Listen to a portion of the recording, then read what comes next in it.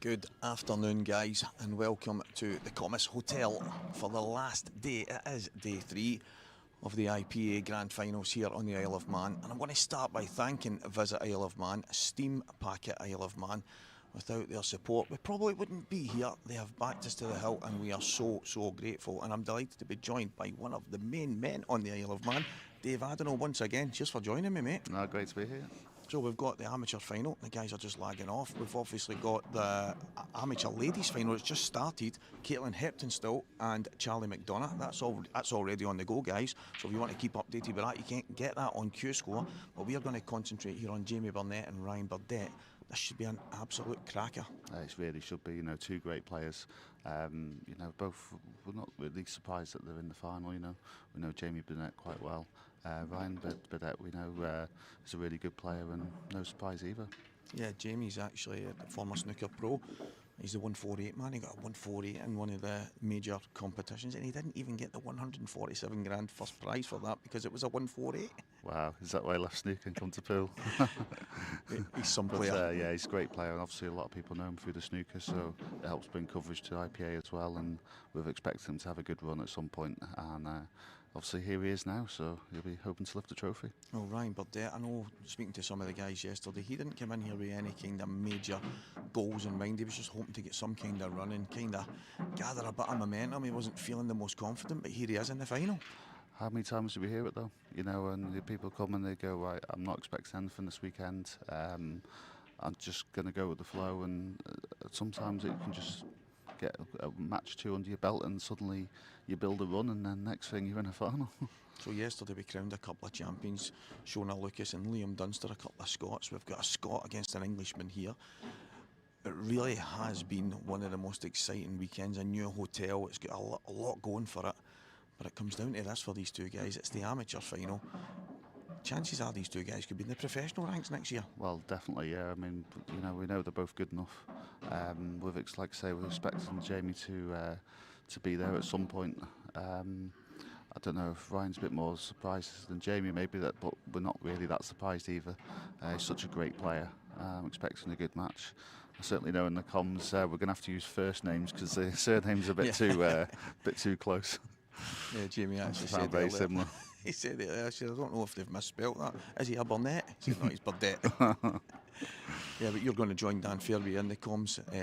Should be a cracking match. I'm pretty sure you'll be well tuned into this one. Oh yeah, it's a great match to be commentating on, and look forward to it, and you know, expect some good stuff from both players. Obviously it might be a bit nervy at the start with it being a final, which you'd expect. It's a good opportunity for both players, and especially with the carrot of pro status next year. But also the most important thing is just getting the title first and foremost, and you know, I'm expecting a really good match. Yeah, well, on the wonderful Supreme table, the Strachan 861 cloth, the Aramith Pro Cup balls, with the smart rack from 8 Ball Direct, and the two guys sporting the onboard sportswear brands. That's all the support we need, and we're going to let these guys go for it now, and I will hand over to the one and only Dan Fairway. Thank you very much, Stevie. Yes, good afternoon, everyone. We have just ticked past midday, so if you are busy preparing your Sunday lunch, then hopefully we're on in the background. You can cut up your potatoes and peel your carrots while you watch this, hopefully, exhibition of blackball pool. Jamie Burnett in the left, taking on Ryan Burdett on your right. It's Scotland versus England. And we are we are underway. Ryan Burdett does not hang around, I can tell you that. I've watched him play a couple of times this weekend. He is a lightning fast player. And I don't expect him to take too much time at all. David Adenau has made the short hop, skip and a jump into the commentary box. Good afternoon, Dave. Good afternoon, Dan. Yeah, just give me a moment and catch my breath. Yep, he's in for this amateur final, sponsored by Dr. Seuss. Not often we get a rhyming couplet in the players. Yeah, I was just saying there with Stevie, I think we might have to use first names in this match because the surnames are very similar. Well, It's Ryan with the first opportunity. Broke off well and has given himself a good chance here. Has been well supported this weekend, Ryan Burdett. Yeah, he's a nice guy. It's and obviously a great player, and he's, you know, as you'd expect to get to a final, it's a really good achievement to make the final, and both players will want to be pushing on and lifting the title. He's had a big touch of fortune there, I think. Could easily have not landed on anything here. He's still landed on that yellow closest to him. Yeah, exactly that. It could have been absolutely nothing. So, but it's a bit tricky to get the cue ball out. But like you say, he's still lucky to have this shot. Yeah, he's very close to this yellow. I don't know if he can push through and find the gap between the 8 ball and the red in the middle of the table. Nope. Yeah, I think that answers the question. It was really close, wasn't it? To which them kind of shots, it's really difficult to move the cue ball. And of course, Jamie Burnett, as we've mentioned, first-class snooker player, former professional. So you wouldn't imagine he'd have too much trouble getting out of a tight spot.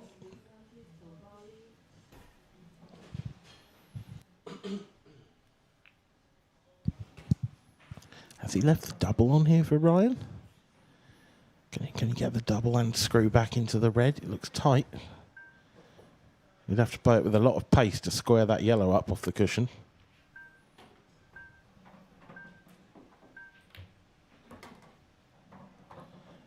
And he has played that shot well. He What has. has he got next? The yellow does go. Is he going to be able to get onto his last yellow, though? Well, that answers your question. That yellow does pass the red, but he can't play it that way. He's going to have to really thin cut this and send the cue ball around the angles, hoping for a bit of luck here. It's a great pot. Good shot. Is it going to be there? No. That's unfortunate. Even a half ball contact, he'd have had something. Yeah. He was trusting to luck, though. And ultimately, it was a little bit of a slack positional shot earlier on in the finish that put him in this position.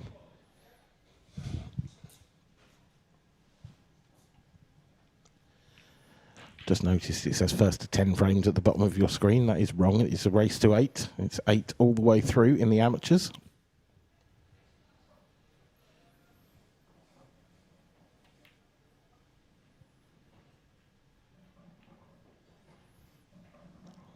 Well, Jamie's left Ryan a look at this yellow. Not sure how much it's going to help him, to be honest. You'd almost rather come off the cushion first and back into it to try and make something happen, but... Yeah, I think with the red in the middle table, it's blocked that off. But I think it's kind of a good thing that it's not a total, because he has to move the yellow. Yeah, it's a good thing for Jamie. Yeah.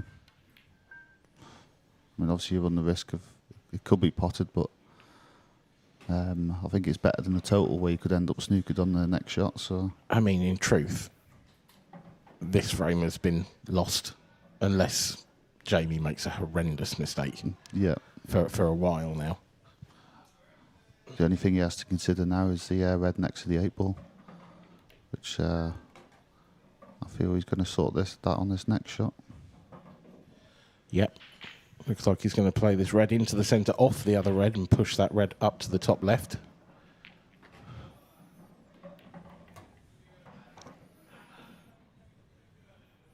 So yeah, that's perfect. You can play these two at the bottom of the table, then the one over the pocket, and it'll come out nicely for the last red.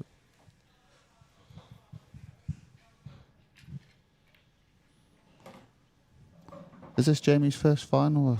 I feel that it is, but I believe it is, yeah. Yeah, but we've been anticipating it for ever since he arrived. Obviously, with his snooker background.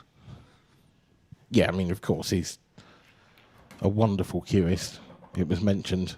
His 148 was mentioned, I know, before before the match. It's kind of his claim to fame, I think. Whether he'd think that or not is a different story, but it's certainly, I think, the thing he's probably most well known for in Cuesports circles. Yeah, he might not have got the check, but it'll always be remembered. Yeah, it's an unbelievable achievement, really. Yeah, it is, and it's such a rare opportunity you get to do it. Never mind complete it. Let's see if he can complete the job here as well and add an IPA amateur title to his list of achievements. It's a good start because he probably would have feared the worst after that break. I think Ryan should have really taken those out, but it wasn't an easy finish by any means. Let's take a look at some latest scores. The one that's screaming at me there is table 14, Liam Dunster. Obviously fresh from winning the professional event last night, has not stopped. He is 6-1 up against Gareth Hibbert. It's incredible, isn't it, how he manages to keep it up, and you know what a great player, and it's the stamina to do it. One thing I was surprised to hear earlier in the year is he's still not managed to do the double on a tour weekend. No, and that just goes to show how tough it is. If Liam Dunster hasn't done it, then it is really tough to achieve. It's actually something we didn't see for a very, very long time, and for quite a while. No one had done it for years, and then in recent times, it's been done a couple of times. Obviously, there's Liam, so that's 7-1 over Gareth Hibbert. But obviously, Anthony Monarch in Coventry did the rarest of doubles with the amateur and open events. But also Mark Boyle done it when he was an amateur in his first year. He did. And apparently there's 3 people to have done it. I'm pretty sure Mark Farnsworth is the other person. Oh, now I happen to have that information. I knew it was worth getting you in here. Oh wow! Look at how that's landed.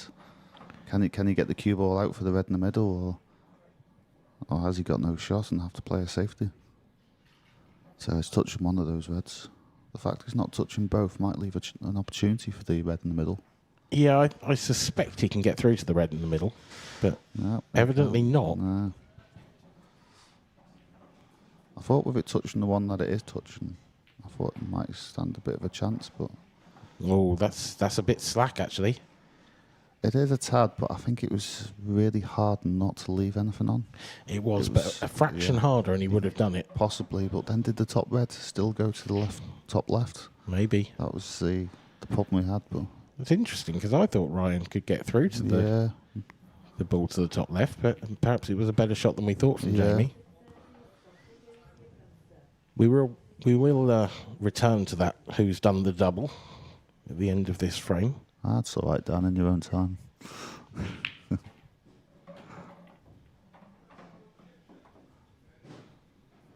So a bit of cat and mouse at the start of this frame. Sometimes you get when you're trying to decide colour set. I can tell you 5 players have done it. So oh wow! We'll return to that, as I said, at the end of this frame. So if you're listening at home, get your thinking caps on. See if you can work it out. I'm not going to show you either, Dave. you can have a think about that one as well. Yeah, I'll have a think. Yeah.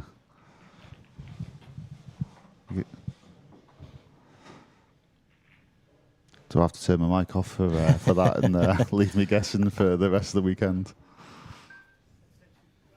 I can tell you 2 players have done the amateur double, 2 have done the pro double, and 1's done both.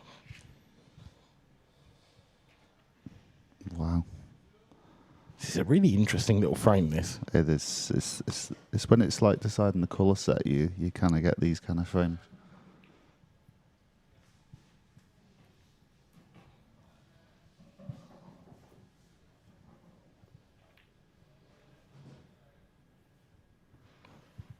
Now, how close is the cue ball to that yellow? Because if Jamie can get through to the red, and he can, surely he's going to go reds now. Yeah, you'd think so, yeah. And although red's always looked a good colour set, doesn't it? I've assumed that red goes past the yellow, but I don't think it does, actually. Well, that's kind of the assumption that I've been working on as well, but I think it does, but I think it's half a pocket. Well, then you've got to be really perfect on it. Well, we'll find out, because he's perfect to get on it now. Yeah, he's perfect, but the thing is with this kind of shot, when you're playing it, you might even go off the red or the yellow if it's really tight, because I don't think he can see enough of the yellow to go off of it. Yeah, Otherwise, I don't think so I think he either. would. The thing is with this kind of shot, you don't want to be hitting it hard. I mean, if you're having to screw this back about a foot, say, it makes the pot a lot more difficult, even when you've only got half. But He certainly didn't want to be hampered like this, No. that's for sure. it's almost like the same kind of problem, but different. Yeah. I mean, all he can do really is drop this in. Yeah, The red just below the baulk line does pass to the top left, so he's yeah. pretty much bound to have a shot. But As long as he can get to the bottom of the cue ball. yeah, the angle he's playing this at now, he might be hampered by the other yellow afterwards. Exactly.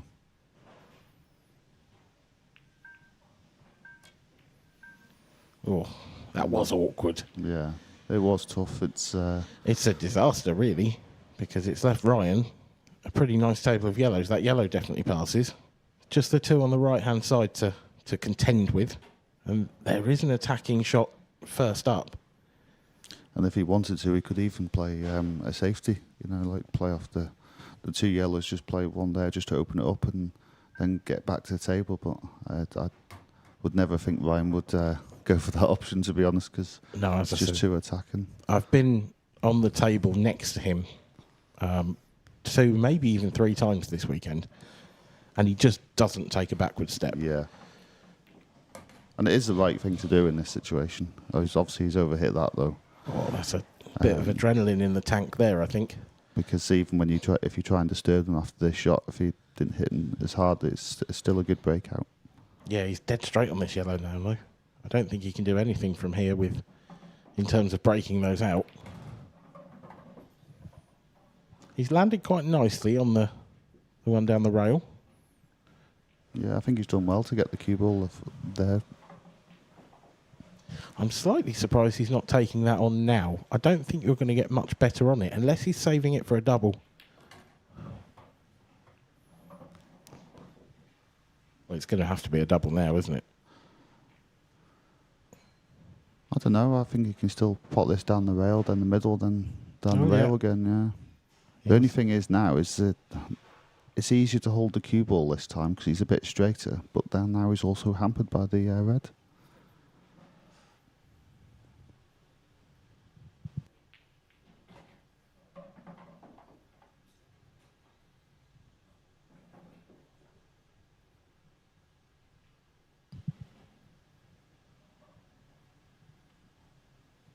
Crucial shot, you feel. Oh, he's played it, recruited it really well and nudging the other yellow. That's a great shot. It is. It's a fantastic shot. I think I'd have been wanting the side of caution, just dropping it in. But no, he's cued that like a dream.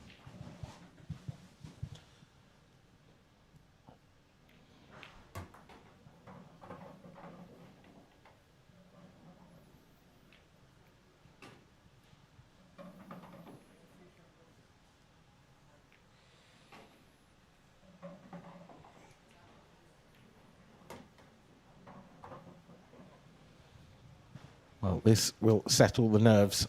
Ryan Burdett had a chance in frame 1 that he didn't manage to take, but may not have expected a chance in frame 2. But this time it's him who gets over the line. So a little bit of redemption there, and it's 1 apiece in this race to 8. It's sometimes good to see, isn't it, in the final, if both, it gets to 1 each and both players get a frame on the board to settle. There's your car, Dave. Oh yeah, I'm used to that. Yeah, at least I managed to thought I'd share it with people for a one-off. That's kind of you, for yeah. this event, Just to get people over. Yeah, but You're from thereafter, it's all mine again. yeah, Yeah, your private yacht, yeah, and of course your private island as well. yeah. I live there.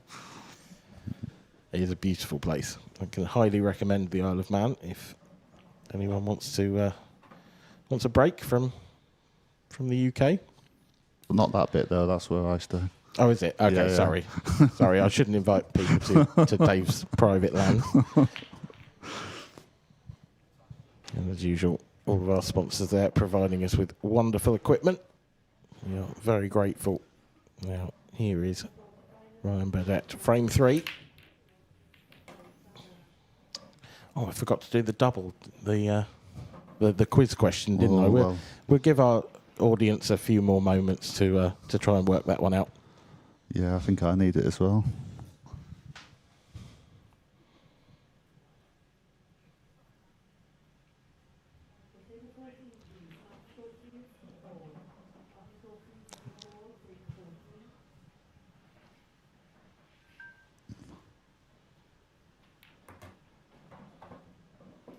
Nice little shot there. He was always going to be a bit close to his work with this, but it's the best he could do. He's played it well there.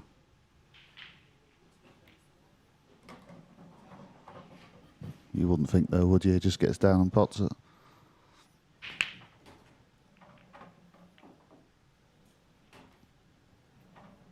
Yeah, it's just that's kind of the way he plays.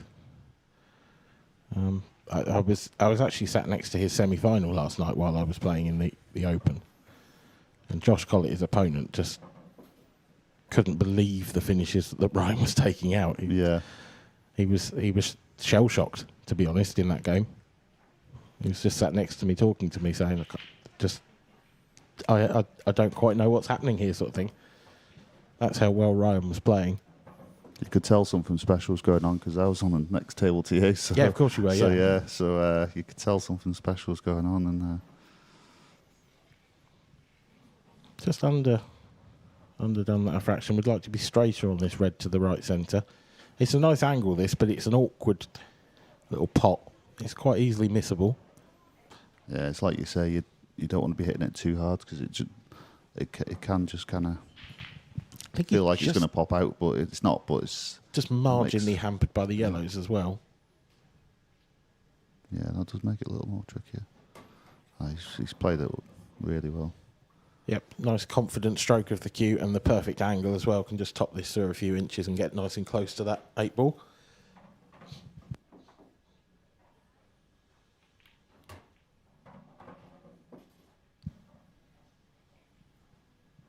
Yeah, he doesn't seem phased at all, does he, for his first final?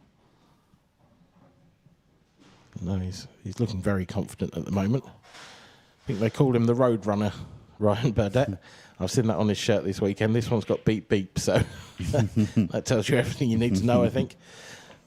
He gets around the table quickly, and he does the job very well. Now then, have you got your guesses in for the quiz? I'm struggling. I've got probably 3. Go on then. Anthony Monarch. Yep, okay, he's gone for the easy one first. Yeah. Mark Boyle. Yep. The other easy one. Gone for the easy one. I'm pretty sure Mark Farnsworth. And I have a feeling he's done it more than once. You are correct in that Mark Farnsworth is 1, although on my list I've only got him down doing it once. Right, okay. Oh. 2 to go. 2 to go. I might need another frame. In the men's game, I should stress. Yeah. There's 2 ladies as well, actually. We might need another frame. Yep, okay. Well, we'll... Seems to pick the easy ones. We've got Monarch, Boyle and Farnsworth. That's Ryan Burnett. Jamie Burnett, sorry. Breaks off. It is quite confusing. Yeah, just stick with the first name. In frame 4. That's a lovely break. And it's a beautiful, beautiful chance this on reds. It really is, isn't it? Key shot, probably the second shot of the visit. He's just going to knock that one in along the top rail, you'd think. Yeah, it's just getting the cue ball good after this, and then you're fine. Just done it in to bring it a little bit back, so then get the one in the middle.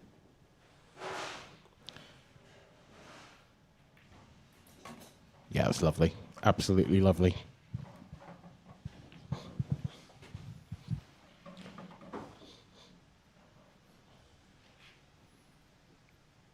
Yeah, there's a couple of ways you could do it. I'd probably still go middle next shot, but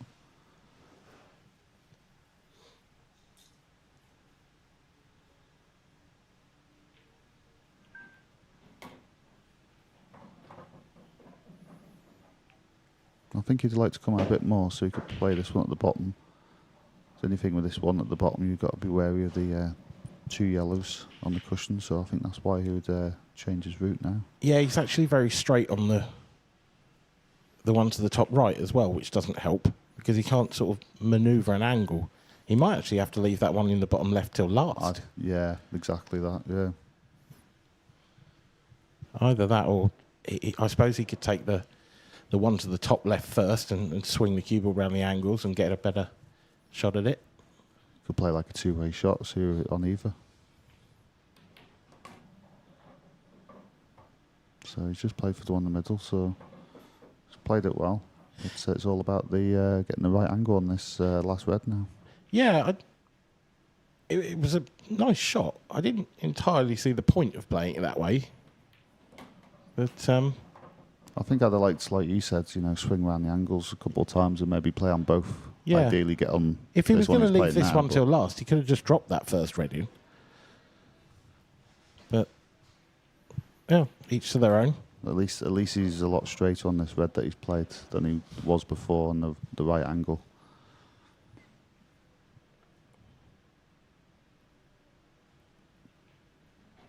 So this for Desmond. And in we go. 2-all. So, as we said, we've got 2 more players. Dave, this is your last chance. I'm going to tell you afterwards. so guess 2 quickly. That frame was too quick. You're welcome. It's not my fault. Yeah, I'll blame Jamie. I'll give you a clue. One's Welsh, one's English. Right, okay. Gareth Hibbert. Correct. There's the man himself. Yeah. Speaking of the devil. Seniors and Here he Masters is. World Champion last year. Alongside the rest of the winners from the world. If you want to enter the Worlds. Must have his name on every trophy now. Yeah, pretty much, I think. Quite a few times, once. I'm thinking Ben Davis. Oh, no. Oh God. Okay, Simon Ward. Yes. Yeah. I Congratulations. thought it'd be between them two. I'll give you one. Sorry for leaving Craig out. He's going to be upset with me. He is, yeah. But I'll give you one more frame to think of the ladies. As Ryan Burdett breaks dry and leaves a fairly inviting looking table. I wonder if Jamie can clear that yellow out of the way of the pocket for the red with this first shot. he's looking in a good position that he can, so. Or he could run through to get him behind the red, just in case it doesn't pop out. Ooh, now then. I think I'd rather just run it through so there wasn't as much bounce off the object balls. It was a risk.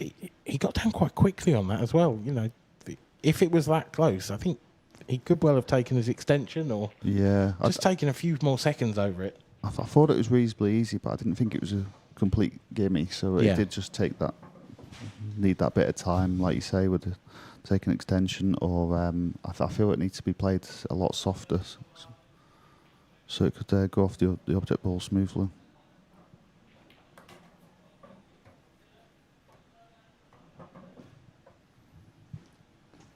Well, we don't feel Ryan's going to hang about here. Still a couple of shots to negotiate, though. I feel it's just this down the rail and then putting the one in the left middle to stun down between the two reds.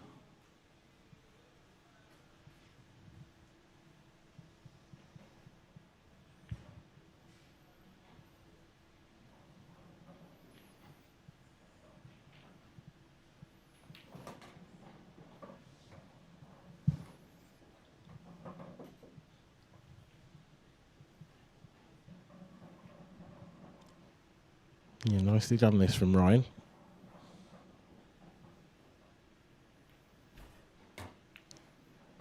Oh yeah, sorry, it's much better than stunning down.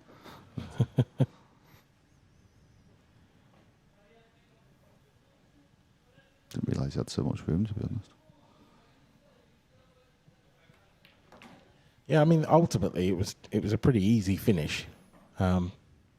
It was just that Jamie did the hard work for him by opening it all up. Yeah. that yellow over the corner pocket was a problem for both colour sets in many ways after the break. And Jamie may feel a little unlucky that it didn't finish easier, but Ryan's not going to care. He's going to take the lead. I just had a cry of beep beep from the crowd.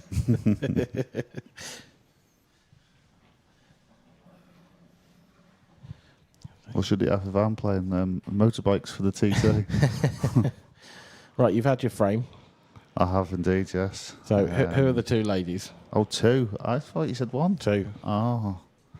You might have to give me another frame for the second one, but my first one is Emma Cunningham, the rookie. Correct. Now, I might need another frame. I'm sure you said there was just one. No.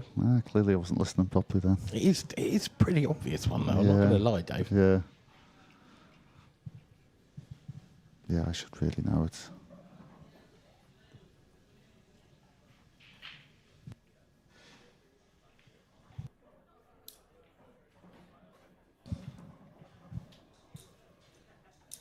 TikTok. Still not give me another frame. No, absolutely not. No chance. Well, what I might do is I might go through the list of world champions. I think that might be a good help. idea. I might. Oh, well, a bit of a clue then.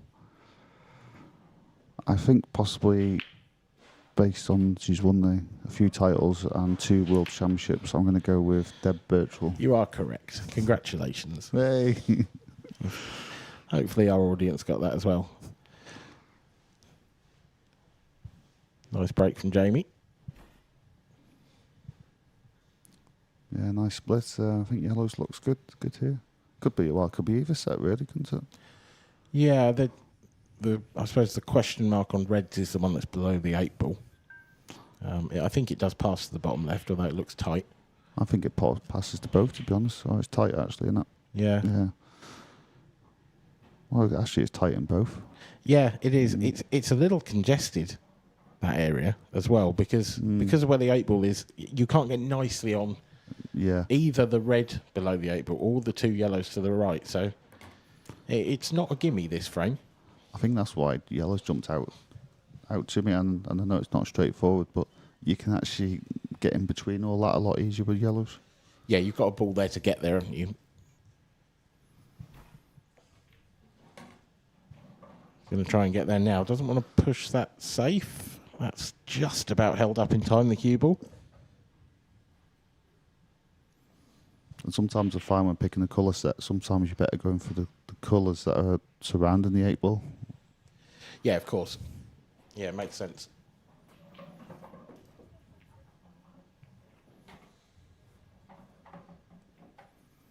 Obviously, it depends if the black goes clean or not, but if those balls that you're potting actually unlocks the 8 ball, then you do, your first thought is that colour set.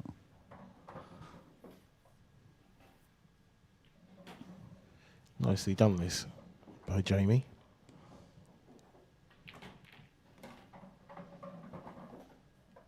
Been in prime position all the way through. One slightly hairy moment when he played the transition shot, if you like, but it worked out well.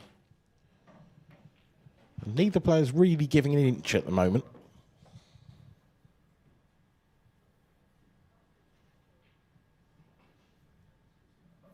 Yeah, it's exactly what we expected, the high standard. Looking through some of the live scores while we take the break between frames. Scott Gillespie there, 6-0 up on Nathan Bridges. Scott came through a final frame decider last night. I think it was the last match on against Lewis McCall. And he seems to be making the most of it. The other score that's jumping out is Jake Dillon Newlove. He's 6-4 up against Keir Monaghan. That was 6-2 a few frames ago. A couple of frames ago then. What a year Jake's had. Absolutely. Yeah, first year in the pro ranks. It's not a surprise to us, but still, nevertheless, a great year. And also a mention of the ladies' amateur final on table 11. If you want to watch that, it is available on our YouTube channel. Charlie McDonough leading Caitlin Heptonstall by 3 frames to 1 at the moment. Now there's Keir Monaghan. Has he snookered himself? Oh, he has. It's disaster. That was essentially frame ball for 6-5. And looking at those reds, if he doesn't get out of the snooker and pot that, that's going to be Jake Newlove through to the next round, you'd think.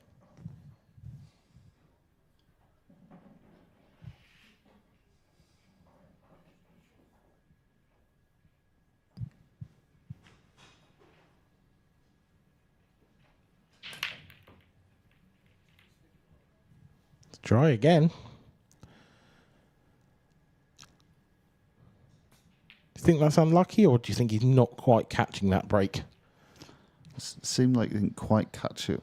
It's almost maybe just cued across it slightly. Yeah. Just didn't quite get the explosion out of the pack that you necessarily expect. Seems to contact it's okay, but like you say, not flush. And as regards to the cue ball going a bit sideways, but I mean, if you're going to break dry, it's not a bad table to leave. It's quite messy, this.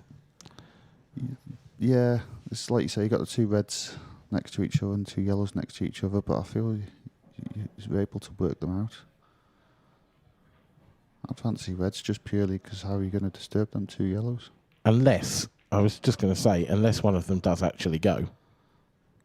I wonder if you get the cue ball right behind it, I think the right of the two will go down past the 8 ball to the bottom right.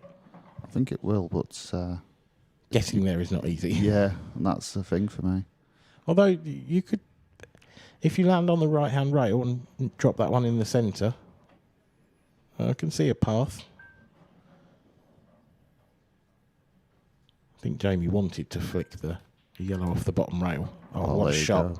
There you go. Brilliant shot. Yes, it is. Secure it that well and get the line. He's done really well there. So now it's just about the pattern, isn't it? It's saving the right ball till last. I imagine it will be the one over the centre pocket.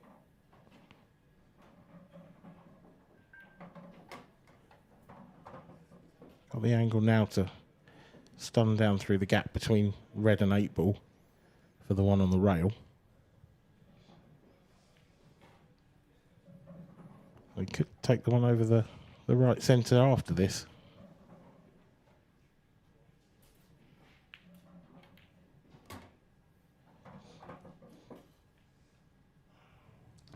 Didn't want to be that straight.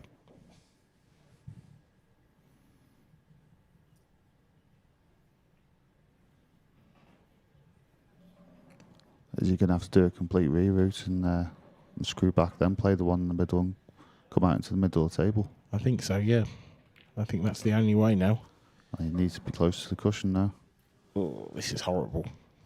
So I mean, you need to be quite close to the cushion so the cue ball can naturally come out rather than having to just stun it out. Especially now he's having to dig down because he's really close to the cushion. I mean, he could do cushion first maybe and then pot the yellow to help bring the cue ball out naturally. Yeah. I think that might be what he's lining up here. Missable, this. Has he got enough on it? I think he has. It's tight. Very tight. Everyone's looking.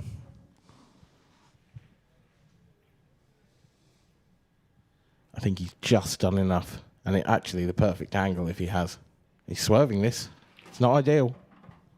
I was just going to say that. Yeah, he is, yeah. Needs that cue ball to hold up, and it has. I was just going to say, with Jamie, it's hard to tell because he cues naturally a bit like that. Yeah. There you see it. Nicely done, Jamie Burnett. An impressive finish in the end. Been a very high standard so far, this one. Now there's Scott Gillespie stalking his way around the table. He's 6-0 up against Nathan Bridges in a race to 7 in the Open, of course. So this is essentially for the whitewash. It looks like he's on this red. He's got an angle to disturb the 8 ball.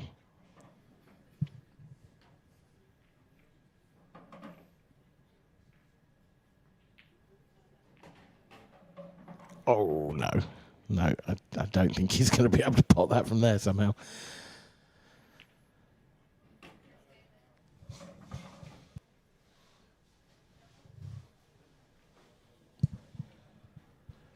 Jake Newlove has made it through, I can tell you.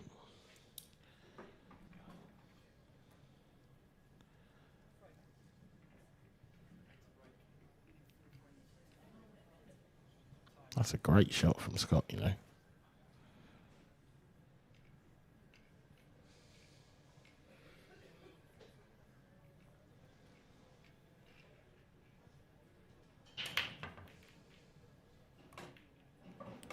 Yeah, he's hit them well.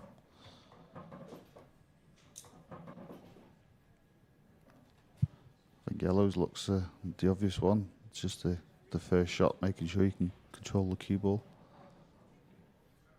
I feel he's going to have to maybe cut in top right, but If you were feeling really brave, you could take the one down the rail first. But that would be pushing the boat out a little bit too far, perhaps. yeah, I wouldn't be feeling that brave on the first shot. Obviously, it would have made the pattern a lot easier, but you want to make sure you get on your colour set. Yeah, but it hasn't worked out all that well now. No. Was always a bit of a gamble playing that shot, but you kind of feel you need to get on your colour set. Yeah, I think that yellow might need moving though, the one that's gone to the left-hand side. The way the red sat above it is really unhelpful. Yeah, and that shot's not helped either. Oh, he might be alright, he can get through, sorry. I think he can get through, but I don't know whether he can get the cue ball back out again. He'd have to play that with loads of running side, I think. So I think he can actually play for that one on the rail after this shot, because he could get on it and then pot it and then play the cue ball into the yellow. Because I find playing off the other yellow into it. Yeah. I think that was always the problem. Yeah. I thought he could avoid it, but I knew it was tight.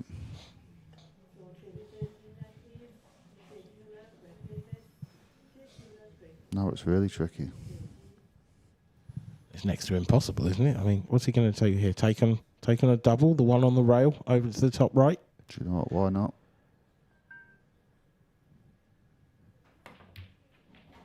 Oh, I thought he had it. That was close, wasn't it? I thought he might have come back as well.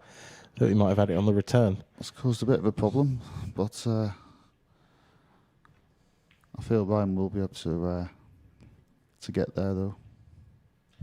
With that red next to yellow. Yeah, getting there is fine, but he may have to save it for his last ball. Yeah. Because you can't get back out. Exactly. So I think the only way you can play this is by leaving that one till last, dropping nicely on it, and then taking the black long.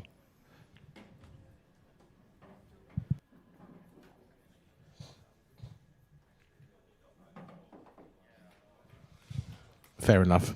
Yeah. Don't blame him for that at all. It's a good shot. I think it's a great shot. Yeah, it's pushing the boat out.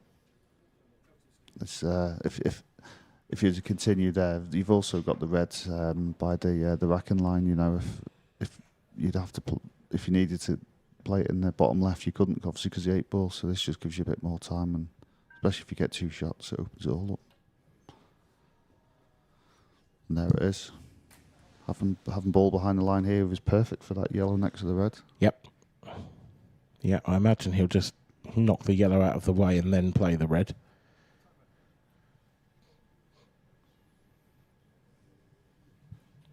Depends. He'll play the red directly if he can get an angle on it. I just wasn't sure how close the yellow was to it. Yeah, obviously too close. Yep.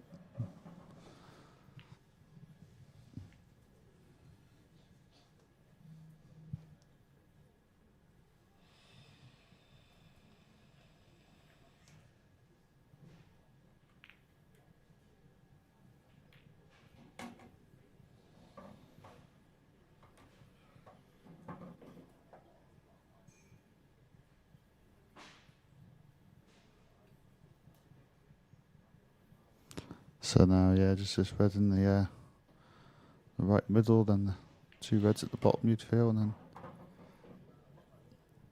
just run the cue ball up the side cushion for the red in the middle.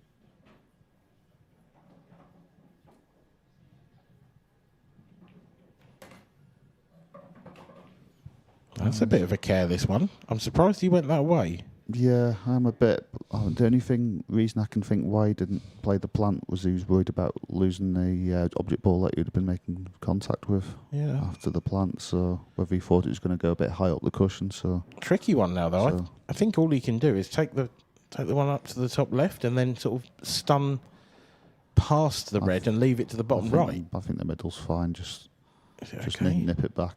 Even if the cue ball's on the cushion, you're still going to have an angle. Oh yeah, it's not so bad. I thought it was a bit thinner than that, to be honest on that.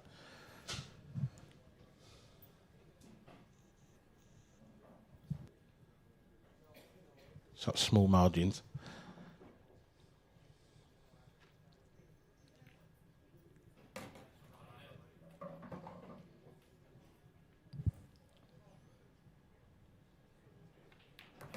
Four apiece. We rumble on. This race to 8 has now become a race to 4. Blow for blow, isn't it? It really is. Yeah, there's not a lot in it between these two so far.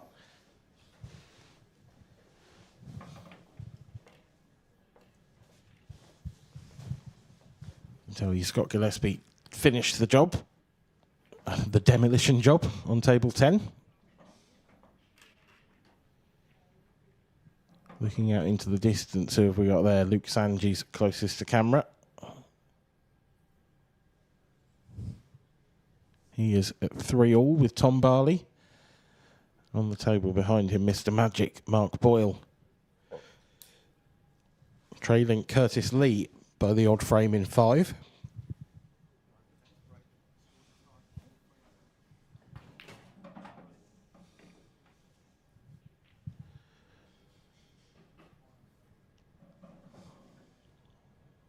Ryan Burdett hasn't had much luck off the break in the last couple of frames. He's taken a bit off that, perhaps concentrated more on accuracy than power, and it seems to have worked out pretty nicely for him.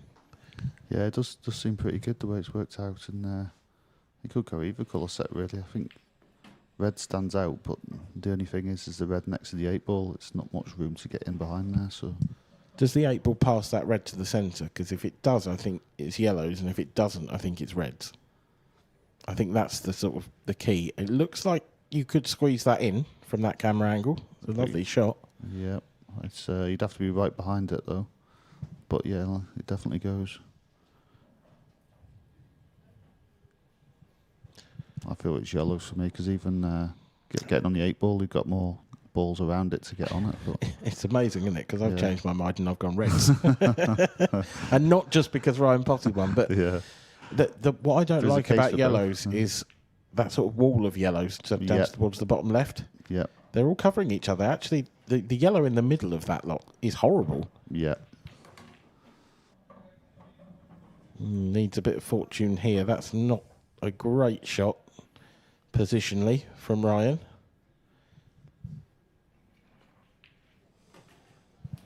Would have loved to have landed somewhere in the middle of that triangle of reds.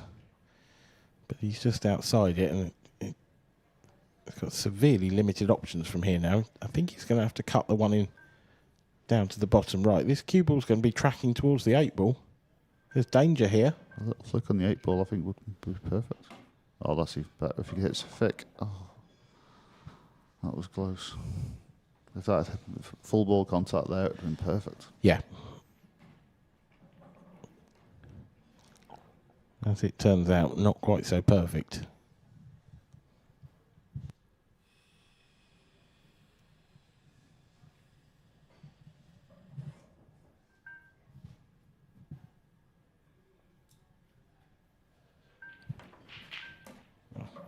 That's a facial expression for you.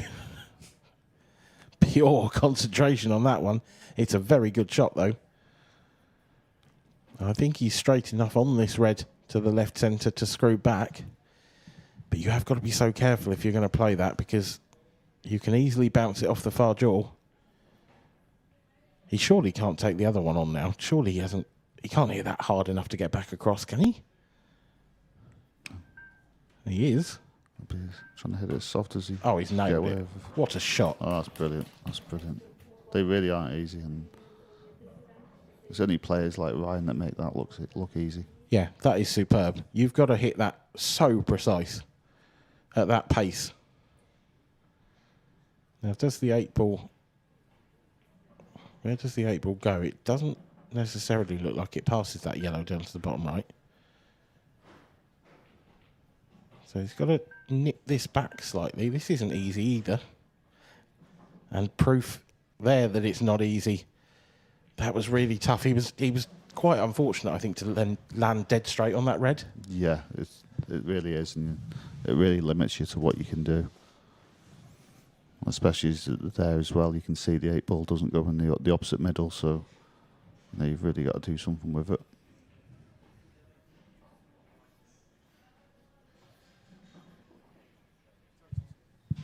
Well, Jamie doing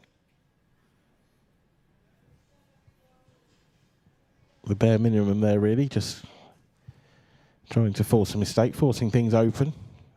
There's no need to rush it.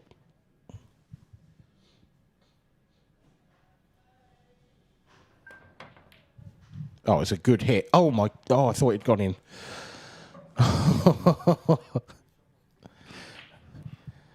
Well, he did well to get anything like that much power on the red, just to see what happened. I'm sure Jamie would have been worried for a moment there. They're definitely a heart-in-mouth moment, I'm sure. As it turns out, though, potted a yellow as well. So it was a foul. So it was the result that Jamie Burnett wanted, really.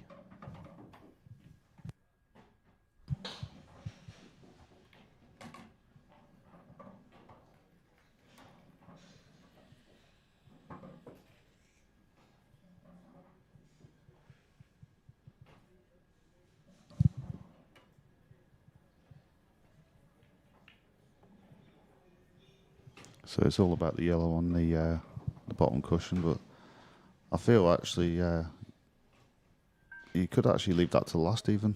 It's not naturally the thing that you normally do, but so you could really do either, really.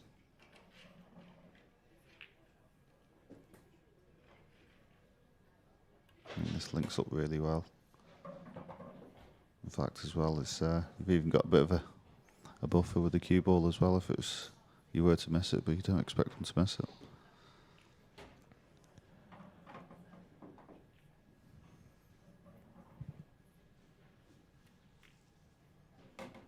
Yep, perfect. He's straight on this one. That's exactly what he wants, so that's perfect.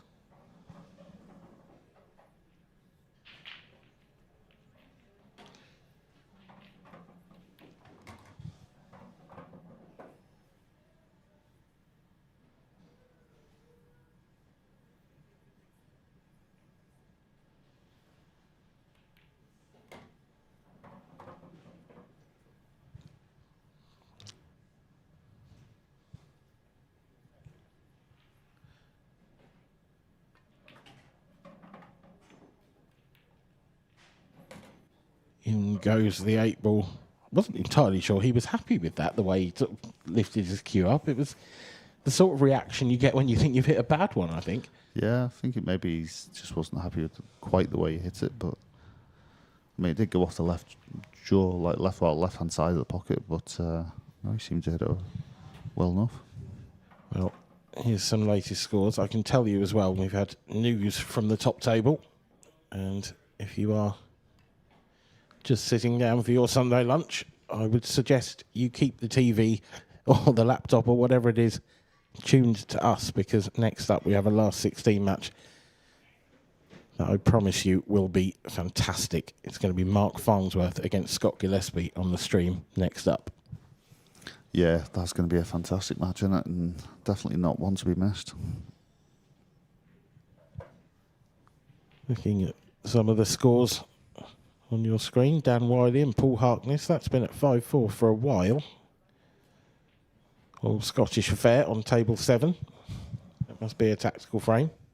Travel partners as well, are they? I believe so, yeah. Mark McAllister, another Scottish professional, 4-all with Dean Shields. And here is our coverage of the amateur ladies final. And it's Charlie McDonough up against Caitlin Heptonstall at the moment, Charlie leading that one by 4 frames to 2. A race to 7 in that one. And as we mentioned, this is live and uninterrupted on YouTube as well. Terrific shot there from Caitlin. Yeah, 2 great players, and both will be hoping to get into the pro ranks next year. And well, this certainly won't hurt rather. Double points, of course. points and a half, I believe. Is it points and a half? Yeah, it's points and a half. Just the world's that it's double. Oh, okay. Yeah, not an exact science with points and a half, but it's very close. It Right. kind of like round a couple of them up a little, but it's very close to points and a half. I would imagine we're about to see a safety shot. I can't see any value for Caitlin to go for these. I think just... Yeah, I think just place it over the middle. Yeah. Yeah, I think that's helped her rather than... Yeah, I do Anything too. I as think well, she yeah. went for it, but I'm not quite sure. Fine, she's not left a double, but I don't think you can see enough of the yellow. I think it is a total, to be honest. No, it's helpful that the cue ball's close to the cushion, because if not, she may have left the cushion first Yeah, into the back of the yellow. I think it's too straight for that, but like you say, that's Yeah. thing to be wary of, isn't it? Well, a bit further away from the cushion, you could put some side on it and play it. Now I don't think you can. Yeah, I think she tried it just because there wasn't really much she could try.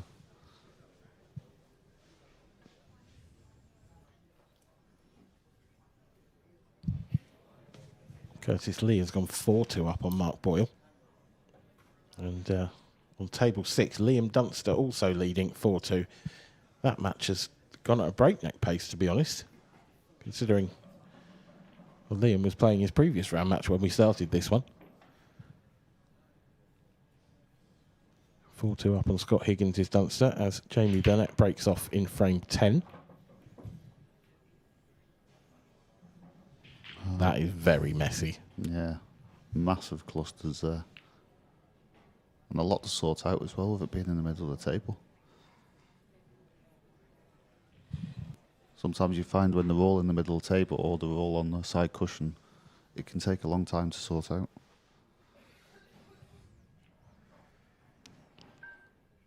Because it doesn't look like a lot of breakers into that cluster.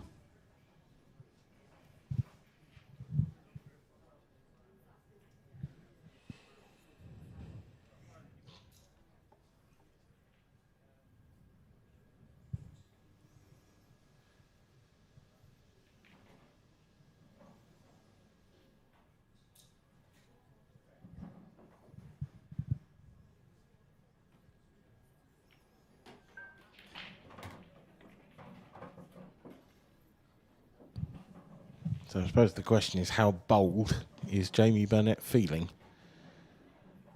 There's a big shot on here that could open everything up. But it's a huge risk to take. Doesn't look like he's going for it. No, he obviously feels he can't see that. So it might be the big shot. He might be trying to break everything out here.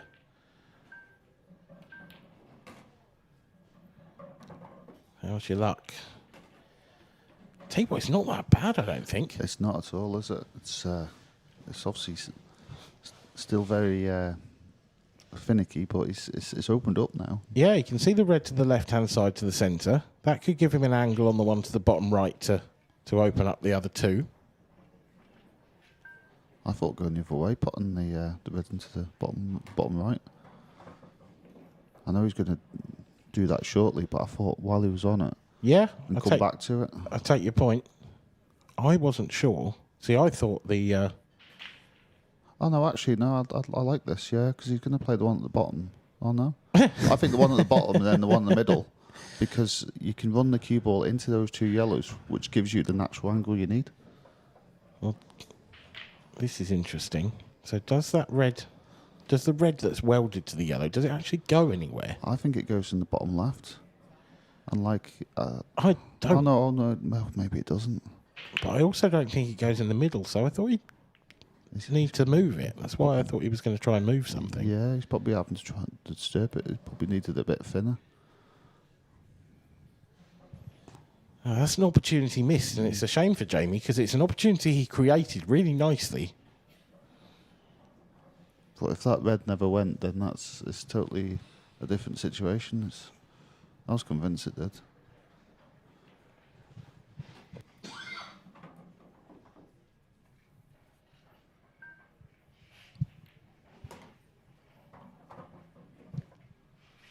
Well, Ryan has landed on the yellow, so obviously that goes. The question for me is, does the yellow at the bottom pass the red? I think it does. Can he just top past that red just below the yellow and get to it? Not yet. He didn't want that flick on the red. So the question now is it a big pocket? Does he have to take the very thin snick on? Not easy, this.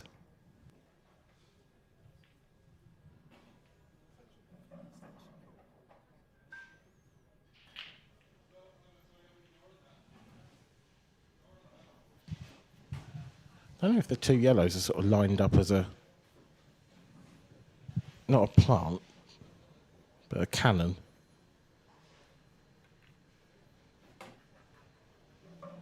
Well, it doesn't help him now. I think he'll be trying to find some safety from here. There is an option on.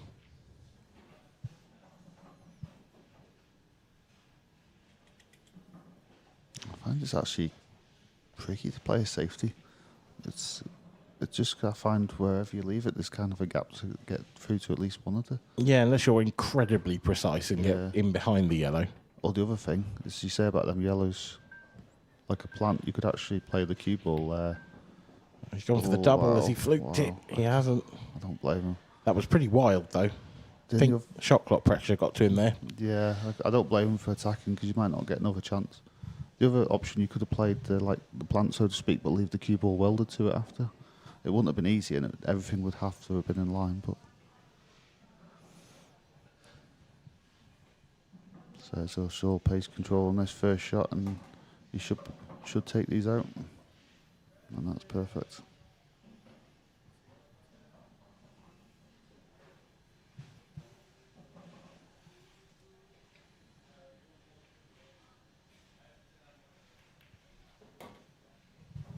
So Jamie Burnett is going to extend his lead. And if he does, it'll be the first time in the match that there's been a 2-frame gap. Yeah. Which is what all players look towards. And what a time to do it.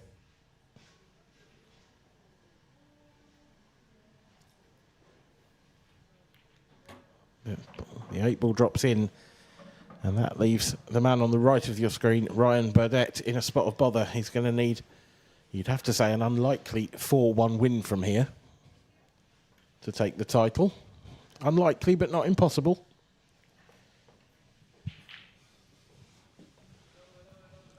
Here's the ladies' amateur final once again. Charlie McDonough up against Caitlin Heptonstall. 4-3 now. Caitlin got over the line in that previous frame. But it looks like Charlie has the advantage in this one. Although leaving that red open puts the pressure on slightly.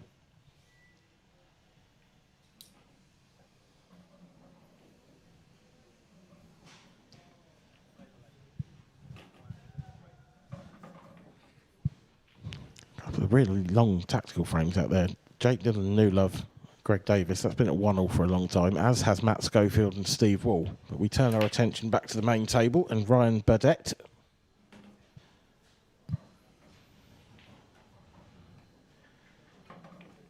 and Jamie Burnett is out of his seat. Ready, it's another dry break. You feel like the game's really slipping away from Ryan here now. Yeah, and this is where Jamie needs to keep up the pressure. Just now he's got this lead. Don't let Ryan back into it. It's actually a horrible table. Yeah, there's quite a lot of questions to be asked now with this, with the red and yellow on the right top right cushion. Even the yellow and the red on the top left corner. Well, that's why he's taking this on now. He feels like he can get to this, but I think there's a suggestion that you might foul. That's nicely done. Was there a shout for even like hitting that harder and trying to open the other one up? But the problem is you could make it even safer, like what's happened. Yeah, I don't know is the answer to that, to be It's honest. very risky. It was. I think he could only just see enough of the yellow.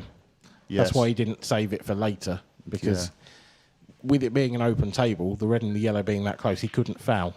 Yeah. And also probably with it being that tight, you probably couldn't hit it harder. Cause Yeah. you probably had to play it at that pace to be able to play the shot to get through.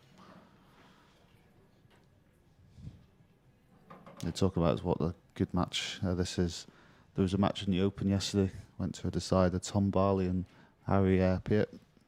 If there's ever a match to go on the stream, if that was in the pro event, that would have had to have gone on, wouldn't it? Would have taken 20 minutes. Exactly. It's not like it'd be holding a schedule back, is it? No. It's a nice shot from Ryan.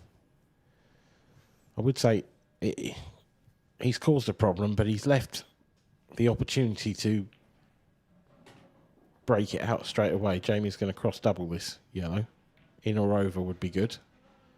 Straight in is the order of the day, and actually, look at the angle he's left himself on that yellow to the top right. Absolutely perfect. A great shot. So all it is now is it going to come out? Where's the cue ball? Oh, It's horrible. he hit it hard enough because he knew it wasn't guaranteed to come out. He's down quick here. He is. What a shot. Jamie Burnett. Have it.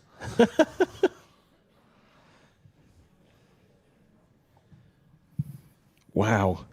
Was that born out of frustration, do you think? I think a bit of both. Yeah, I mean, he was just down on it so fast. The position that he ended up in was pretty much perfect too.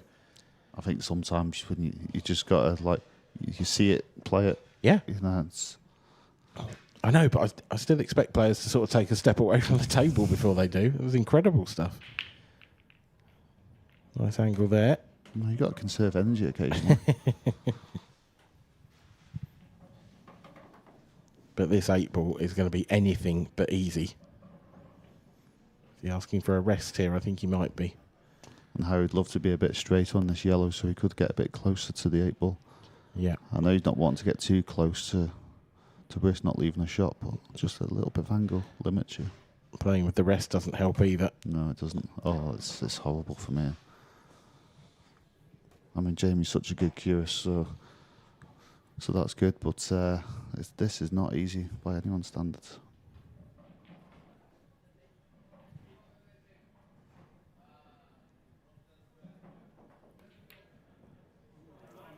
Wow, that was close. It was.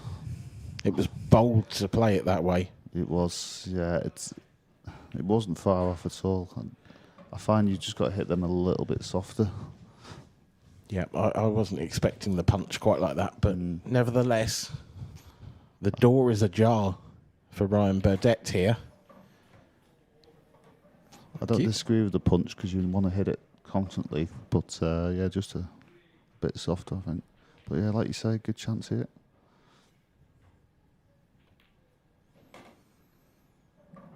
It's a wild swing of the cue ball. Yep. It is a bit, but he's landed perfect. And he's not going to hang around with these.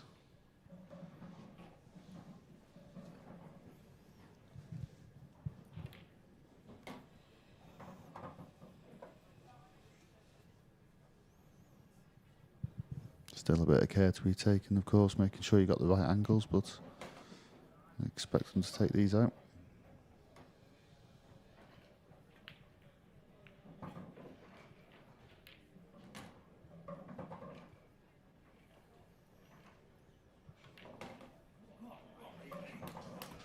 See, new music, SC's done. There's no need for that, is there? In goes the 8-ball. We're back to within one. Just some thinking for Jamie to do now before he breaks off next. There's Dean Shields racking up again. He's just won a pivotal frame in his match against Mark McAllister. He now leads by 6 frames to 4. He's on the hill.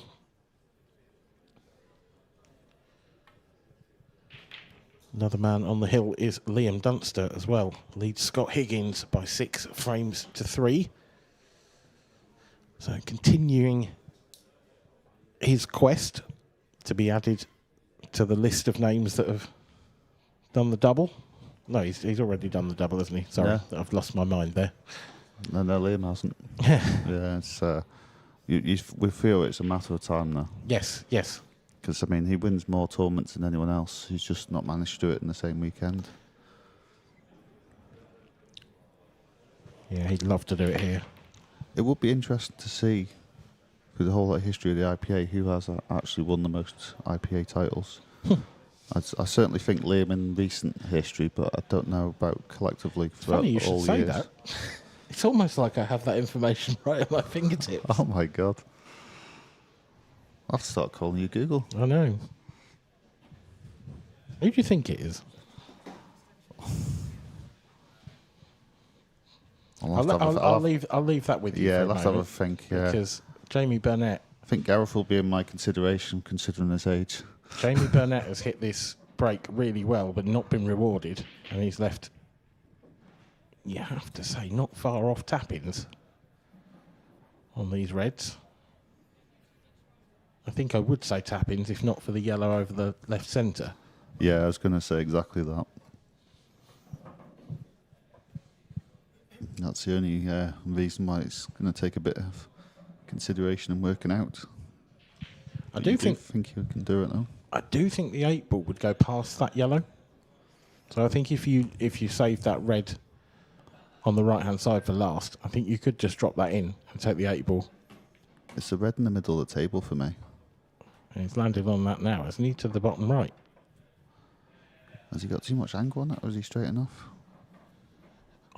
I would think he'd be able to nip the cue ball back and then take the one to the left in the centre. Apologies, I'm looking at the wrong one, yeah. Well, that's just as good. Through there, yeah. Yeah, it just always felt you had to try and get him behind it. So the question really is, does the 8 ball pass that yellow to the left? I think it does. Yeah, I think it does. It's sort of off the jaw and off the yellow at worst, I feel. To be honest, I don't even think he needs it now. But no. But it definitely goes. Yeah, I agree. I think if he was straight on this one in the middle, he could have run through and even screwed it back. But he had to make sure he wasn't off angle, so that's why he had a little more angle than he ideally wanted in the middle. Yeah, just roll this one in, and the 8 ball in the left centre.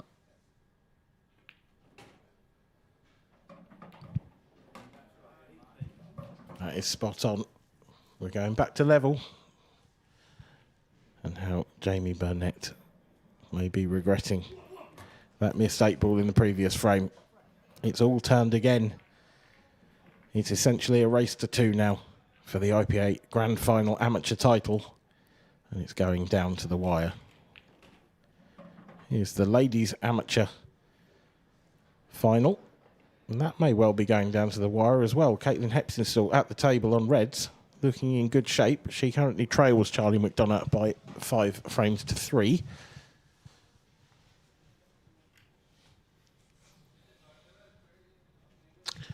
So back to our question: who do you think has won the most IPA titles? I should say this is since 2013 when we adopted blackball rules. Okay, that helps a little. I think it's between 2 people. Okay, I'm intrigued. Who are the 2?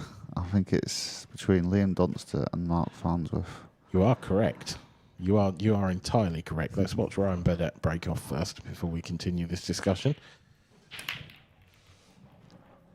He's hit them sweet. This time he's got a ball. And it does seem like there's a big momentum shift has happened in this game.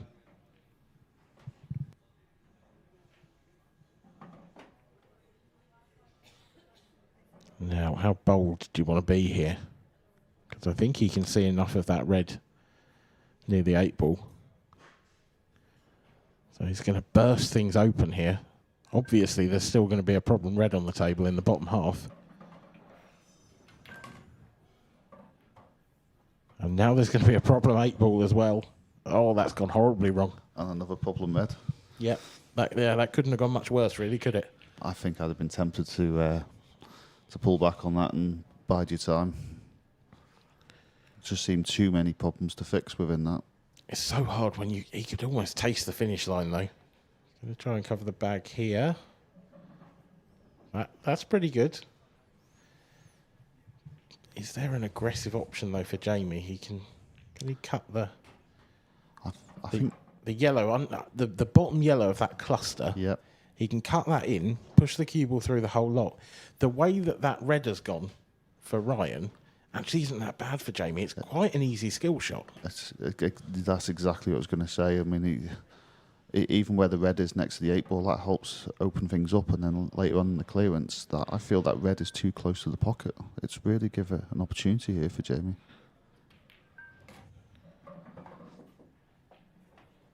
What's next? What can he see here? Does he have a gap through to this yellow he's looking at now? If he does, then that's worked out really well. And he does. Will it be the skill shot after this one, do you think? I think it has to be. Yeah, me too.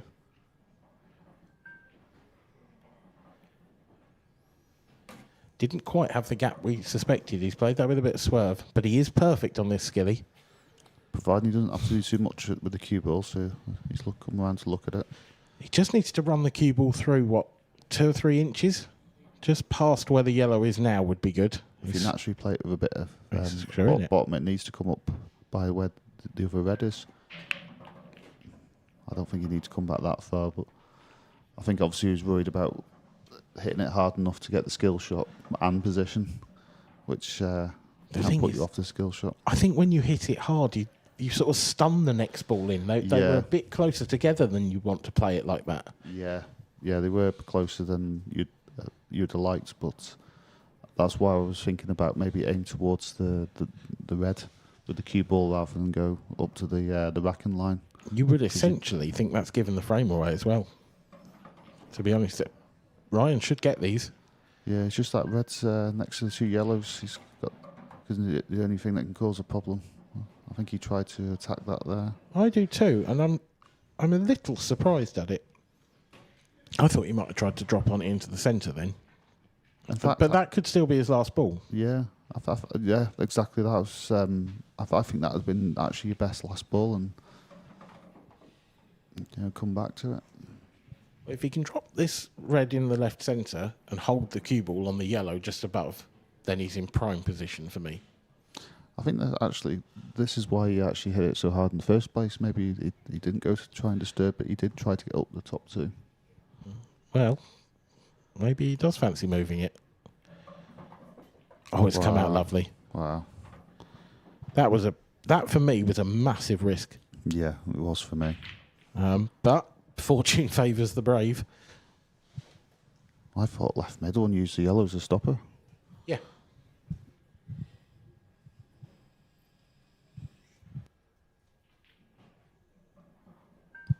Yeah, just run this through and use the yellow as a stopper. Or you can just run past it. Yeah, and it's perfect.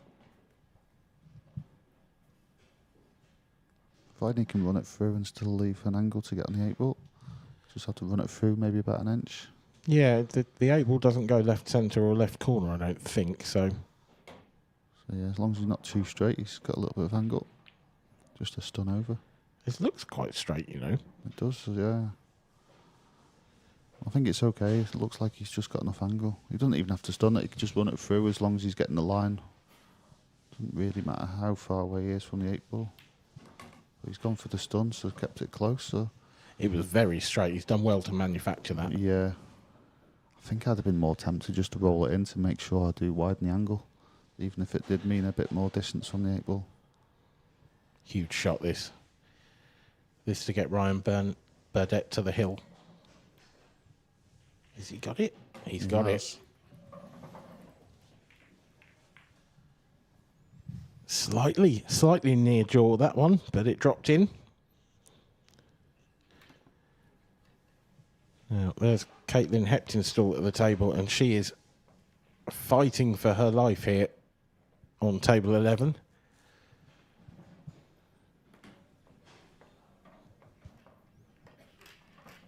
She trails by 6 frames to 3. That 8 ball is all Charlie McDonough needs to become the IPA Grand Final amateur champion. I have to say, given that 8 ball that was all she needed, I think I might have taken a couple more seconds over that attempted escape.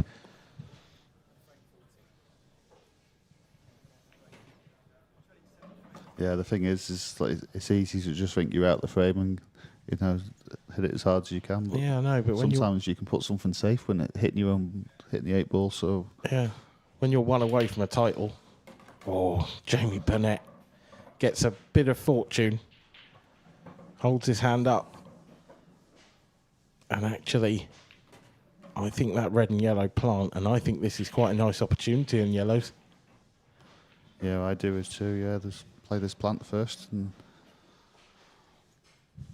If he takes these out, we go to a decider, and then we'll really see the nerves jangle.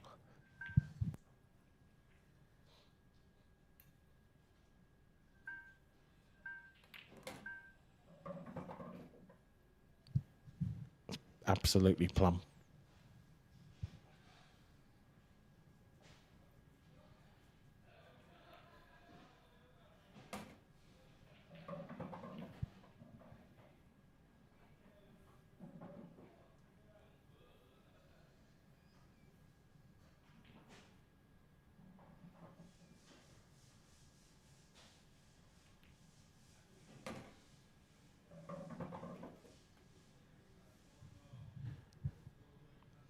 Under this pressure, this has been a terrific finish so far, and you do feel like the hard work is done. I'd love to just have this angle the other way, just to get a little bit close to the yellow, but he's still in great position. Oh, I'd like a bit more than that though. Queuing over the red now. Yep, just slightly more awkward than he would like for Jamie Burnett. You can see how awkward his hand is. Yeah, good shot. Yeah, hit that with authority. It was nicely done.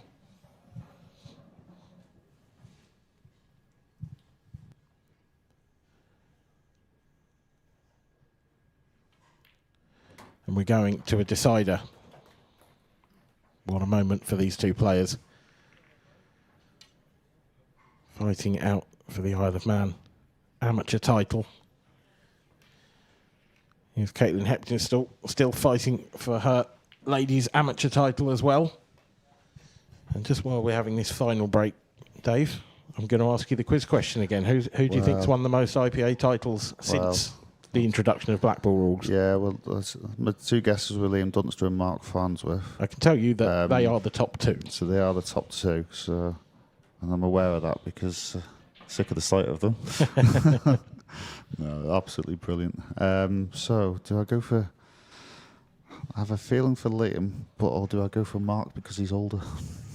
Well, I'll give you 5 seconds. Yeah, I'm going to go for Liam Dunster. You are incorrect. Oh, I knew it. It's Mark Farnsworth with 20 titles since 2013. Liam second on 18. Oh. So a huge break this for Ryan Burdett. He's caught them nicely. But it's Jamie who stands up as Ryan sinks back into his seat. It's always cruel this side, isn't it? Not both players. Both players don't always get an opportunity, which is what they're both hoping for. To get an opportunity. But first chance, Jamie. Now, if he can take that yellow over the top left pocket and get the cue ball out without touching the other one, this may develop into a great chance on yellows. It's one of them you got to pot it as thick as you can. Yeah. Just get the cue ball back out into the middle of baulk somewhere would be lovely. Doesn't want to flick it and end up sticking behind it. I think he's gone the other way. I think he's just gone, I'm not, it's impossible to avoid. So Yeah. Played it with authority. So it's the two yellows that are next to each other by the baulk line. It's getting something to disturb them or getting behind them. I don't know if the one close to the pocket goes or not if you're close to it. I don't think it does. I think they need moving. Yeah. I mean, there's a case, isn't there, for playing safe? Just not with this shot necessarily, but maybe now. Exactly. Just bump into that one, leave Ryan welded to the back of the yellow. And what it does is it brings you, whether you get 2 shots or not, it brings you back to the table, you'd think. Well, yeah, you'd be unlucky not to come back to the table. Oh, he could pot it. I think I'd still been tempted with the safety shot. Well, because you still got to come down the bottom of the table for the last yellow. Can he actually pot anything from here? I think that yellow's blocked him off. I think it has. I think he's only got the plant. It's not easy. It's not the hardest one, but it's not easy. This is so brave, but he's got to go for it. He has to go for it. Oh, it's a brilliant shot. And I think there's a gap. Does the yellow go long? I think it does. Yes. It's still very difficult. Not just the pot, but it's the positional side. Yeah. Got to get top side of that last yellow into the left centre. Or stun it for top left. Yeah, depends on the angle he's got. Stunned it for top left. Would have liked it a bit more, but I think he was limited to what he could do. I mean, to be honest, if you dig into this, as long as you avoid the middle pocket, it's hard to see him not being on that yellow. I think as long as you miss the knuckle and even hit the red, I think you're fine. Exactly. You can actually play into the red as long as you have some separation with the cue ball and the red, you'll be fine. Yep, just miss the knuckle. And it's all good. Oh. He didn't get into it.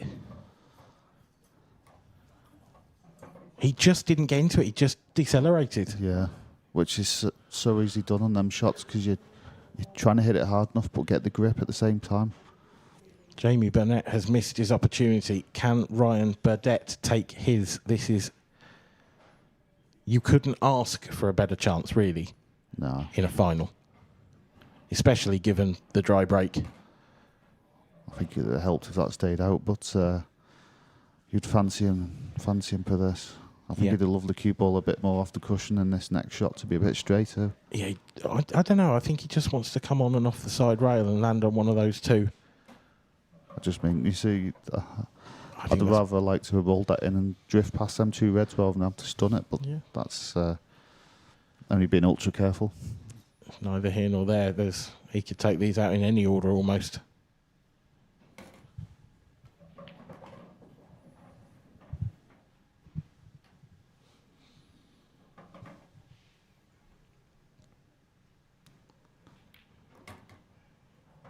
Well, whatever happens in the next few moments, this has been a fabulous amateur final. And it's nothing short of what we expected either, but it's probably even exceeded those expectations. Yeah. What a great match. So it's all about holding yourself together now. One of the biggest clearances of his life, I'm sure.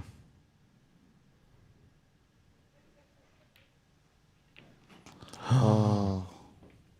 Well, he took his extension as well. He had more time over that. This is an awkward leave, though. If you're going to leave one, whichever way you take this, it's very thin. Whichever way you take this, the cue ball is not guaranteed. I think you got to forget about the cue ball and just make sure the pot Yeah. bound to have a shot. As long as he doesn't find a pocket.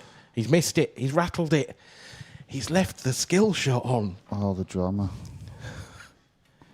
This is unreal.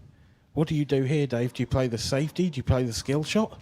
I don't know if there is a safety. I think you have to go for the skill shot. I mean, you could play the left hand of those 2 reds and just put the cue ball in behind the right hand one, but it's going to leave such an easy shot, isn't it?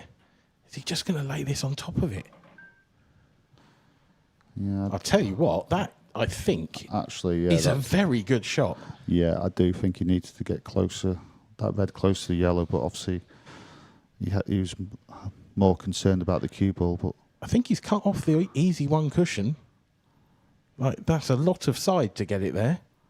The thing is, if he does get 2 shots, then it's a good layup for him. 2 cushions But across. see Got to what get the JB cue can ball do. back out as well. Not easy, this. Yeah, it wasn't easy.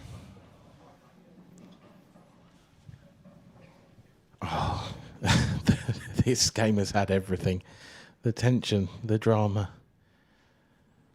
And given the shot that Ryan missed, where that 8 ball is, that's not necessarily going to be an easy... That's always going to be a twitchy one. Yeah. Oh, he's played that with some pace. I think that's why he tried to move the Reds out into the open. Do you think you try and move the 8 ball? Not from here. Well, I just don't know anymore. I'd have been tempted to go the one over the pocket, the top left, and come back for those 2. Yeah. Because it's been a good link up for the 8 ball. Me too. This is playing it this way. It's a tougher positional shot to get nicely on the 8 ball. But also as well is... Oh, has he played into it? Oh. Why? I just don't see the logic. I don't think he meant to do that. I think he meant to miss it. But I'd have been tempted just to drop it in and leave the cue ball on the balk area, and then the cue ball can come across the face of the 8 ball. Well, Jamie Burnett won't be able to believe his eyes. He's coming back out of his seat again. He's got a 1 cushion shot. Now, do you go for accuracy here or power? I think you've got to go for power. Because the cue ball's going to be down that end of the table, so you power to get the cue ball out, just in case. He's got the Dan's hit. lucky. How's his luck?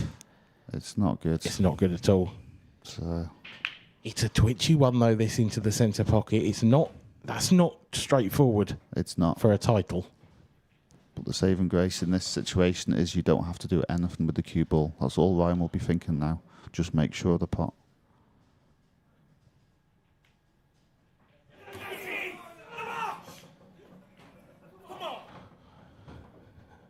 Compose yourself again, Ryan. Congratulations, Ryan Burdett. Commiserations, Jamie Burnett. That was a final that had absolutely everything. And that final frame, well, have you ever seen drama like it? Well, it's quite incredible. And it's an incredible match throughout. And then it just seemed like it had absolutely everything in that last frame. It's almost nice to see that they're not robots, that they do miss under that pressure sometimes. Well, if you ever need that, I can go and have another game. But yeah, no, exactly that. And it's such a great standard. And obviously, it just went a bit awkward for both players in the last frame. Yeah. No, well done, Ryan. And lucky for Jamie, I'm sure he'll be back, because we have no doubt that he'll have his name on the title soon. Now, here's Charlie McDonough.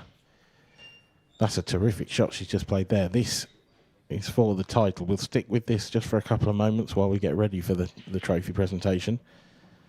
Can she finish the job here? Has she fluked this? Wow. Oh, my God. It did seem a bit tight past there. It did, yeah. So, I thought she was just going to drop it in and maybe try and play the 8 ball into the centre. So this 8 ball down the line, and we could crown 2 amateur champions in a matter of moments. And that's there too. what's the Congratulations, Charlie. Commiserations, Caitlin. But for now, we'll leave the commentary box and hand over to Stevie Walker for the amateur trophy presentation.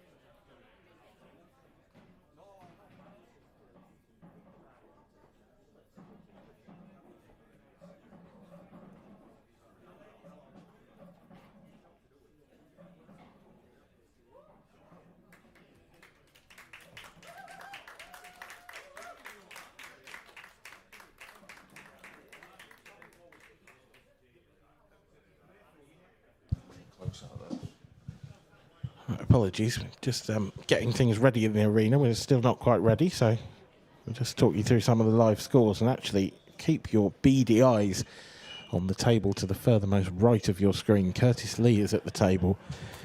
He is in a deciding frame with Mr. Magic Mark Boyle. What else is going on? Jake Newlove, you can see him there. 4-all currently with Greg Davis. And on table 18, Paul Harkness taking on Connor Treacy. That one's just got underway. As we said, the next match on this table, on the stream table, will be table 20. Will be Scott Gillespie rather, up against Mark Farnsworth. So stay tuned for that one for sure. Looking forward to that one, Dave. I imagine you'll be taking a well-earned rest during that one, but you might keep an eye on it at least. Yeah, let's keep an eye on it. Sure, it'll be a very good match, and it's definitely get a rest and come back later. Yeah, I was just thinking, it's Curtis's match. Is he on reds or is he on yellows? He's on reds. He's on reds. He's missed. He went for a double, possibly with hopes of getting a treble, and I think he's left a golden opportunity for his opponent. Yeah, it certainly looks like it. I was just thinking, with Charlie just winning the ladies amateur, it'd been nice to do the couple double. Yeah, of course, of course. There is Mark Boyle. You can't see those yellows hanging around for very long, can you? There don't appear to be any issues on the table there at all. No, there doesn't. And I think you'd probably leave the two in the balk end area, side of the table, end of the table, till last. I think you just got to play that, compose yourself and play that long yellow.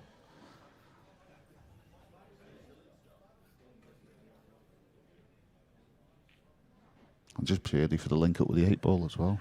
I mean, to be fair, you could take the one you're closest to now in that top half. If you've got the angle there to just screw back up the table, then take the 4. There's quite a big window between the two yellows to get through to what would be the last yellow. Well, that's interesting. Yeah, I just thought he'd stunned it or like bounced it off the side cushion, like just run it through. So he's taking the one over the centre pocket now. Still don't see a problem here. No, I don't know. And this camera angle does not help us see exactly what's going on the table. It depends on the access to the yellow next to that red as well. He may only be able to cut it in. So, instead of like a stun shot later for the 8-ball, so maybe that's why he is having to go this way. So I imagine just drop this in and just run into the red as a stopper. Or just drift past it. No, that's it. Yeah, it's got it as a stopper, so it should be okay. Yeah, it just depends how straight is he on that next yellow. Is that just a stun shot, or does he have to sort of stun past the yellow and play the next one into the same pocket?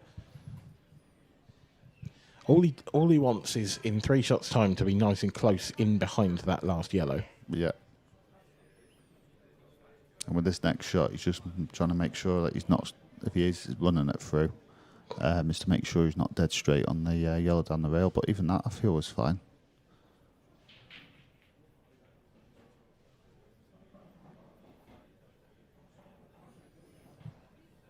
Yep, anything but straight, and that looks pretty good actually. Just enough angle to screw out past. So I think it's just making sure run through and make sure you're straight on the one in the middle. Or if you want to come out, that can make position easier to the other yellow. Yeah, I think he'd be coming out. I don't think you'd want to run through to the centre. I think you've got to be too accurate for the one in the centre. Yeah. It's a decent looking angle, this. I think you'd like a fraction more. I think so. I think a tad straighter he'd like, but just wants a little soft screw. He'll be using the middle as the table as a bit of a target, but making sure he stays well away from that red. And there you see it. He's not overdone it. Just wants to make sure that he definitely has the gap and a shot, because you'd expect to make it regardless. Yeah. So this essentially match ball.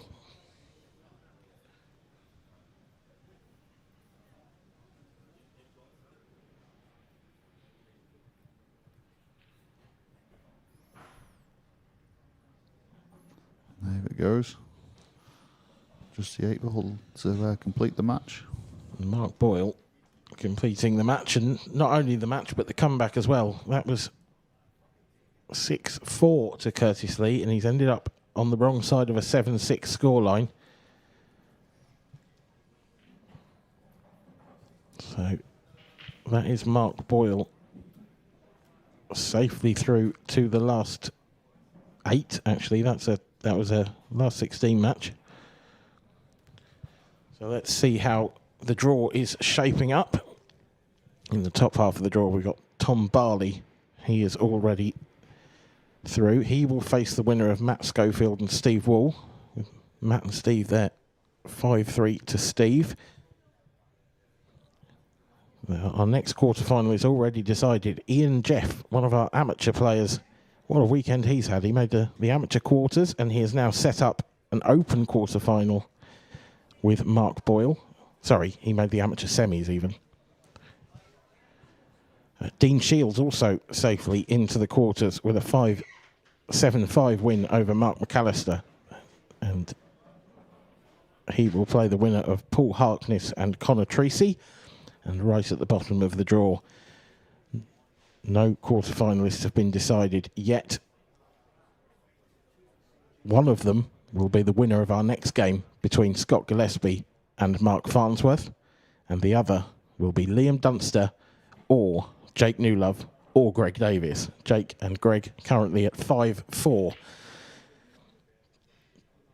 And the winner of that one will, of course, play Liam in the last 16. So in the last 16, we could well have a repeat of last night's professional final, although Greg Davis will be doing his best to stop that from happening. Let's have a look in the ladies as well. Ashley O'Neill currently 5-3 up on Mira area.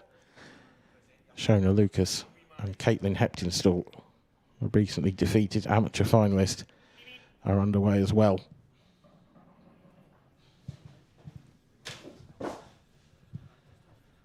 Get your entries in for the World Championships.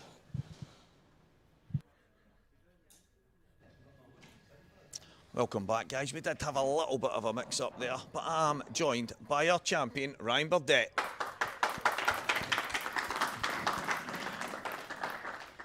It's a wee bit of a mixed bag. There was some phenomenal stuff, and then all of a sudden, in that last frame, it went a bit crazy. Stevie, from start to finish, I just felt break were going against me. Everything were just, both missed the ball up to 7-all, and then it was just shaky, twitchy arm time, and thought I chucked it away, if I'm honest with you. Ever in my hands buried. I felt like walking out. But no.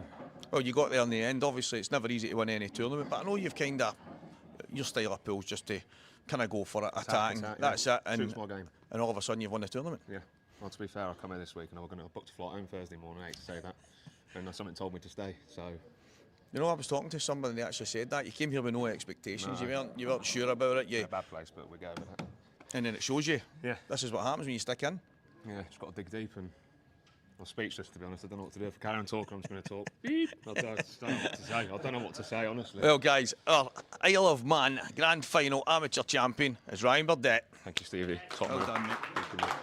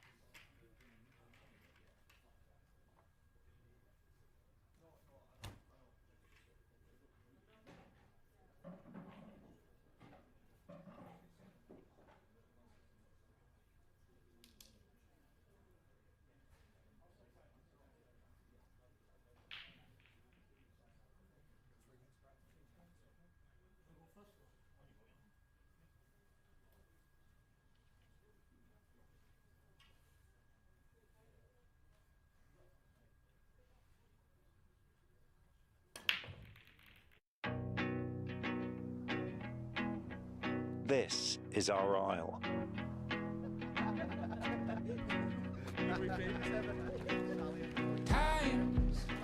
I'll rise. Who you share 'em with. I'll dive. It's life. The point is enjoying who you share it with. I'll breathe. Joy is who you share it with. I'll dream. And the weeks, I'll glide. weekends, keep I'll climb. who you spend the week. In time, This is our calm. the time is who you spend. This is our wild. Joy is This is our past. This is our welcome. who you share it with. This is our story. Shaw and Chinya I. Who you share it. This is our biosphere. This is our ordinary. Who you share it with. And this is your extraordinary isle.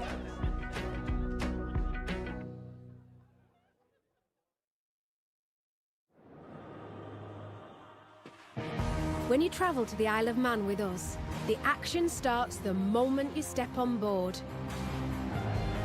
Get fueled up, arrive fresh, and raring to go. We take you there.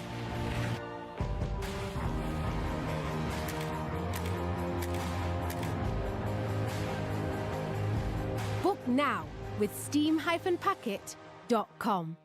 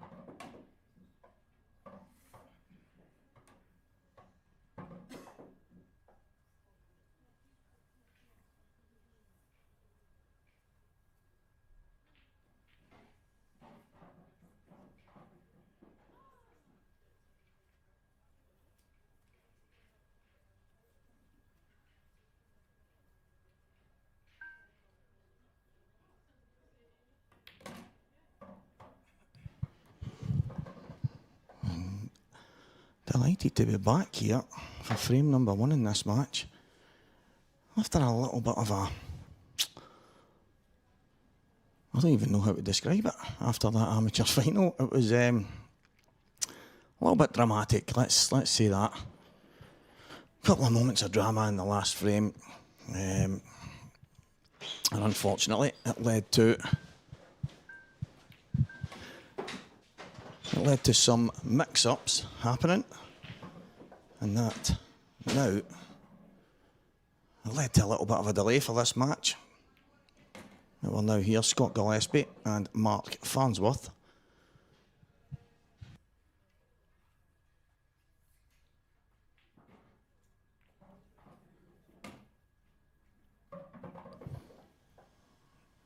Oh, it's 1-0 Scott Gillespie here.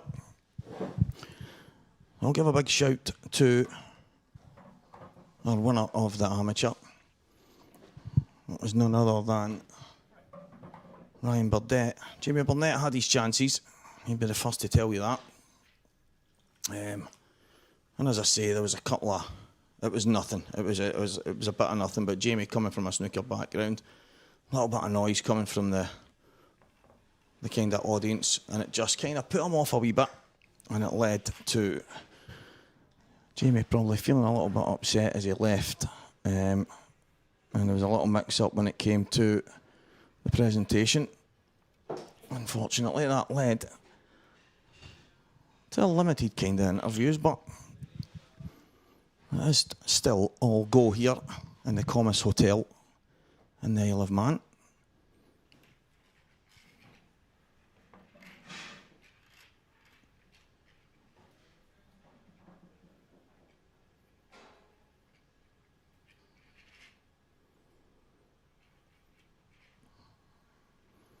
So 1-0. Scott Gillespie against Mr. Mark Farnsworth.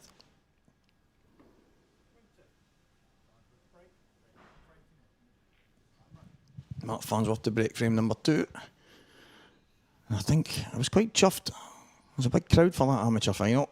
Absolutely huge. A lot of support for the guys, which is great to see. And you heard Ryan Burdett say that he wasn't too excited coming in at the weekend. He was actually tempted to go home on Thursday. He just wasn't feeling it. And it is amazing how often that can happen. And in the ladies' amateur final, Charlie McDonough has beaten Caitlin Heptonstall to win that. And Philippa Orme and Nikki Young both beaten semi-finalists. So congratulations to Charlie. And Caitlin playing some good stuff. She actually put young William Wallace to the sword on Thursday night at the Lola's Pool Party Special.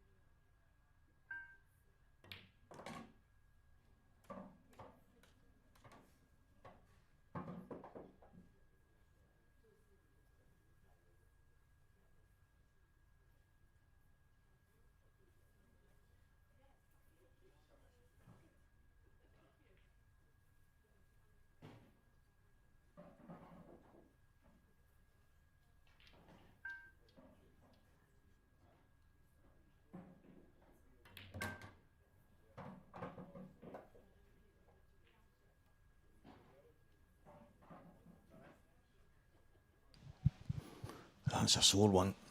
That is a sore one. Is it touching? I think there's a tiny gap there.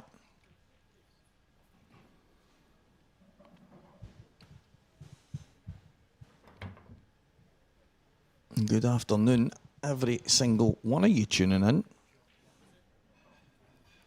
Especially Mr. Unsworth.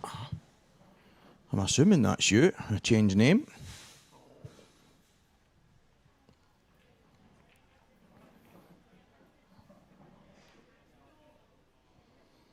Farnsworth just putting the yellow to the bottom cushion, using it. There's a little bit of a positional foil just to get himself down there. Take these two reds away and then work his way upstairs. Take things out at the top end.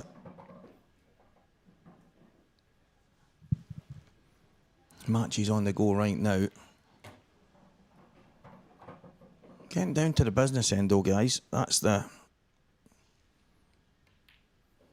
the nature of things.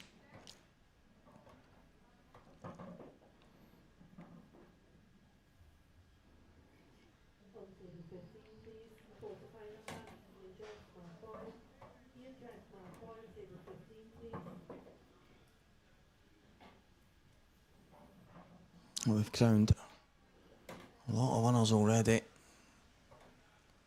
In the amateur, Charlie McDonough in the ladies, Ryan Burdett in the men's. We had Shona Lucas take down the elite ladies yesterday, and I mean, running out of words and superlatives for this man. Liam Dunster, for me, the best player hand on table on the planet. He's just, I don't know how to describe the guy. He's just an absolute machine. But the two guys on a screen, well, not right now, because it's the scores. Scott Gillespie, as solid as they come, and Mark Farnsworth, two absolute titans of Cuesports when it comes to our game. Fantastic players, fantastic ambassadors. We're really blessed to have them on our IPA.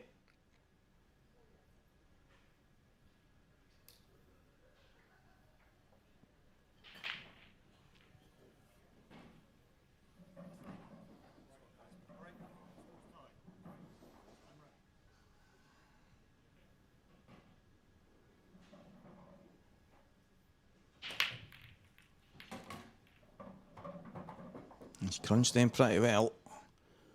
Red balls look absolutely spot on to me. I just noticed Jake Dillon Newlove 6, Greg Davis 6. That one is still a little bit behind. Liam Dunster actually awaiting the winner of that match. So we could have a repeat of yesterday's professional final. Unless Greg Davis can somehow pull it out the bag and send Jake home at this moment in time.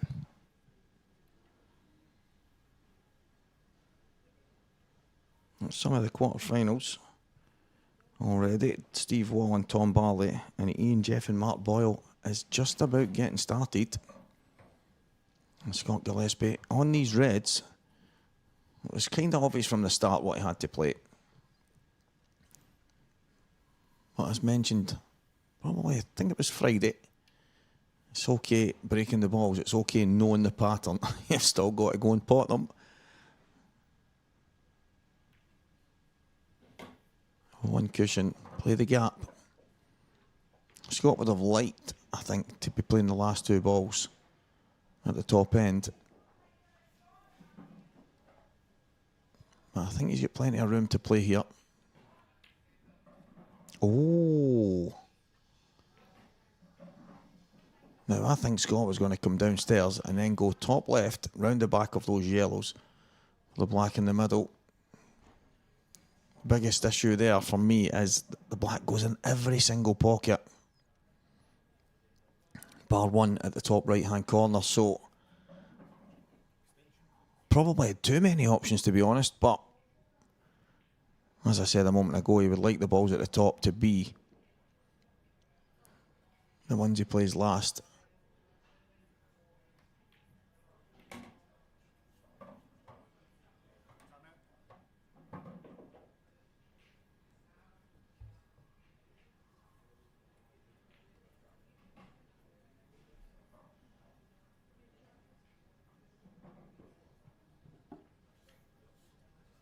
I'm not 100% sure what's happening here.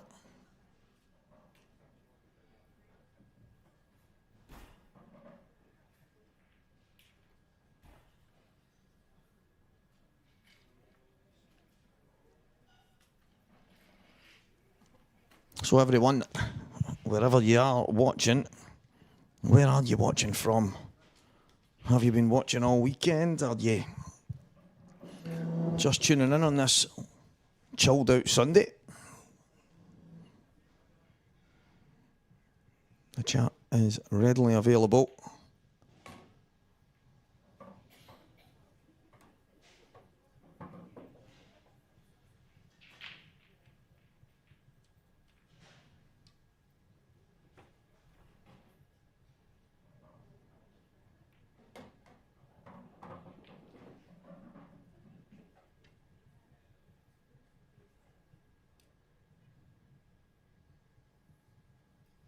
Just wants to leave the right angle. He could stand up the table, or he can run one cushion. He's got a choice where to play. Well, that's nice. Like I say, he can run one cushion. He can play two cushions as well if he decided to go past it and play it into the right-hand middle. But I think he'll just go one cushion straight up. Yeah, good shot. Very good shot. Nice and easy. It's the simplicity of the way these guys play that makes a difference to me.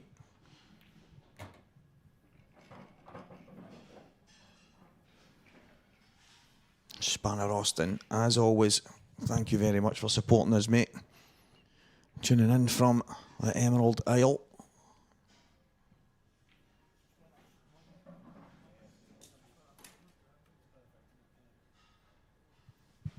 Posty Boy 007. Cheers for tuning in, mate. And you're absolutely spot on. These two guys going head to head are just absolutely top draw. A little snippet of the outside table.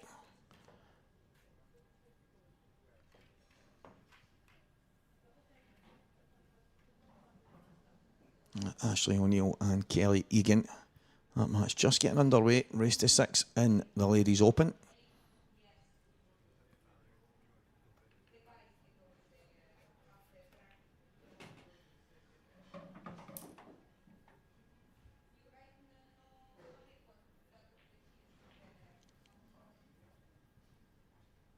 Yeah, brilliant. Absolutely brilliant. All the way from Sunderland, Ireland. That's the thing about this. We normally get a guy, Sebastian Coleridge from South Africa as well. We get guys from all over, people, ladies, gentlemen, from all corners, and it's what makes it special. Everyone tuning in and obviously keeping that interaction going.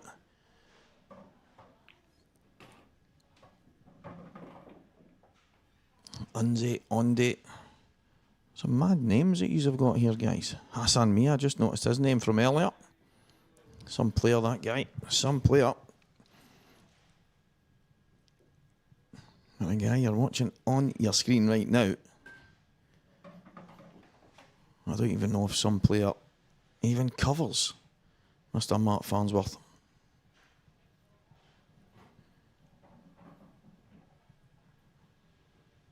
You would probably go as far as to say these two are the type of players that are kind of gladiatorial when it comes to pool. Two absolute phenomenons the way they play the game. But two of the best battlers in the game as well. I've mentioned it a few times this week. We've been so lucky. 20 brand new. Oh, the cue ball. Little thumbs up from Mark there, but wow, flicks off the ball on the way through. A little bit of fun with the boys. But yeah, our Supreme tables, 20 brand new Supremes. Cannot thank Supreme Pool enough for the support this year. And going forward, they really are absolute giants in the world of English pool. The game of blackball that we guys play. The support from Supreme, the Strachan 861 cloth. When that cloth is brand new, I'll never be convinced otherwise. There is nothing better.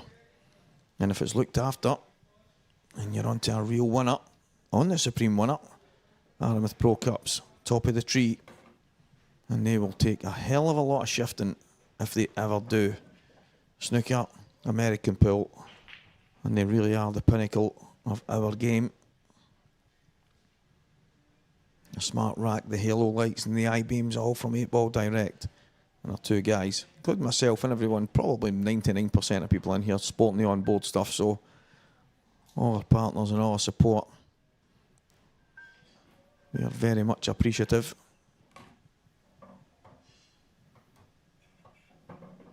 And Mr. Goobsy Gillespie, chance to get back square here.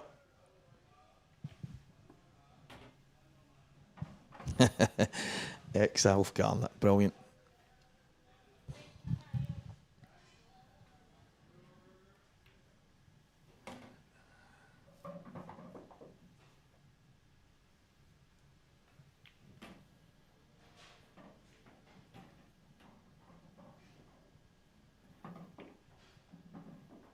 Would love to be just off straight here if he could.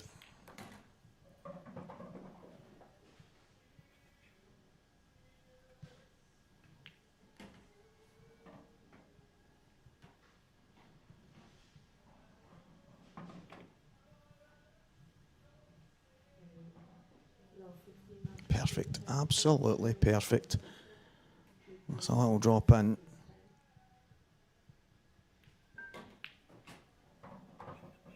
So Scott's played that because he's obviously just been slightly on the left-hand side, so he's just given himself an easier connector to the 8 ball by leaving it for the bottom.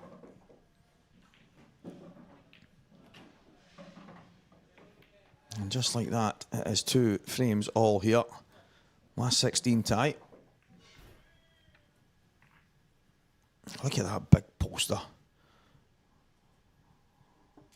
Farnsworth, Boyle, Marshy, and there, the Masters in McGoldrick's Pool and Sports Bar, 5th to the 7th of December this year. It's not far away, guys, only a few weeks. I don't know if there's some time left to get some entries in, but if you want to come and visit the best place in Scotland for pool, McGoldrick's Pool and Sports Bar is the place to be. And the World Championships entry is open now. Look at that. Mark McAllister, Scott Gillespie doubles winners, Emma Cunningham, Liam Dunstan mixed doubles, and Emma won the ladies as well. And obviously Gareth Hibbett and Michael Rhodes. And the tour is on your screens there. So keep yourself updated on the IPA pool page. And any information that anyone wants to know, don't be shy, give me a shout. You can contact the IPA, you can contact me directly, whatever you need to know, we are all available. You can get me on Stephen Walker or Walker the Talker page. Any information, guys, that's needed on anything IPA related, just please get in touch. Good shot, Mark, very good shot. Had to be cute with that. Had to make sure the yellow gets out the way, holds the cue ball, and leaves him on that red. You might opt to leave it there now because I think he might be on the one to the left middle. I think he can get past the yellow. Yeah, there's the angle.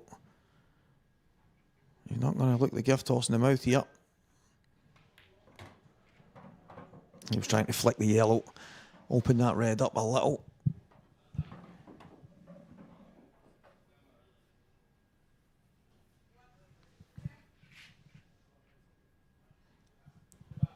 Massive shout out to KC in Malaysia.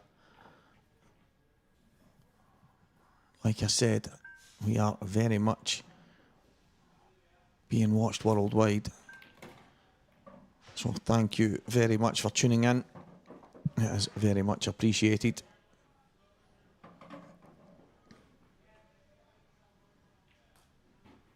I think the red just above the 2 yellows. You can see from the overhead, he'll be able to drop on that. It's just the right angle here.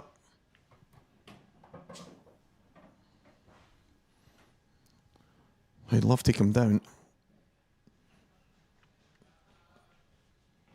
just leave himself a drop into the left, and then the one over the right will be his last ball.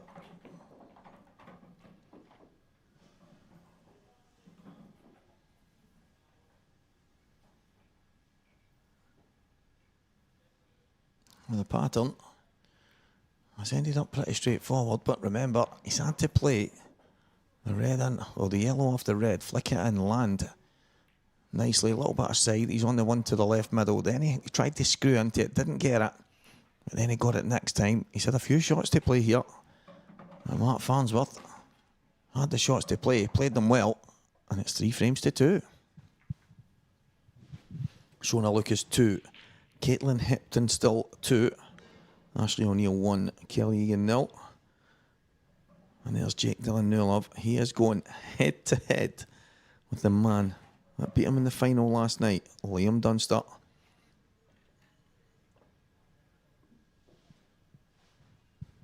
And that one has just started. So these two guys, because they got to the final last night, actually held each other up. They held the draw up, and here they are crashing into each other once again. So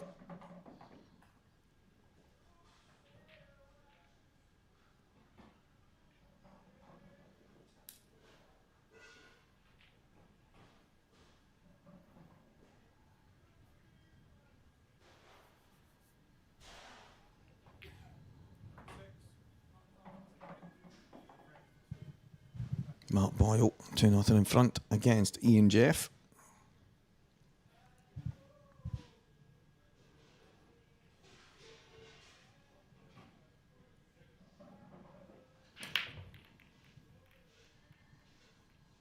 Is that yellow going to fall? Oh, well, dramatic move. It's a knees bend of Mark Farnsworth, but it's a chance for Scott Gillespie. But is it straightforward? He's got a couple of opening options. I think the yellow to the top right. Well, as we are looking on the screen, so you see it there to the top left, just past the 8 ball. Oh, he's got a clear signer. He's got a clear. Yeah, he can get right through it. It must be tighty. She's got back up off it. Maybe he's just making sure.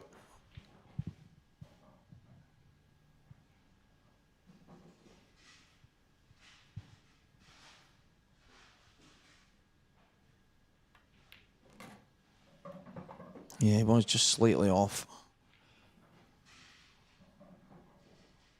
on the angle. Don't know if he had to play it with a little trace aside there, because the way the cue ball reacted, it looked like he was kind of on the opposite side. He's played it pretty well in this sense of getting the pot. However, a big shot to play now.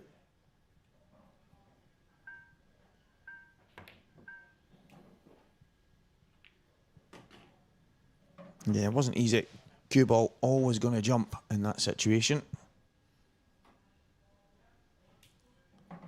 Dylan Bonner. It is some standard, mate. It is. It's funny because these two, they're in that bracket of players that you just don't expect to miss. Mark Boyle, Liam Dunster, Clinton Jansen, Gareth Hibbert. These guys, the list goes on obviously, but there's just a lot of them, and you go, well, there's a chance they're going to take it. And you sometimes get slightly surprised when they do miss, but they are only human. And as Mark Boyle had mentioned long time ago, the balls don't pot themselves. It's the players at that level just make it look a little bit easier than what the rest of us make it look. So a little bit of fortune maybe here. He's landed in a position where Mark Farnsworth hasn't really got any kind of shot.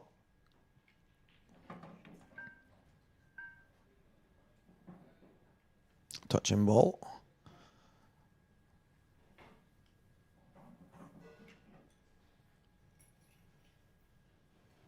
So the overhead, I think what Mark was trying to do there is just kind of force Scott to pot the yellow over the pocket, but I think he might have left a gap for the other one to get through. Oh, he can get the overhead, shows you absolutely perfectly. He can get the cue ball straight through there. So all of a sudden, you can see what Mark was trying to do. He was trying to go one cushion and just absolutely weld the reds in the kind of area that the yellow was in. Make sure that yellow couldn't go anywhere. I think Scott would have had a chance to pot and kick. However, it's ended up giving Scott a chance here.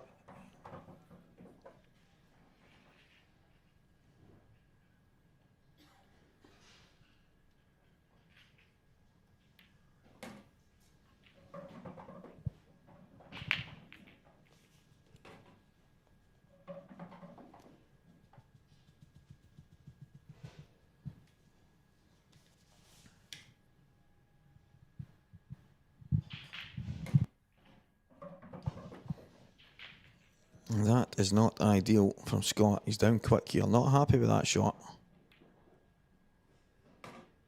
But when I say one of the top competitors, gladiatorial type of competitor he has.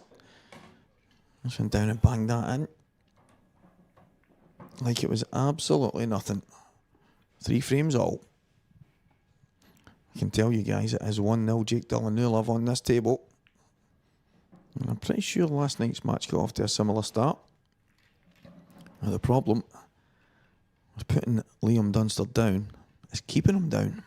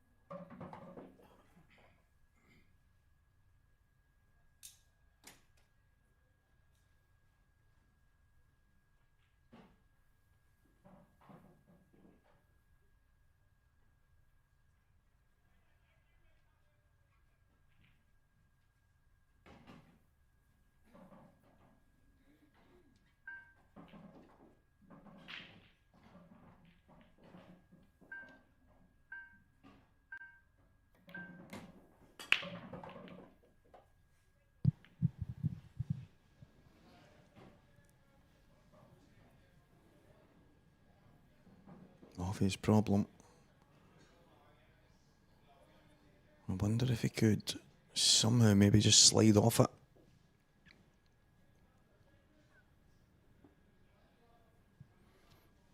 If the yellow was over the top pocket, I think he could play that shot. I think he's going to try it anyway. Play the kind of billiard. Very well done. Very well done, Scott Gillespie.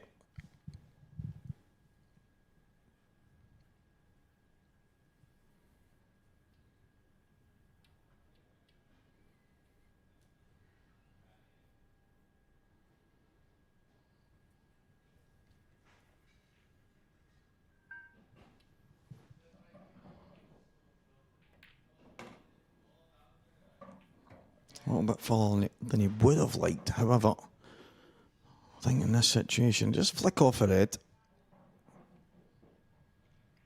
He's going to stun off the top cushion. Or not. I thought he could just maybe push past the red, but obviously not.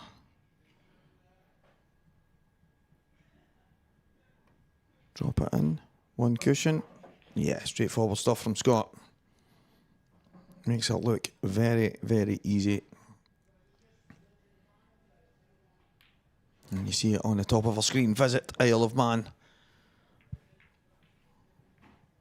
And the Steam Packet Company, Isle of Man. Two fantastic supporters of our wonderful tour, especially here in the Isle of Man. Thanks to them for giving us that support. We are very much in appreciation. Very comfortable ride over. Some nice food and drinks. You can't ask for more. And look at that wonderful image of this place that we are playing pool. Absolutely stunning. Without these guys, well, where would we be? Massive thank you to everyone that sponsors and supports us here, especially all of you guys tuning in at home. A massive thank you from all of us.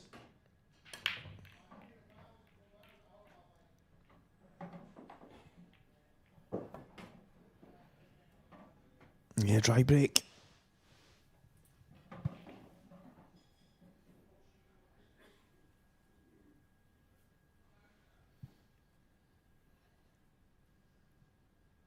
How will Scott decide? I think he'll go reds here. I think the one at the top will open things up a little bit.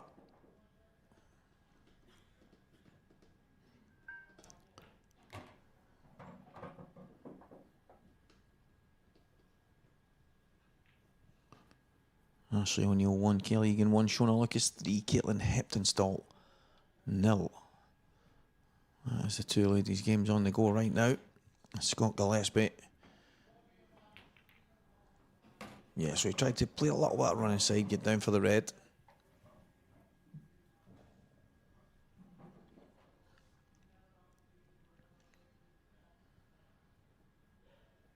He might still try and get on it in this next shot.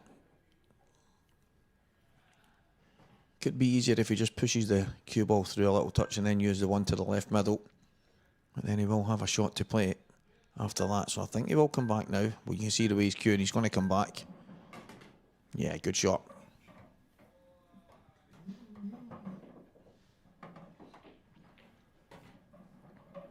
Good shot. So now, Scott just wants to drop this in. Just drift past the yellow.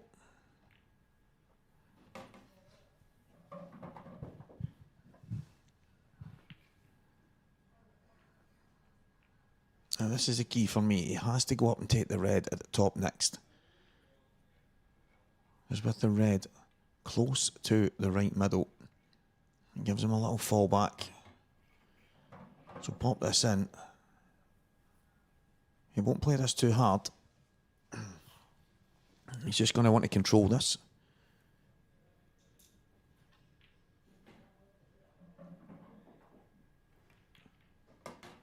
Just like that.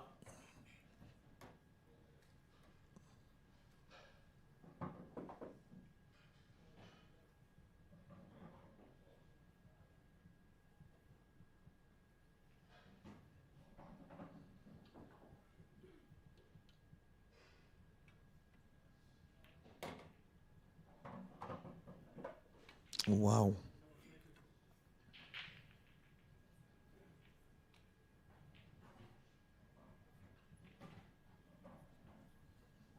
Now, can he somehow get... I think you're talking about, is he going to try and go all round it?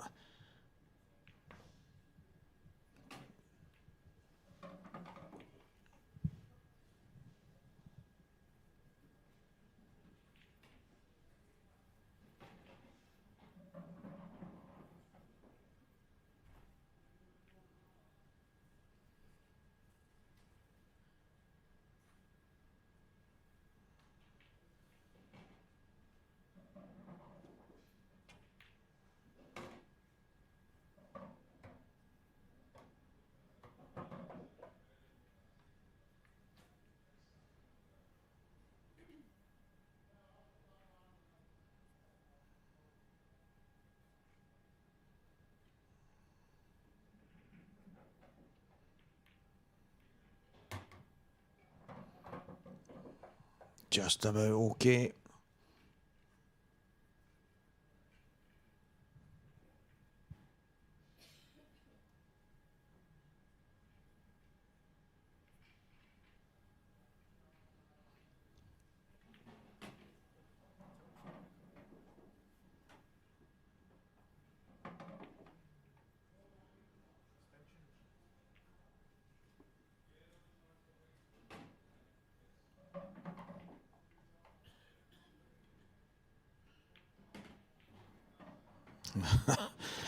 I'm looking here, stony silence, wondering, can he get out of it?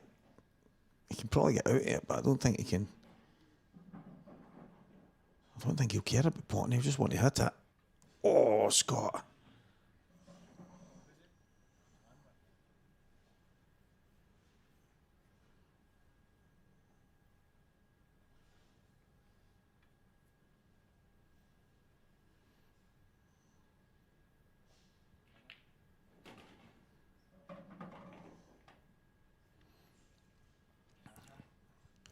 Yellow on the cushion. Could decide to leave it over the middle, just a little touch off it. Yeah, I like that shot. Obvious connector now for the 8 ball.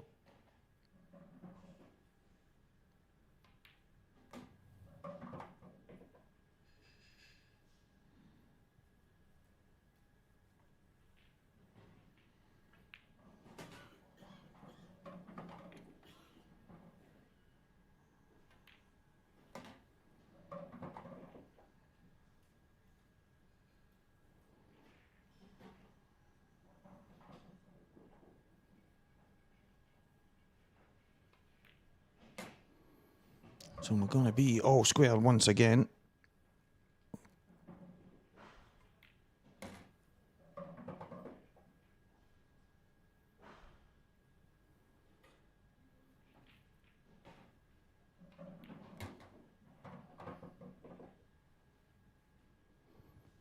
Four frames all. Straightforward stuff.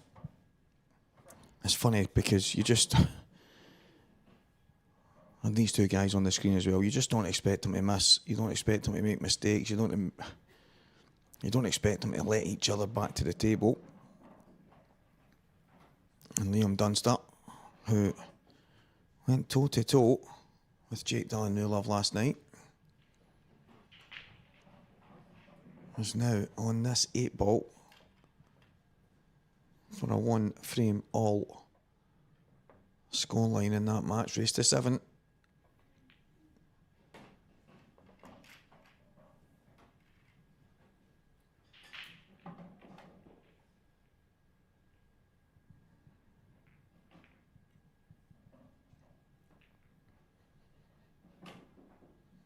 You see Shona Lucas, top of the screen. Mark Boyle at the top end as well.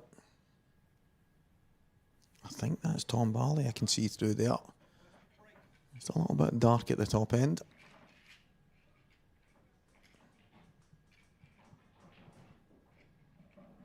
Scott Gillespie to break. That cue ball was flying in and Mark knew it. Scott, being the consummate professional, puts his hand up. That cue ball was tracking. It's going to go straight into the heart of the pocket. The skyrocket.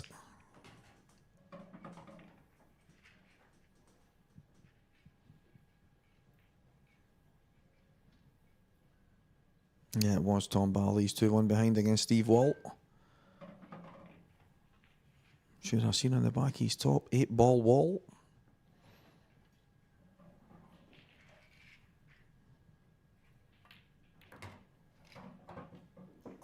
Would love that to go in. Yeah.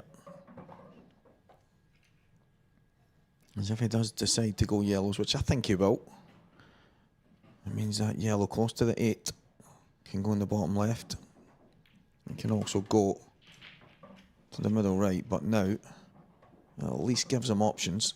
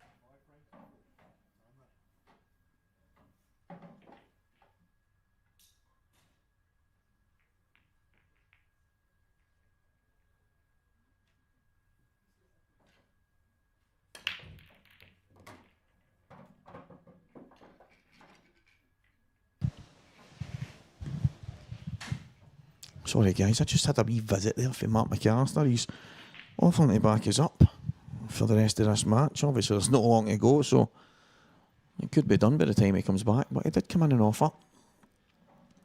And it was just some logistical stuff.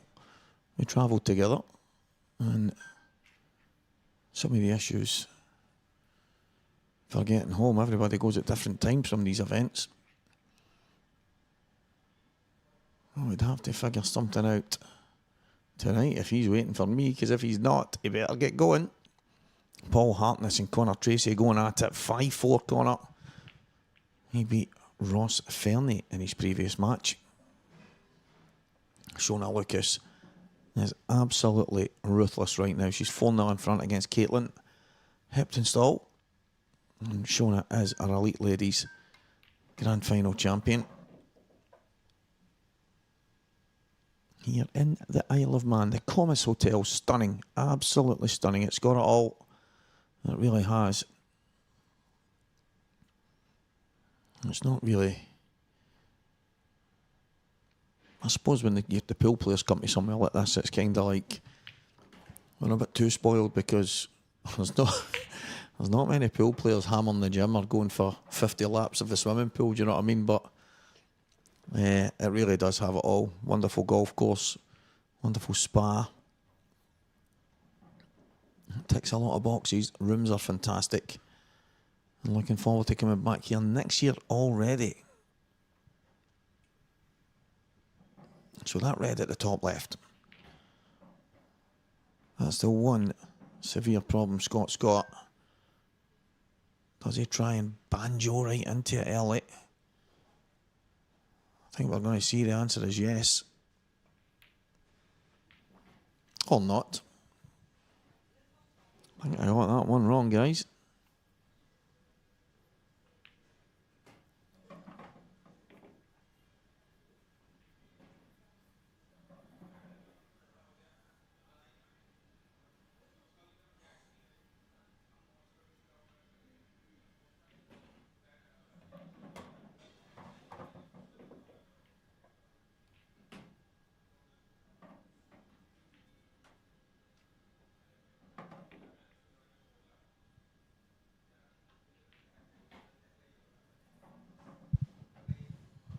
Just a little cutback. I don't know if he can run the cushions, basically bottom cushion, left cushion, or if he needs to kind of screw across. You go basically one cushion straight back. Yeah, he could hold. Fantastic. Strachan 861 cloth, super reactive. Any kind of cloth that's a little bit older, they can be really, really tough to play those kind of shots, but it's what makes these type of events, especially for the pros, they always talk about the main table being really, really different to the rest. And I always questioned it and I always thought, well, every single table when they come here, they're the exact same. 20 brand new tables, brand new cloth, brand new balls. Yet, the main table's always different. Why is that? I'm always thinking, why is that? Why is that? And then you kind of see the referees changing the balls every match. They use gloves. And the outer tables obviously get used a lot more. The balls stay the same. And nobody that I know is wearing a pair of white gloves to set up the rack. So it does make a big difference.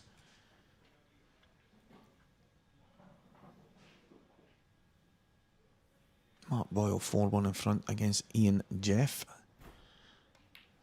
Dunster from 1-0 down is 2-1 in front against Jake Delanulove.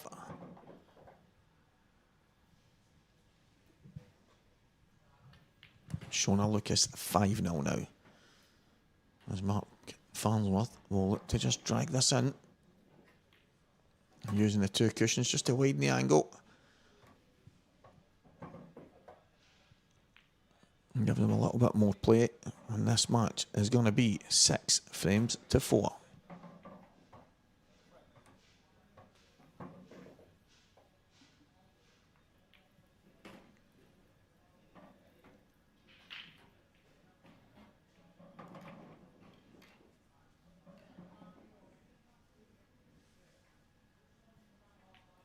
Paul Harkness, as I say, 4. Connor Tracy, 5.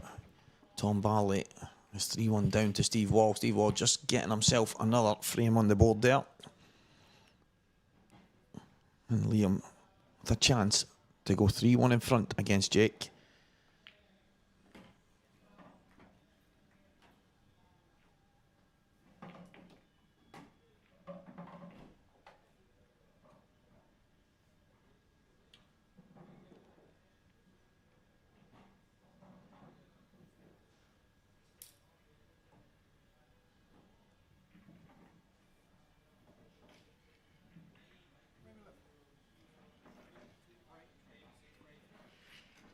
He's left himself slightly awkward there, Liam.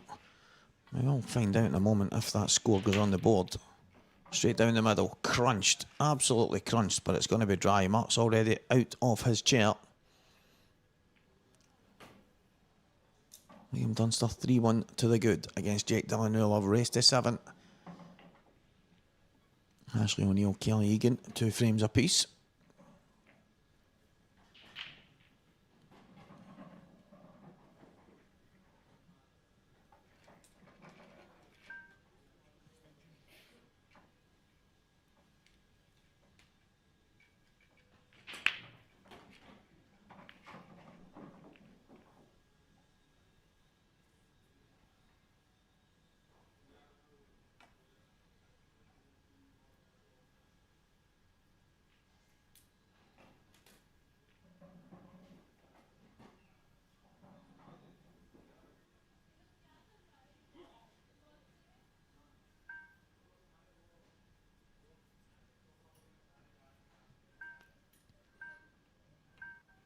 Yeah, Mark deciding to go reds.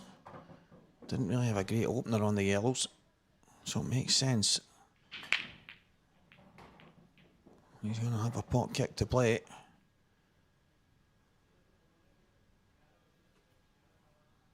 And it's going to be now. Gets it spot on. The writing could be on the wall here. And Scott Gillespie might just be heading back to Scotland sooner than he would like. He did say to me before it, it's time for me to go, Stevie, so the only way I'm winning this is if everything goes right, because I'm going to be having a dash. And it's been absolutely phenomenal to have Scott back where I think he belongs, playing blackball pool at the highest level. I think all of us here have been absolutely delighted to have him back on the tour. And long may that continue. Scott and his affair with the IPA. I'm sure guys like Mark Farnsworth, Dunster, Rob Wilsons, the Steve Walls of the world that are all in the pro ranks will definitely admit that the pro ranks are better, stronger, with players of Gillespie and his ability, that is for sure. But right now, it looks like Mark Farnsworth is going to knock him out.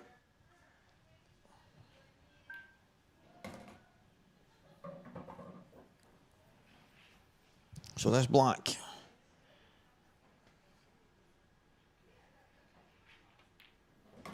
and Mark Farnsworth is through to the quarterfinals. Well, he will await the winner of the Liam Dunster match. And we'll be back shortly, guys. We will be back very, very soon.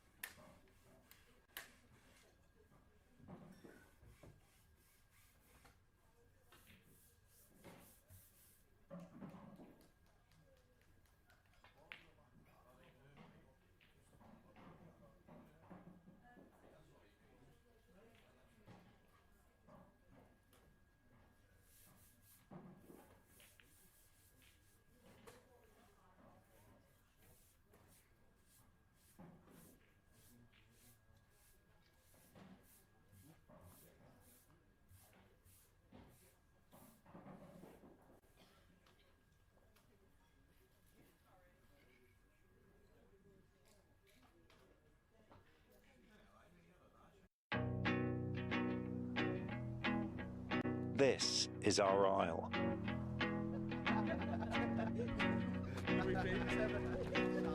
Times I'll rise. all in who you share 'em with. I'll dive. It's life. And the point is enjoying who you share it with. I'll breathe. Joy is who you share it with. I'll dream. And the weeks, I'll glide. weekends, keep I'll climb. who you spend it with. In time, This is our calm. the time is who you spend. This is our wild. Joy is This is our past. This is our welcome. who you share it with. This is our story. Shore and Chinya I. Who you share it This is our biosphere. This is our ordinary. who you share it with. And this is your extraordinary isle.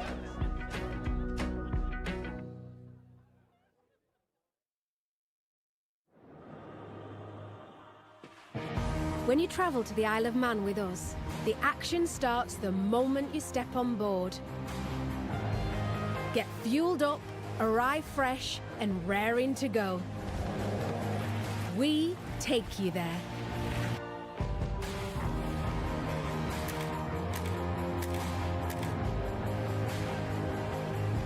Book now with steam-packet.com.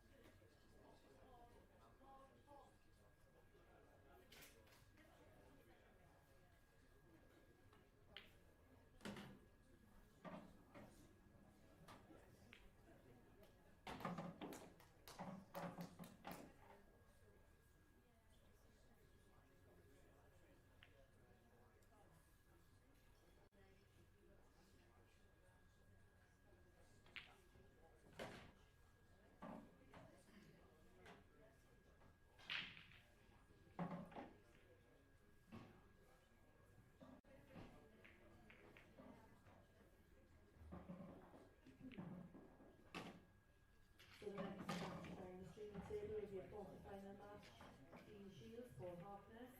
Dean Shields, Paul Harkness. Table 20, please.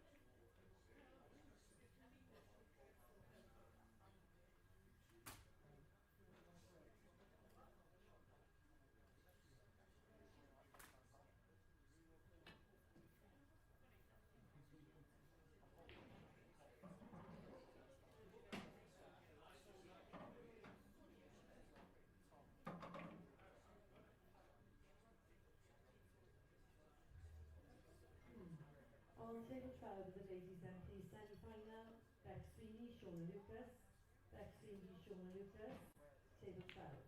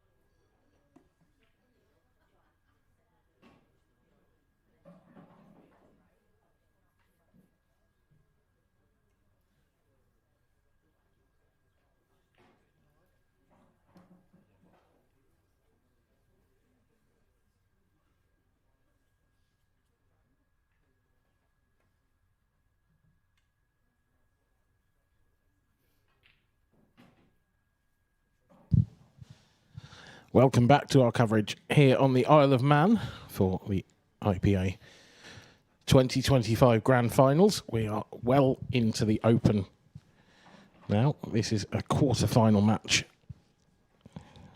between Dean Shields and Paul Harkness. I'm joined in commentary by Connor Davison. Good afternoon, Connor. Good afternoon, Dan. What are your thoughts on this one? Because on paper, you'd have to say Dean's favourite. On paper, you would have to say that Dean's favourite, but Paul's come through a good field and he's here playing. Yeah, it's he's rolled back the years a little bit here as Paul Harkness. So it'll be interesting to see how he fares against Dean Shields. Dean, of course, the self-confessed bridesmaid of the pool world. The Jimmy White of pool, I think, is his nickname, isn't it?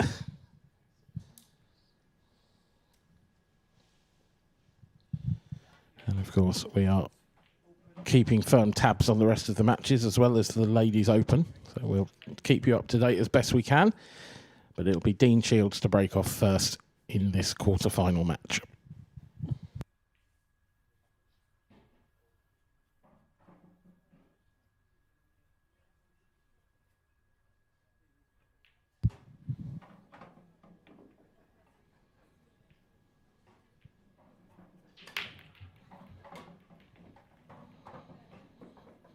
Well, he couldn't have struck them much sweeter. Good start.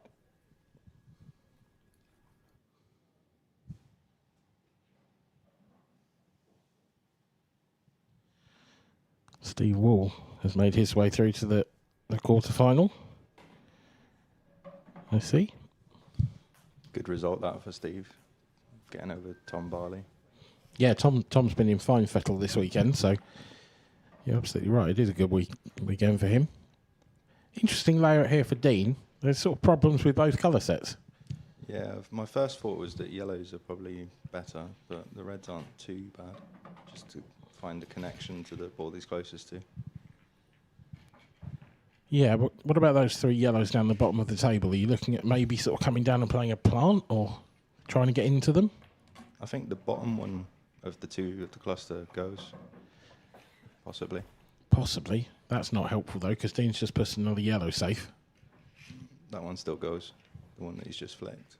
Do you think he's on it now, then? Because if he's on it now, he's got to take it, surely.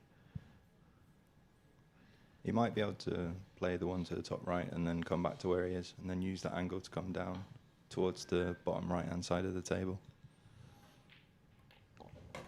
Needs to be careful not to overdo it. Yeah. I just thought that was risky. I thought while you're on that ball, take it while you've got the opportunity. Yeah, he could have played the other ball and then left that one till last, whilst he had the angle to come down. He's in trouble now. Not a huge amount of options available. I think it's going to have to be a safety of some description, but cushion first and try and get in behind the yellows, but he's got to hit a cushion after contact, don't forget. Oh, that's not bad. That's very good, actually.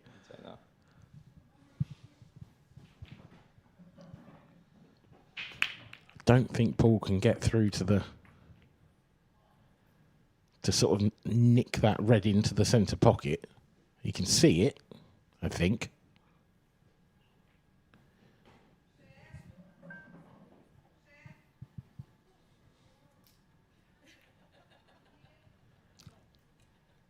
Just the hit, and that's going to make life difficult for Dean. You're eyeing that up, Connor. Are you wondering if he's on it now, or? I don't think so. No, he's not on it.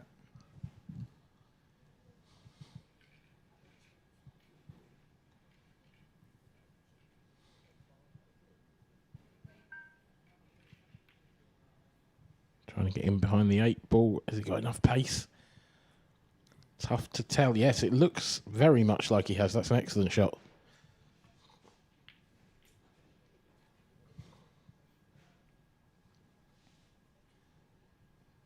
Still a problem on the table for Dean, though.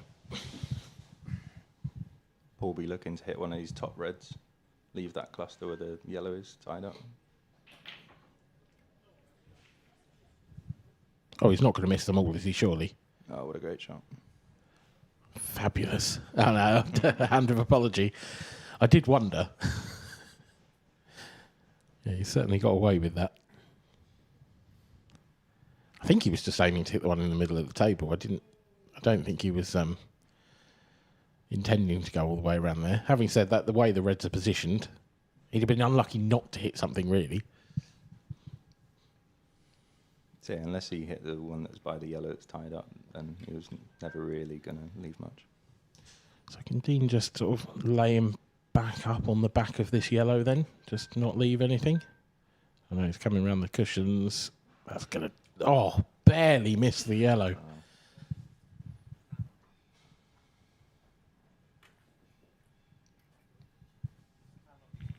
Eagle-eyed from the referee, and he needed to be there. That was very close.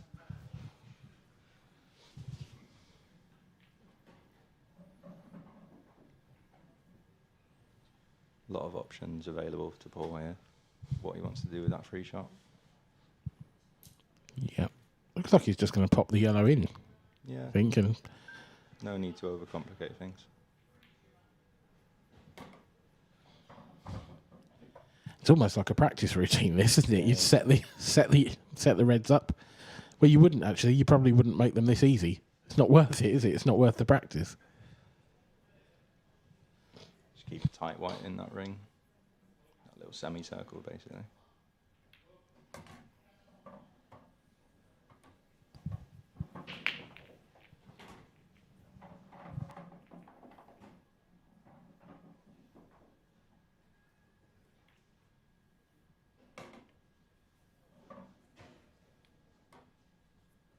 Have you enjoyed your first season as a professional?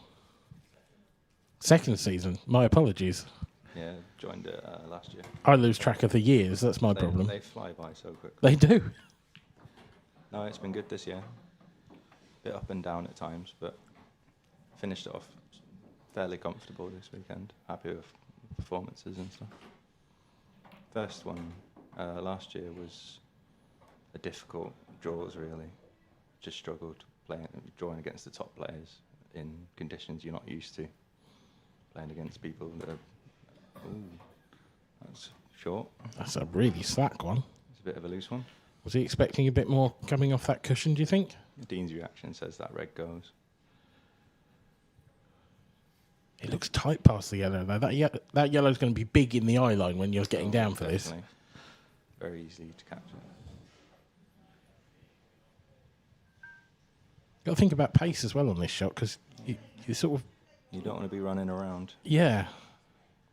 If you're just dropping it, then you're losing the white to the corner. White's tracking down to that black.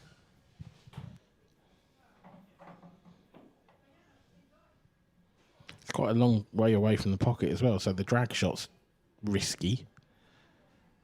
The thing is, you can't really stun it because he's flirting with the middle pocket. Pull him back. Hence the safety. Hasn't quite got the result he'd have wanted.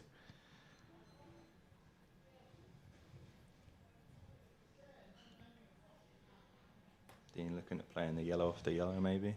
Trying to get close to the black pocket. In or over. Or flicking off of it and trying to get behind the two. Yeah, I don't know if that yellow's too far this end of the table to get in behind. Digging down, so I think that might be what he's attempting. Oh, he's attempted your shot. In or over. Has it covered? No. No. Good effort. Very good effort.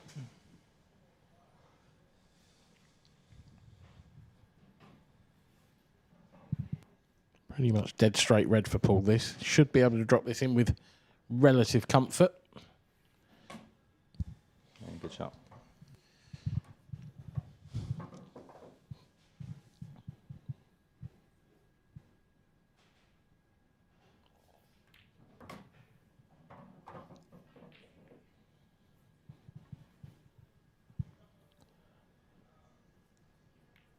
So it is Paul Harkness who gets a frame on the board. He leads by 1-0. Dean Shields did miss a chance in that one. Now, scores as they stand at the moment. On table 10, our second stream table, Jake Newlove is 4-3 down to Liam Dunster in a repeat of last night's pro final. On table 11, our third stream, our dedicated ladies stream, I should say. Ashley O'Neill trails Kelly Egan by the same scoreline. And on table 12, Beck Sweeney 1-0 up against Shona Lucas. Let's just take a quick look at the ladies open. Those two are the semi-finals of that event. So Shona will be looking to continue where she left off yesterday. Of course, she won the ladies elite as well.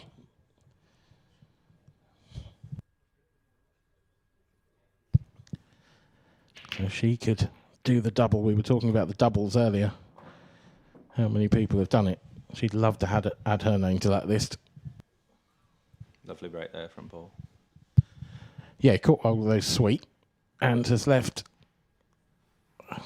almost drop-ins, you'd have to say. There's not a huge amount to go wrong here. This first shot could, and it has. He played that really poorly for me. Yeah, I think you just need to commit to those kind of ones. It was a bit tentative, wasn't it? Yeah. Even if you push through and then hit it a bit harder, the other ball should come out. Playing it that way is the only way it really can go wrong.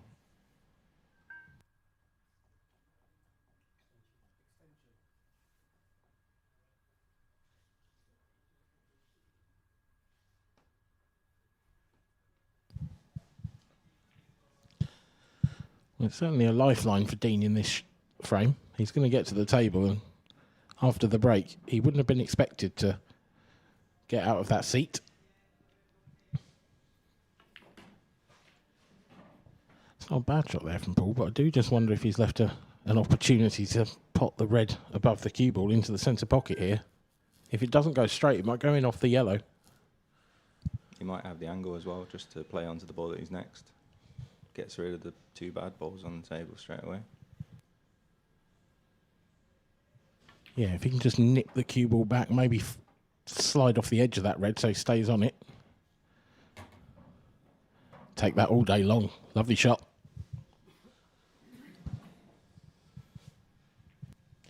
Two reds in the top half of the table, not that easy to negotiate though, Connor.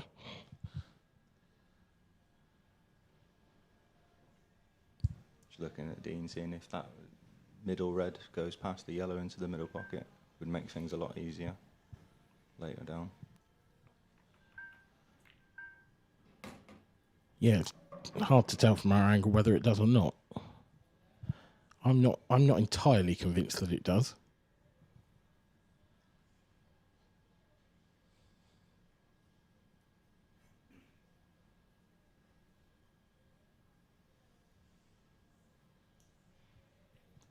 Dean just left himself slightly more angle than he wanted to this red into the right centre. Just feel like he's going to be running a bit far left on the table. To the point, actually, where he's looking to play on the red in the middle of the table now, I think.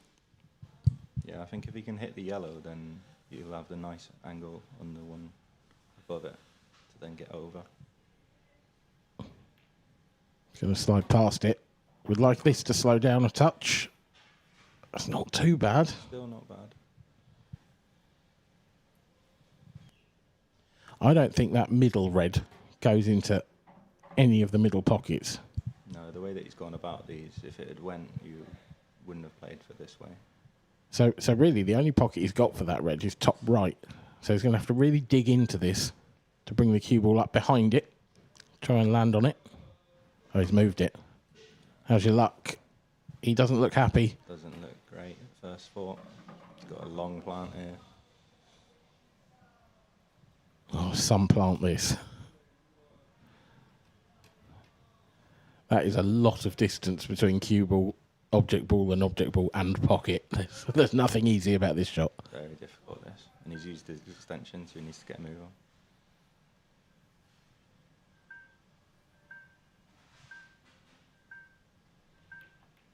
Oh, what a What shot. that is. What a shot. Exhibition stuff from Dean Shields. That's beautiful.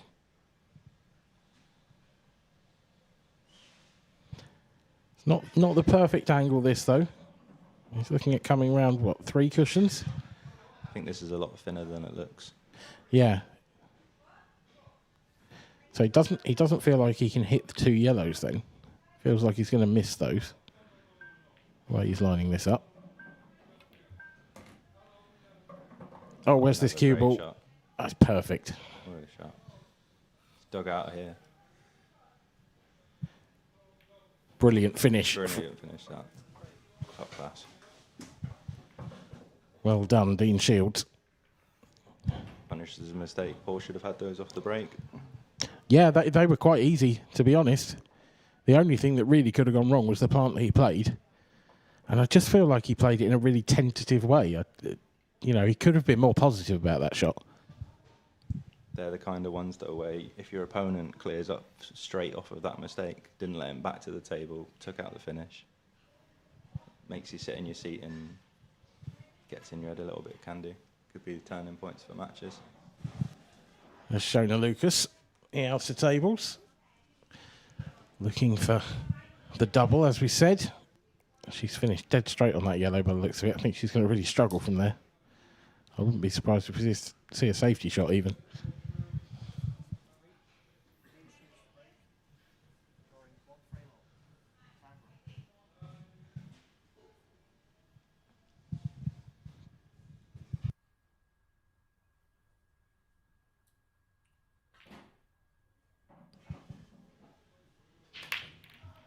Cue ball's close but safe. Absolute And there's hammer of a break now. reds flying in all over the place. Wow, what a break. If you could bottle that one and buy it, Dean Shields would make a fortune. I think there's an argument for either colour set here, really. Got an angle on the one in the middle to get up the table, or the yellows are equally as nice. Yep, it's one of those where you've almost got too much to choose from. Just, I think the key to a frame like this is just making sure you've absolutely made your decision. You're 100% behind whatever you're doing. Yeah, you got 100% commit to anything.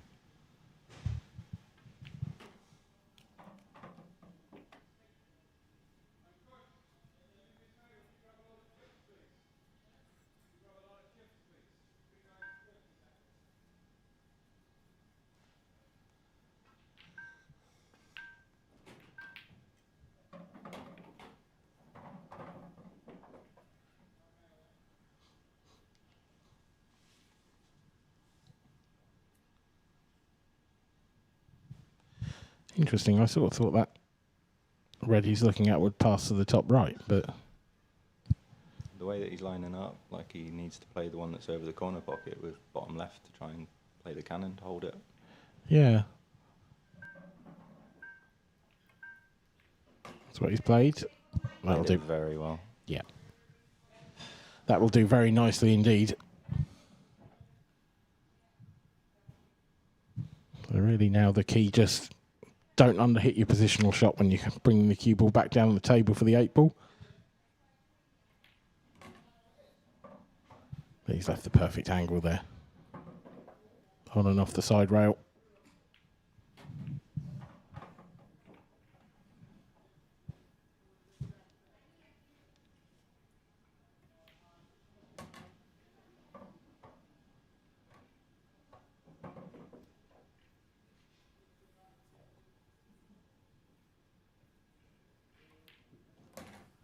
Comfortable as you like for Dean Shields. He leads 2-1 with a nice break dish. And Paul Harkness has been punished for his mistake in the previous frame.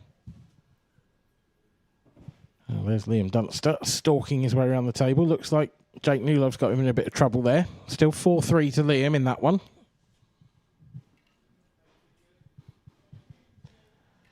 Again, Liam still in contention to win both available tournaments to him this weekend. How much of an achievement do you think that would be, Connor? It's always incredible when players win the double. To get through the field that you have and keep playing as consistently, it's just incredible, really. But to do it twice, yeah. And I'd say it's something that he's getting used to. Just always in contention with how consistent he is. Kelly Egan at the table. Not sure whether she was on the black or on the yellow. I assume she was on the yellow, the way she was looking at it. And, oh, no, it must be the 8 ball. Must be the 8 ball. Has she got it? Has she got it? Oh, no. Well, that is disaster for Kelly. That would have taken her 5-3 up in a race to 6. But it looks very much like that one will be going 4 all. Now here's Paul Harkness in frame 4. Has he made a ball? Very important frame this here for Paul for me. Yeah. After making the mistake in the previous frame, getting punished for it and then getting dished for it as well. Loses 2 for the price of 1. Got to respond here. Well, he's made a red off the break and he's going to choose yellows. And again, these are mapped out really nicely. There's no obvious issues here. Table's breaking nicely today at the moment.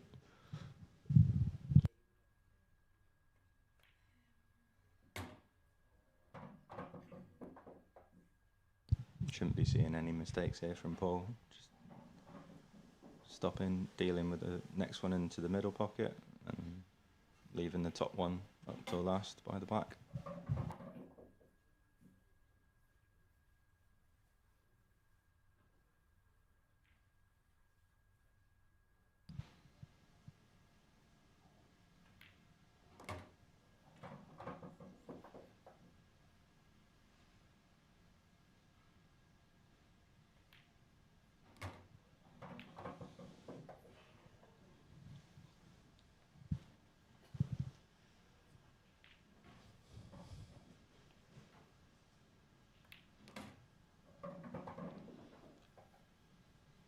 Fractionally short of pace, perhaps, but if you're being hypercritical, I think he's still got plenty of options.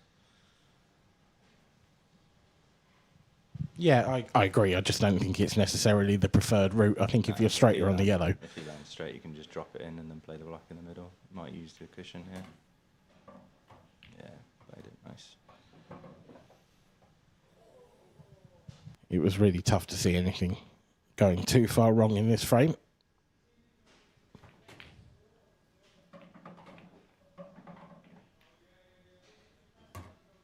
And the scores are level once again. Good response from that. Now, just seen a score flash up from table 11. Kelly Egan won that frame. So Ashley O'Neill, despite having the extra shot, Must not have been able to put it into a favourable position then. yeah, must have not knocked the... it was tricky, to be fair, because you couldn't really knock the left-hand side of that, because you might knock the 8 ball in. Those shots tend to be a little bit tricky, just to be careful.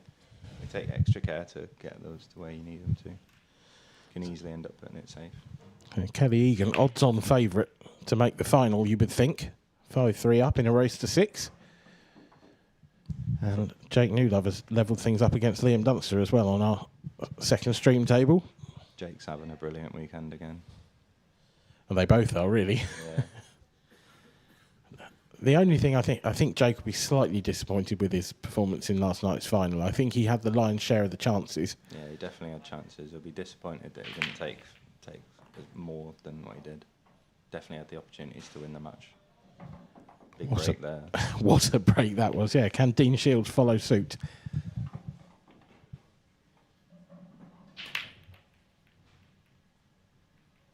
Looks to be dry. Oh, is that last yellow going to creep in? Oh, just held up. Have to say, I didn't feel like they burst open as well as they have previously. It wasn't as good as his last break, for sure. No. Still one of those that I think is a bit unlucky to go dry, though. There's plenty of movement there. Oh, definitely. 15 balls and 6 pockets. You sort of expect to find one when you move them that far.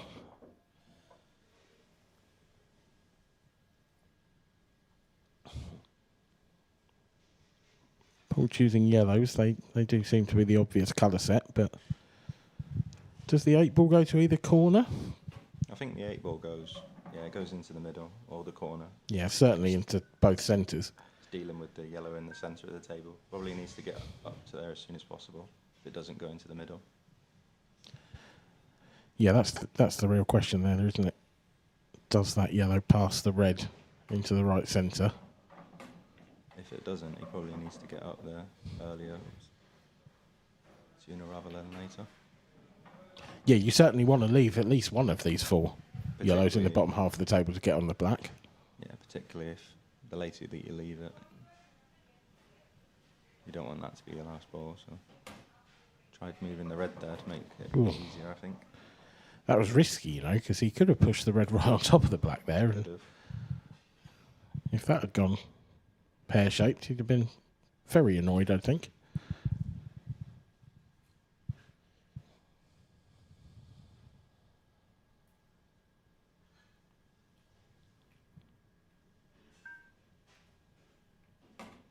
Certainly feels as though he's missed a trick here by not going after that yellow earlier. I think he's okay, as long as he gets just before the middle pocket here, gets straight enough. Then he can drop. If that black goes into the right middle as well, then the ball over the left will be his last. Yeah, and I'm pretty sure that it does. I think we saw that angle earlier.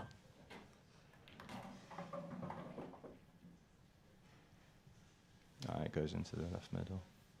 Right middle, sorry. Just on and off the cushion here, try and land as straight as you can. Yeah, not the perfect angle this, but Not the nicest, but you just got to take your medicine, really. yeah, just make sure of the yellow.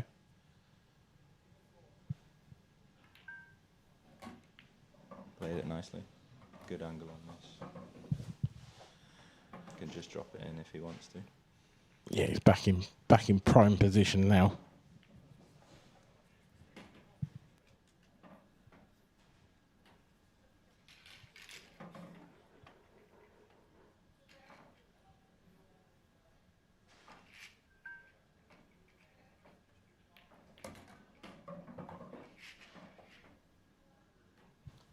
So relatively simple 8-ball for a 3-2 lead.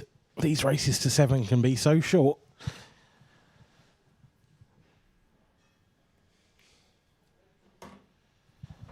And Dean Shields will feel that shortening all the time. Trails 3-2, and of course that was his break as well. So Paul to break next. This could be a huge frame for Paul Harkness. Have you enjoyed your weekend on the Isle of Man? I say your weekend, nearly a week, isn't it, for you? Yeah, I've been here since Wednesday, but it's been brilliant. Facilities and the hotel has been fantastic. All the staff are very accommodating and the tables are played lovely. Have you had the chance to see much of the island, or I went into Douglas yesterday, but not too much, really. just the inside of a few bars Just then, the yeah? inside of a few bars. Maybe the odd casino. Casino and Guinness. That's what the Isle of Man's known for. Casino and Guinness. No, it's been a wonderful time. The people here, the hospitality, everything about this event, particularly our stunning new venue, it's all worked out really nicely for us. Andy Lucas keeping a close eye on his wife Shona there. She is 1-1 with Beck Sweeney in the semi-final of the Ladies Open. And there was Jake Newlove. He trails Liam Dunster by the odd frame in 9. It's 5-4 in that one to Liam. And the man they call Diego breaking off. And this time it's his turn to go dry. Hasn't left quite as inviting a split for his opponent here, Connor. No, it wasn't the best of breaks, that, but if Dean can play this one that he's closest to the corner and get into both the black and the yellow, you want to ideally hit the black and the yellow at the same time to get the best split out of them. That's not bad, he'll take that. Yeah, he's actually landed quite nicely on the yellow he's closest to, hasn't he, up to the top left. Looks fairly straight. I think the right of the two yellows by the right middle goes in as well. Just needs to land behind it, really. Yeah, just top down past the 8-ball here. Ideally, don't nudge the 8-ball would be best. That's perfect. Because I think at the moment the 8-ball goes into all 4 pockets in the bottom half of the table, whereas if he'd nudged it, he might have just taken the I think he was looking bottom to right roll out an of play. extra ball there, just to be nice and straight to the one to the top right, and then he could have dealt with that one by the middle straight away. Now he's going to have hampered queuing for this next one. He could take the one up to the top left first, from here. And drift back down table. If the top one of those two by the middle pocket does go, I think that's the shot for me. Certainly an option, yeah.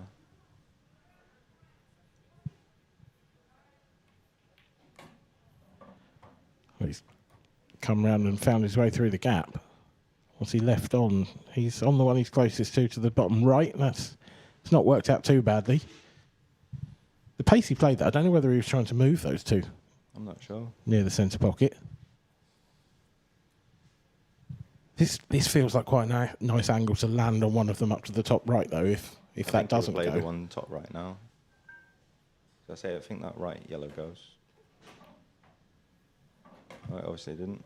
No, yeah, but this one does go bottom right.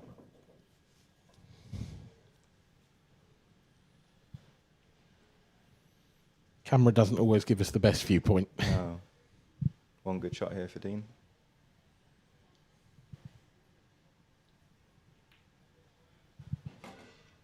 Played it perfectly.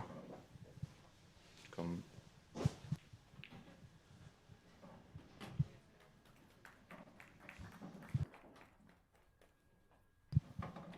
Just heard a ripple of applause in my ears. I assume you heard that at home too. I'm assuming Kelly Egan. Yes, it is. Yeah, Kelly Egan is through to the final. She's knocked out Ashley O'Neill. And Dean Shields is going to take a step closer. He's going to level the scores here at 3 apiece. Been a cat and mouse game so far, this one, Connor. No one really getting away from each other. No real apart from the one mistake from Paul. There's been just clearances from the break. Nice open tables. So Kelly Egan through to the Ladies Open final here at the Grand Finals on the Isle of Man. Which one of those two ladies in the bottom left will join her? Will it be Beck Sweeney or will it be Shona Lucas? 1-1 at the moment, but Shona's looking in good position here. I say that, I think I've just cursed her, I'm afraid.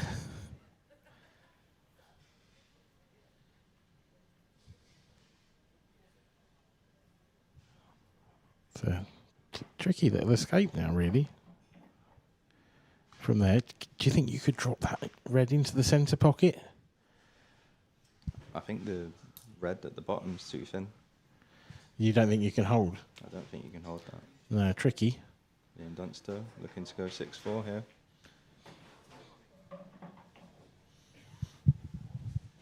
Six 4 would be a long way back for Jake as well. Here's Dean Shields. Can he improve on his previous break?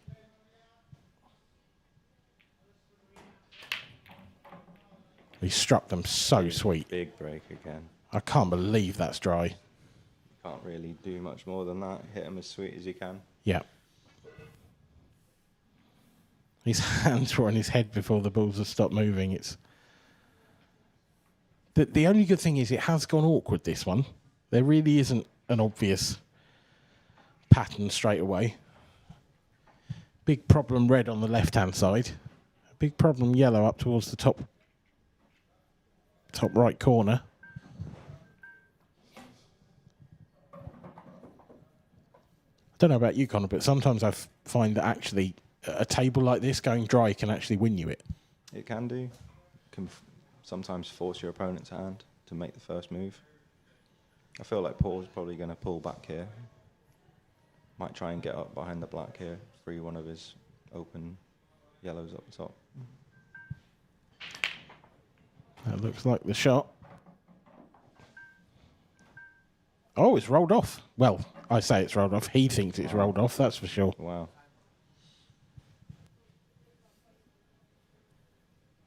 So for Dean, three big problems really. The 8-ball's a problem. The red on the right-hand side and the red on the left-hand side. I think he's got too much to do in one shot here. The first thought was red off the red into the corner, and coming back, maybe disturbing the red that's on the left-hand side, but you're still leaving the black tied up. The balls are moving around. There's certainly a lot to do in There's in a one lot to shot. do in one shot, yeah. I wonder if the red-yellow plants so that you push the yellow safe. Yeah. I think that might be the option. So he's playing black onto red to try and push the yellow safe, get the red out. Then he's only got one red left Yeah, to it's a deal clever with. shot. Just got the one red to deal with now. That doesn't quite sneak in off the yellow, does it? That yellow's too high. Yeah, the yellow's too high there. I think the black's just come in the way that blocked a double as well.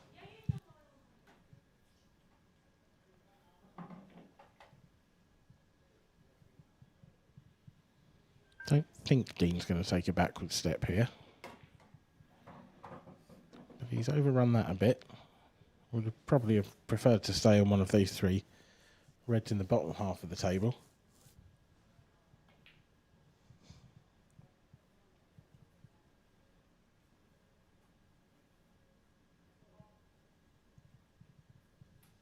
I think for me, if the black hadn't come into the middle of the table like it has, he probably would have gone for the game here. Probably pull back now. Yep, little Oh. double here. Good double. He's got the angle on the one that he's next to now. Trying to disturb. Should have plenty of options. Be unlucky to not land on anything from here. Yeah, that's what he's looking at. What are you aiming for here? Are you aiming for a contact on the red or maybe the yellow below it? I think hitting the yellow below it guarantees that you're on something.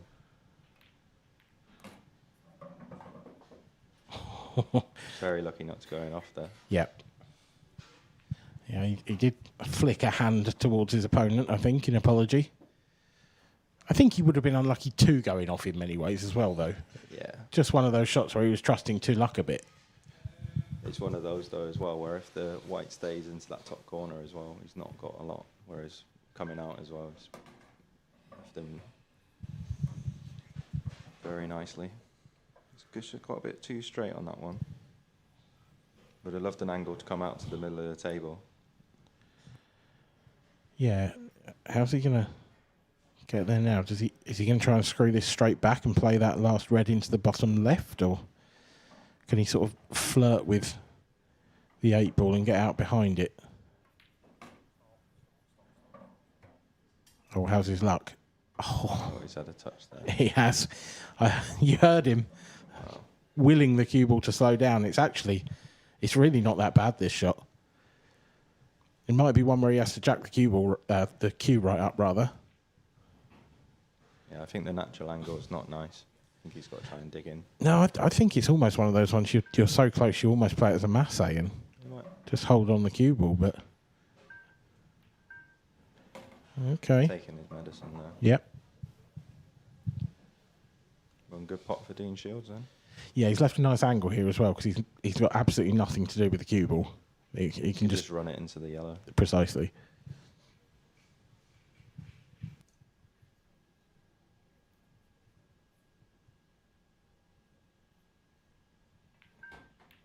Oh, he's missed that by a long way. Wow. Massive turning point for Paul here. Yeah, potentially. He cued right across that, Dean. You'd almost see it in real time. Yeah, Dean doesn't do that very often. Very surprised. You'd expect him to at least threaten the pocket there.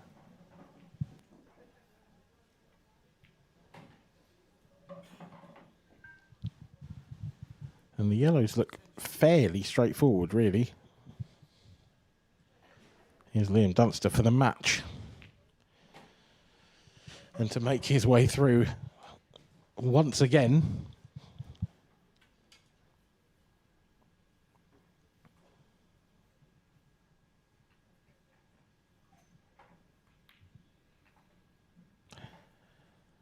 Interesting. I'm a little bit surprised at that from Paul, to be honest. I'm surprised he's pulled back there. Yeah. I think he had a good opportunity to go there. I mean, I don't think... He hasn't left a great deal. No, I think... Incredibly thin if he's trying to cut it back. But what options is he... I mean, it's that or the double, isn't it? But the double could be an in-off. I don't know if the cue ball would slide past that yellow or not.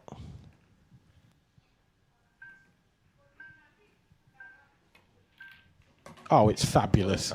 What a cut. It's absolutely magnificent. Great shot from Dean there, but you have to question Paul's shot choice there.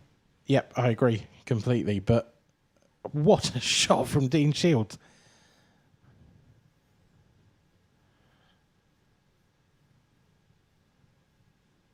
He doesn't like it. He never does, though, to be fair. Must be quite thin, this, and close to the corner. Yeah. Eyes on the cue ball. No, Brilliant. it's safe. Well done, Dean Shields. What a cut that was. Fantastic shot, that. Just into luck, but he probably, in his own head, wasn't expecting to come back to the table so quickly. No, it was a real shocker, really, from Paul to let him back. You're absolutely right. And what could have been a turning point in favour of the Scot now potentially becomes a huge turning point the other way. Absolutely massive turning point in that frame. And in the match. We'll find out next. If the game goes to form, I am fully expecting a dry break here from Paul, because generally They've followed suit, haven't they? yeah, but also after you miss a chance like that, you generally get a dry one. Tends to punish you again, the same way that it did earlier in the match. Yeah.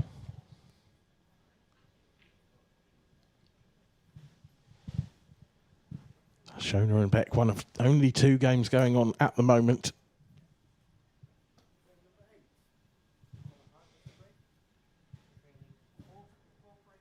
Liam Dunster's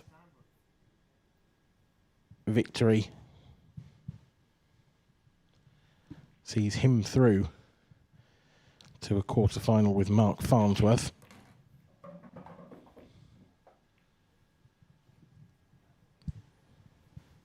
Lovely layout here for Paul. Tell you what, Just what you'd like after that. If Liam goes on to win this, it would be one of the most extraordinary, because the last 64 he played Hibbert, then Scott Higgins, who was our amateur runner-up in the previous tour, then Jake Newlove. Now he's got Farnsworth. Doesn't get any easier, does it? It really doesn't, does it? And then he'll have the winner of this game if he can beat Mark Farnsworth, so that's one to keep an eye out for as well. A lot of those matches you'd mentioned could easily have been the final. Yep, absolutely.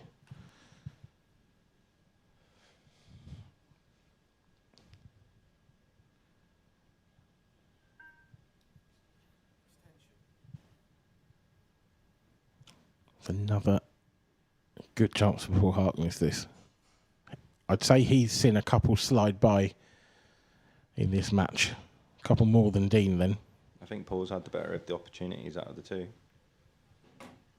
Yeah, I'd agree with that. That's not great. It's not landed nice. He's still on the one of those yellows in the centre of the table. He's definitely lost the cue ball a bit.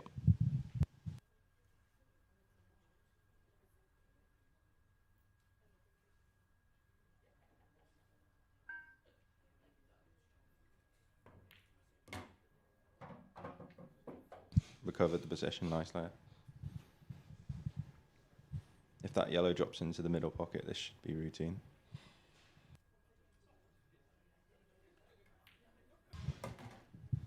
Yeah, it certainly looks like it does. And he's got a nice angle to do it now.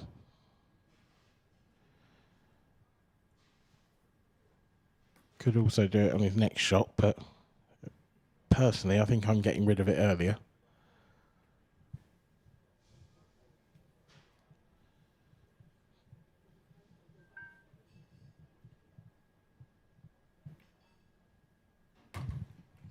Delicate shot, played well.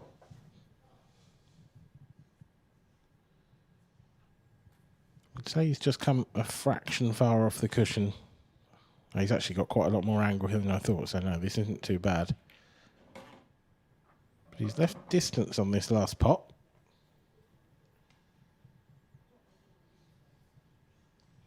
Don't know if he's got 100% of the pocket to aim at there with that red. Just what I was about to say. Clearly it goes, but I think he's got the right angle on it. It's just how much of the pocket he can see. he's got it.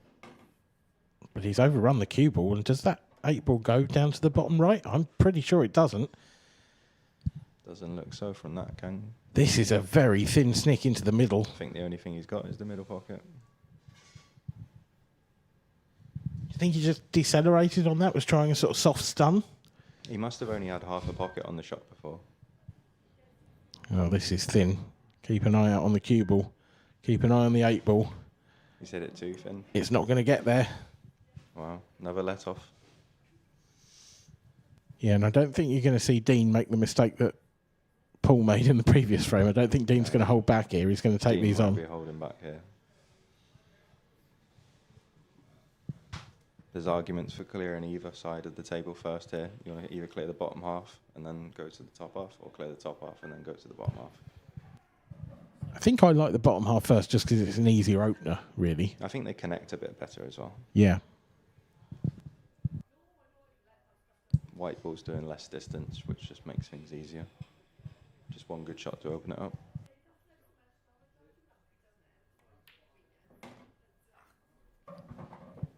Played that as a bit of a stun run through and didn't get the run through. Yeah. It's still okay. He's still okay. But I think he might have to play a cannon now. I think he'll have to move it towards the pocket. Yeah. So just don't want to knock it dead or anything. Don't do anything silly with it. Ooh. He's pushed it a bit too far, but he's on the one in the corner anyway. Yeah.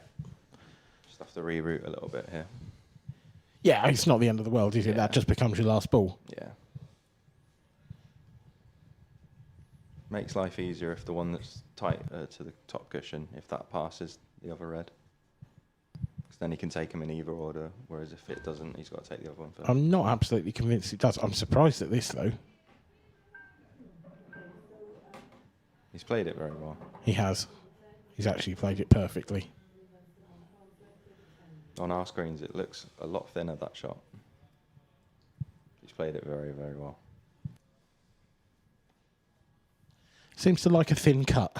Does Dean Shields? Definitely. Why wouldn't you, when you can cut them like that? So 3 more balls left to establish a 2-frame lead in the match, and it would be a very good time to do so.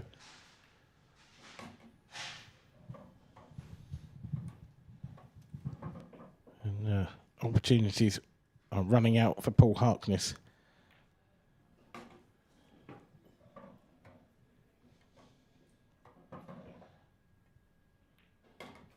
Dean Shields leads 5-3, and as you said, I think to be honest, it's Paul who's had good opportunities more so than Dean. He's certainly had the first chances, just hasn't put a couple of them to bed. I think Dean would be very happy to be into this position, considering the chances that he's had. I think certainly in 2 frames, he's just had to clear up the mistake, really. And the IPA curtain closer of the season will be the Masters, certainly of the year, on the 5th and 7th to the 5th to 7th of December 2025. Will you be there, Connor? I don't think I'll be able to make that one, unfortunately. But will you be at the World Championships? I'm sure I hope you will. so. Yeah. No one misses the Worlds. It's a fantastic tournament, and entries are open. So if you want to make your way to Bradford in February 26, compete for your chance to win the IPA World Championship, then sign up now. IPApool.com. All the details are on our website. And I think the same goes for the tour. I don't know if we're quite full up yet or not, but I know we're close if not. So if you are looking to join the tour, get in quick. Dean Shields looking to go 6-3. Not quite the explosion as the previous couple, but he still made a ball. Yeah, he looked pretty annoyed. I think he thought that was going to go in off, but just held up. Well, Dean never looks happy, does he? I don't think I've ever seen him approach the table after a break and smile. And go, yeah, oh, he's nice. Yeah, lovely. I can see his point here. This isn't very pretty to a layout to have to deal with here. Possibly disturbing red yellow in the middle if he plays the top left one. Has to play it incredibly thin to miss the yellow though.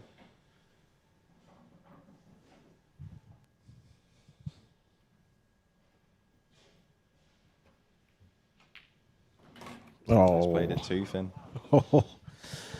He did play it very thin. Caught it on the right hand side of the pocket. I think if he catches that on the left hand side of the pocket or the middle of the pocket, the line was there to hit, to disturb the two in the middle of the table. The only good news with the in-off and not disturbing them is it means there's still more than one problem area on the table for Paul. Definitely.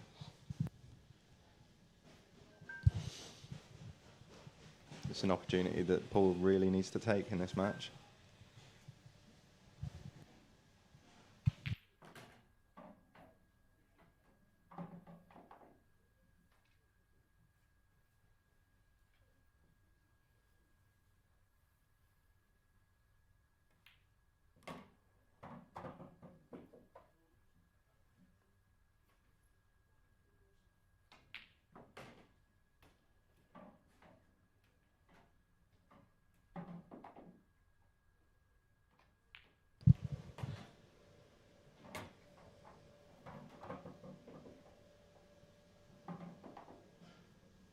Needs to land in the tight gap here to get onto the red next, into the middle of the pot.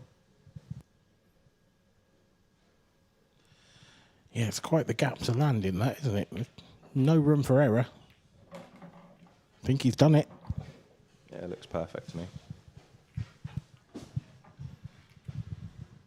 It wouldn't be the first time, though, that he's got to the 8-ball and not finished the job. Where does that 8-ball go? I think it only goes bottom left at the moment, doesn't it? Only goes bottom left at the moment, so he needs to get the angle off of the next shot here. To get the angle off the last. It's come round. Hasn't quite got it yet.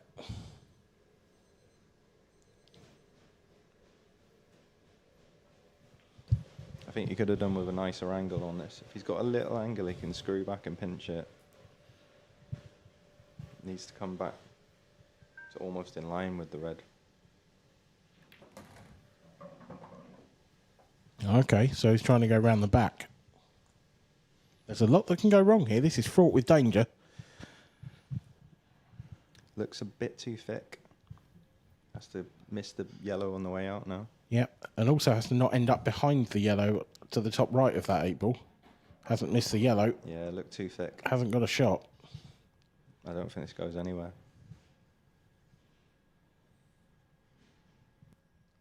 Oh, I mean, this is a shot that I very, very rarely call, but it's hit and hope time, isn't it?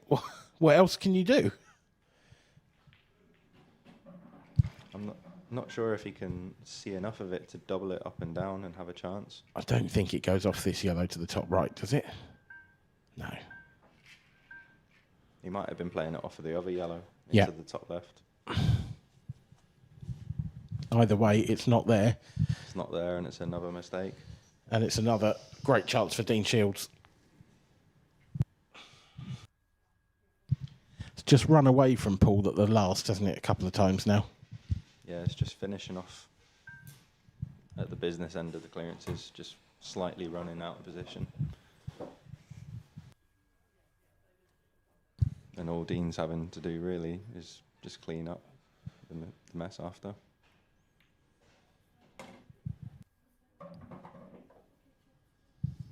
Yep, and you'd expect him to finish that job here. This will send him 6-3 up in the first to 7.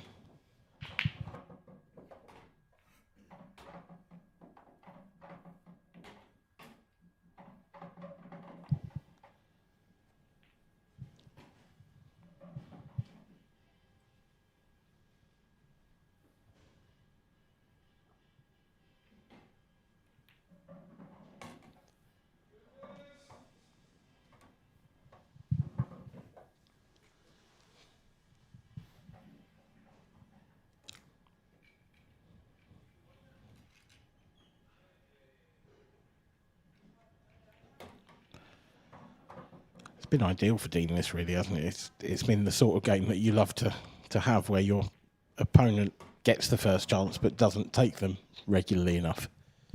Yeah, it makes you feel okay when you come into the table and you've got nice opportunities. 6-3 then, an improbable 4-0 scoreline from here required for Paul Harkness to make the semi-finals. It's a tall order. Yeah, that's for sure. He's been getting the opportunities, just needs to take them.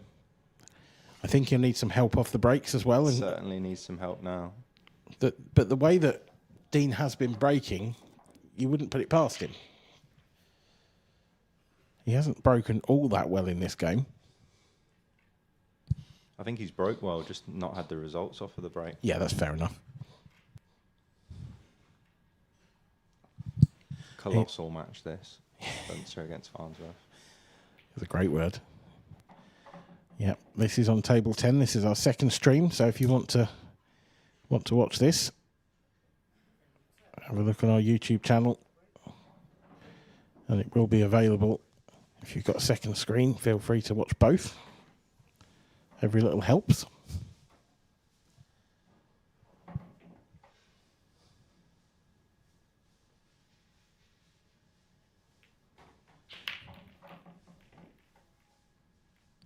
Another dry break, Bollocks. Yeah. Yep. Another horrible looking table, though. It's one of those cut breaks where they've all just gone to the side of the table.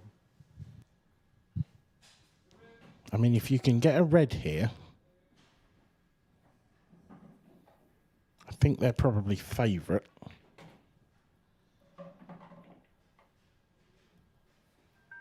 I don't think you can see enough of that one by the right middle. Well, he does like a thin cut, but... Oh, the right middle, sorry, yeah. I was thinking he's going to have to thin cut one of the left middle ones. But then you might be pushing the other one down towards that covered pocket. I think if he plays the one that's the top of the two, then he just runs into the other one and it pushes it down to the yellow that's covered the pocket. Not an easy first shot here for Dean. No, he's used his extension already, and he'd like another one, to be honest, I think. Going to be forced into going the reds and then trying to work it out what's happening next. He's done well to avoid that second red there.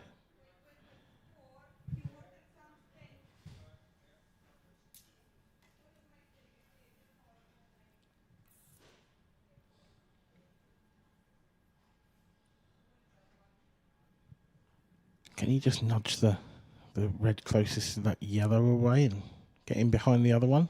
Oh, that's kind of the shot I was expecting, but in reverse. I think he played it in a way where he's still trying to develop the other ball as well. Yeah. Rather than just trying to lay it behind it.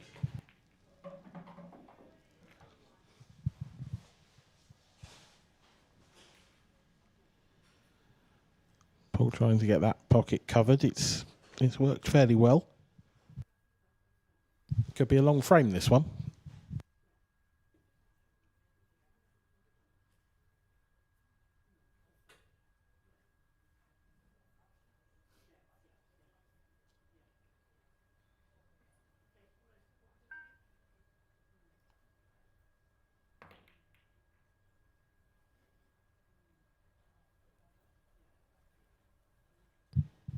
Pretty good shot, that.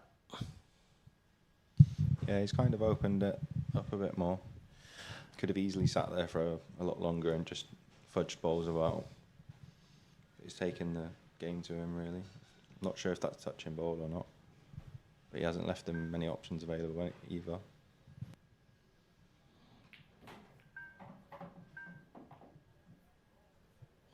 Still not sure if it was touching ball, to be honest. I think the way he's played it, I assume that it must have been. Yeah.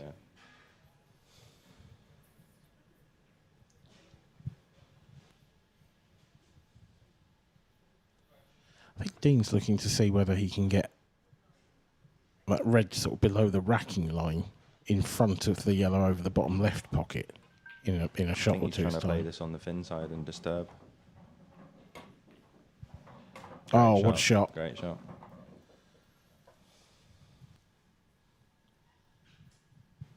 Terrific stuff. Just saw your lift home looking anxious in the corner there.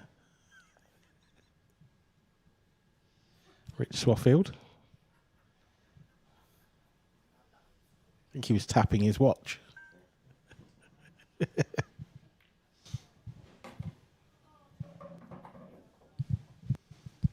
When's your flight? 6 hours time? 20-minute drive to the airport? Not till 8 o'clock. Yeah, you'll be fine. Plenty of time. Be interesting to see if he tries to disturb this red here and try and promote it. Yeah, I think he definitely would.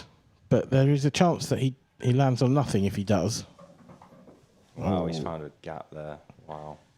Well, he's annoyed at it, and I It's can not- see why, but it's not that bad. He's landed straight enough on this where he can still recover. The way that he played it is almost like he was trying to... I think he was trying to catch the yellow there. And then he would have had... If he caught the yellow on the right-hand side, he would have been onto the one, the red that's on the rail. Yeah. Well, he's had a couple of laps of the table shaking his head, and now he's got to get down and play this shot. Looks fairly straight. Yeah, was he trying to get straight enough that he could screw back in and flick the red? Because I don't think he's quite got the angle to do that. I'm not sure if the red doubles. Oh, I don't think it does. I don't think it'd get past that, no. No. And he hasn't got that angle either, so he's going to have to play this long, I think, down the rail. Doesn't want to be straight. It's a horrible pot. Surely he's not lining that up as a skill shot, is he? Having said that, what else has he got? He hasn't got a lot here, even if he pots the red, which is a tricky pot in itself. Possibly a double on the 8 ball down to the bottom right. Possibly playing the black off of the yellow below. Hasn't got the pot anyway. No. So we're going to rumble on. You would think for another frame. It should be an easy finish for Paul.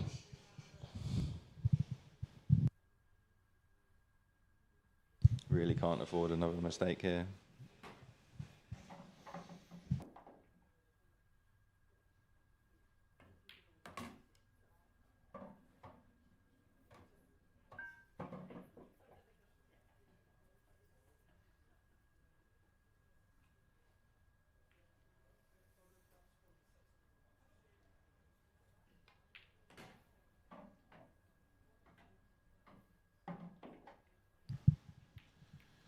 No, I'm pretty sure that yellow's far away enough from the 8 ball as well that it will go in the right centre.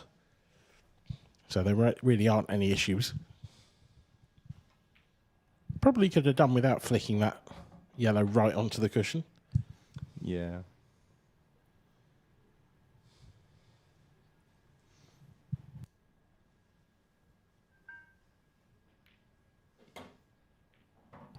He's landed perfectly on it to the top corner. Yep.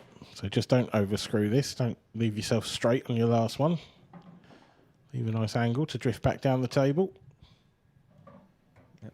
Anywhere up by the baulk line will do here.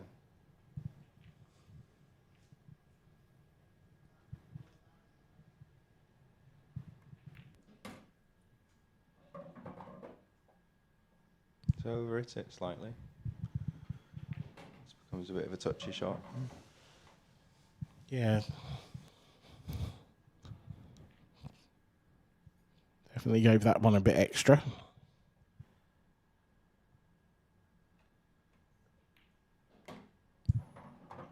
That was the problem where he overhit the last, but I think he's still comfortable to the middle pocket.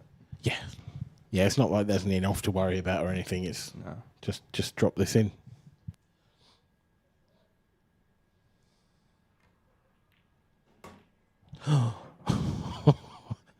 I had vision. I said that, but he caught that quite a lot thinner than I expected.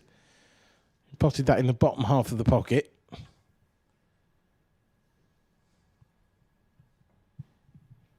Well, that looks very much like a Liam Dunster-shaped pool player at the table, trailing Mark Farnsworth.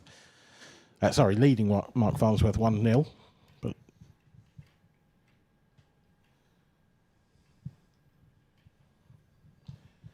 Beck Sweeney and Shona Lucas 2-all to see who will play Kelly Egan in The Ladies Open final.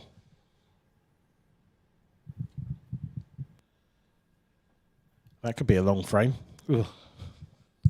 I was just thinking they've been deadlocked at that scoreline for a little while.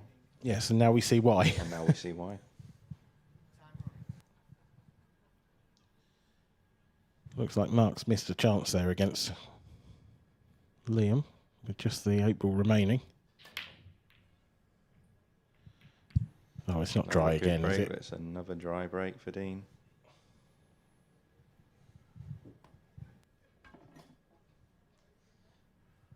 Shouldn't laugh, but his body language is hilarious. You can just always tell when he's annoyed, which is seemingly almost all the time. Good opportunity here for Paul to put the pressure back on. And it really would put the pressure on as well. 6-5.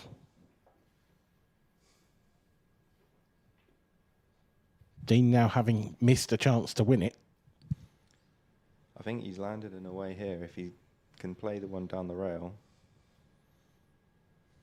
then it opens it up for the line. Yeah, and it's a bit of a shot to nothing as well, isn't it? It takes the pressure off slightly, knowing that you're probably going to get the pocket if it does go wrong. Got to play that shot. I'm surprised he's taking his extension now, actually, because... I assume if it does go. Yeah.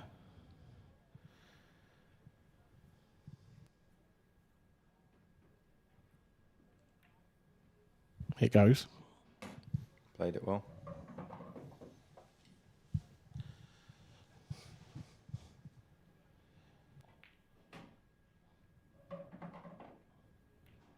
The only thing I can foresee sort of getting slightly in his way here is that the 8 ball doesn't go to the bottom left. And I think he's going to have to play his last positional shot from one of those yellows on the right. I imagine he'll be taking this one down the rail now.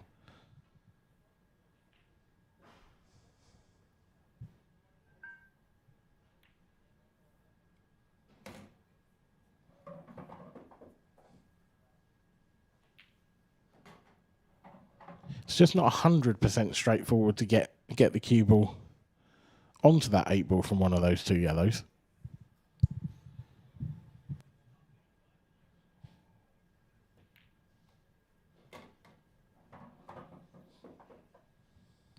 I feel like the better connectors for the black was the ones that he's just played down the rail. Yeah, exactly.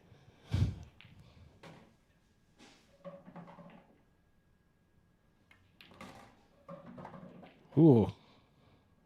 That's a helpful nudge. It is, yeah. I thought that was going to end up a lot worse, actually. He could have ended up right on top of that red. But it's still not great. No, I mean, he's bridging over that red, which takes away a bit of control. I think the white's tracking towards the corner as well. Yeah, or at worst, if not, it might end up behind that red. He's digging into this. He's playing it with pace. Come back across the front of it. It doesn't go, does it? Does he have half a pocket? He might have. Oh, he might have. I think it goes. Wow. Good recovery there. Yeah, I was convinced that 8 ball didn't pass that red. Bit of fortune. Yeah, for sure. Back in the match.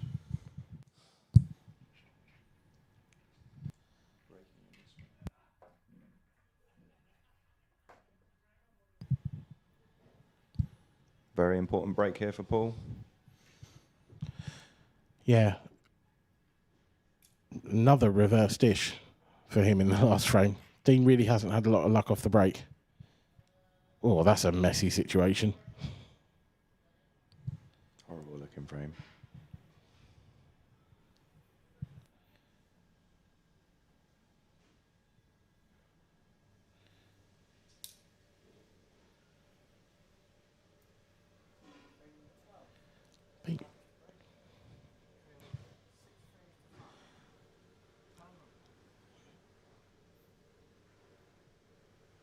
The score hasn't updated on table 10 yet, but I'm assuming Liam took that previous frame.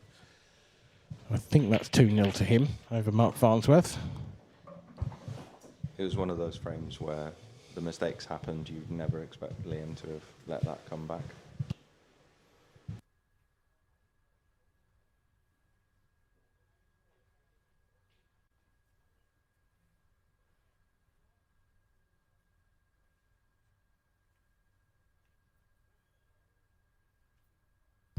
Yeah. Good break from Paul here. Good opportunity. One problem on reds.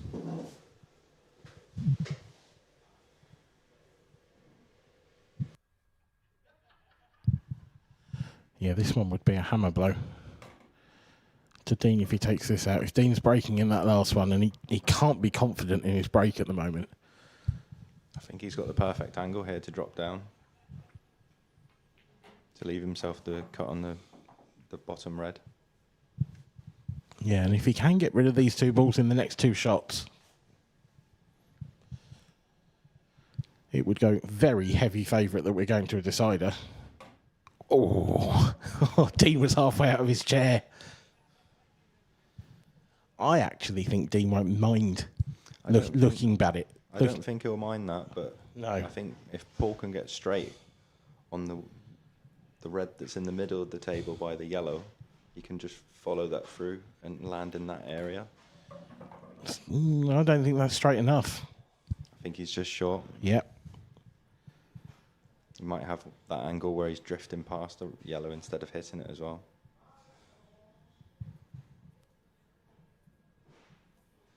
So is it a reroute now then?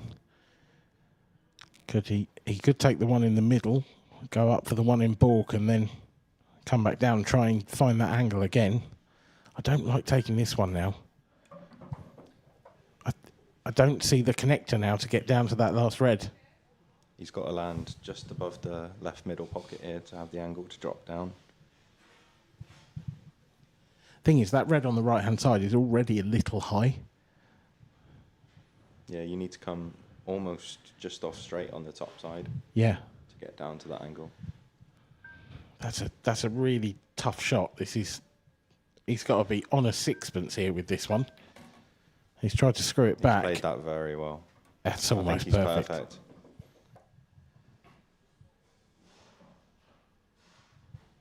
Perfect or not, this is not going to be an easy shot on this red.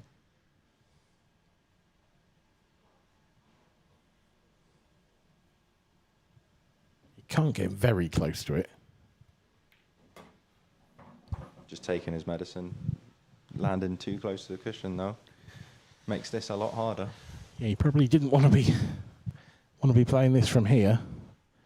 The one thing I would say is it's a dead weight shot, and he doesn't really have anything to do with the cue ball. I think he's going to be okay, just sliding back down the table. But that one's not going to drop. Dean Shields, this is the moment. Feel like if he's going to take it, it's got to be now. I think Dean will be going game here. The only problem he's got to deal with is the plant on the bottom cushion. Yeah, it looks like he's got a nice angle to get on that now. I think so. I think I'd be dealing with that now.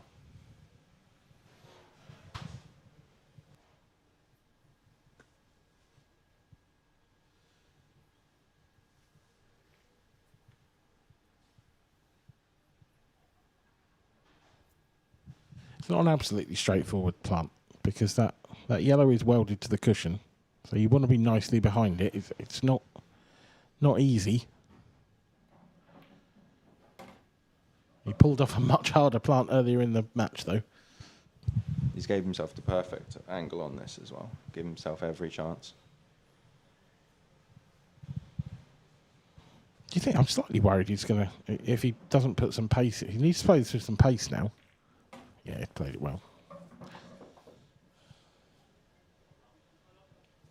He couldn't just roll that in because he just stuck on that red, yellow rather. Sorry everyone, it's been a long day.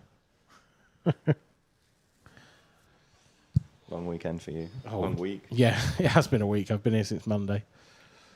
And I will return on tomorrow morning, so Monday to Monday for us, yeah.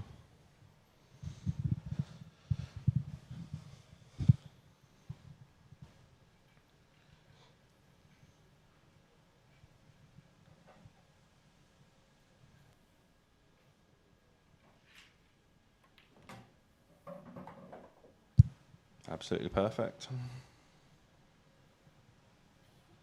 Can take this in for the black in any pocket that he feels, really. Yep. this very much should be the end of this match. I will quickly say we've got coming up for you the first of our semi-finals, and that's going to be between Steve Wall and Mark Boyle.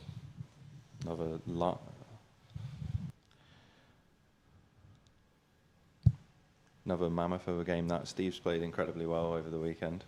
Deserves to be where he is.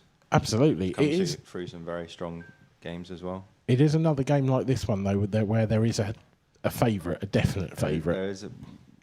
You'd be silly to not bet on Boyle for that, but Steve will give it his everything. Well, that will be coming up shortly. But for now, we'll congratulate Dean Shields. He moves into the semis as well. He's awaiting the winner of Liam and Mark. Well played to Dean there. Yeah, he got over the line, considering he didn't break the best either. He'll be delighted with that, considering he didn't break the best and just had to take the mistakes that came, really, and punish them. Yeah, and broadly speaking, he did that. Yeah, a good game, Connor.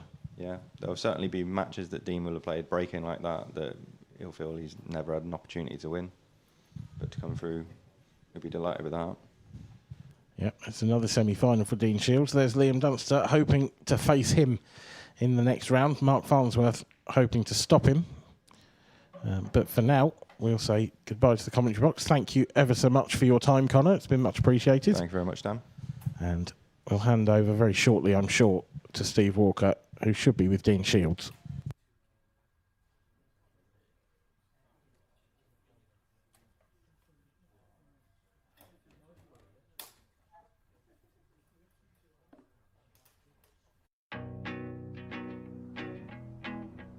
This is our aisle.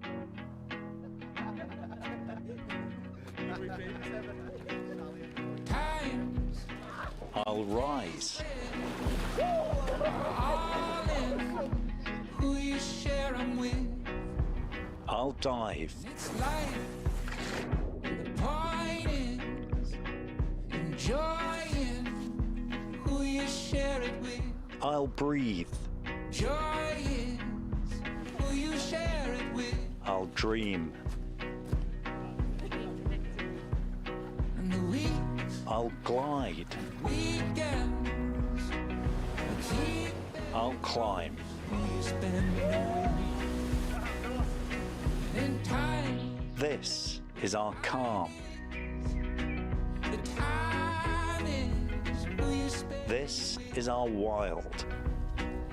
Joy is This is our past. This is our welcome. who you share it with.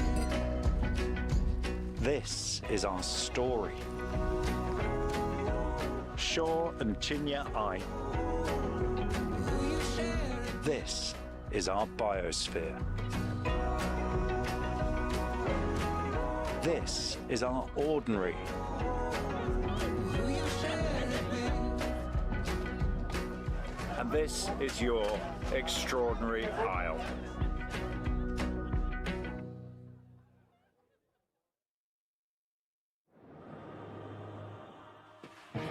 When you travel to the Isle of Man with us, the action starts the moment you step on board.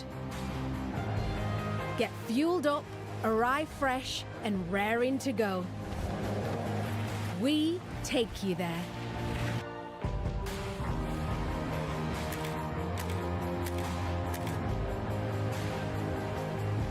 Book now with steam-packet.com.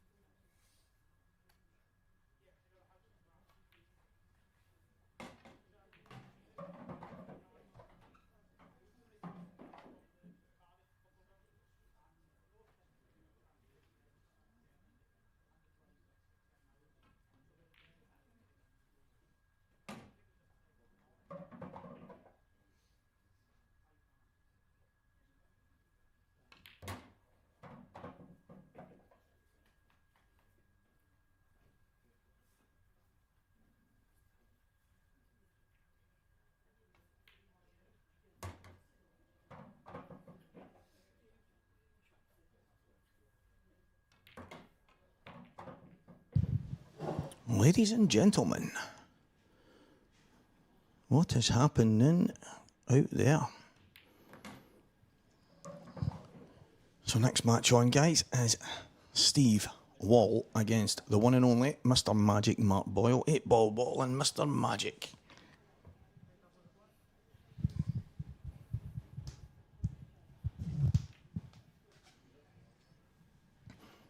Well, as we wait on that starting, and it's only a few moments away, Liam Dunster 3-0 to the good against Mark Farnsworth.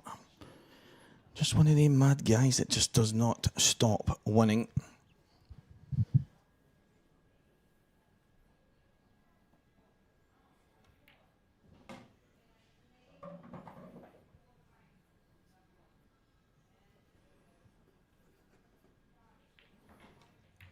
Beck Sweeney, Shona Lucas on the outside table. 3 frames apiece. Shona did win our Elite Ladies earlier in the weekend.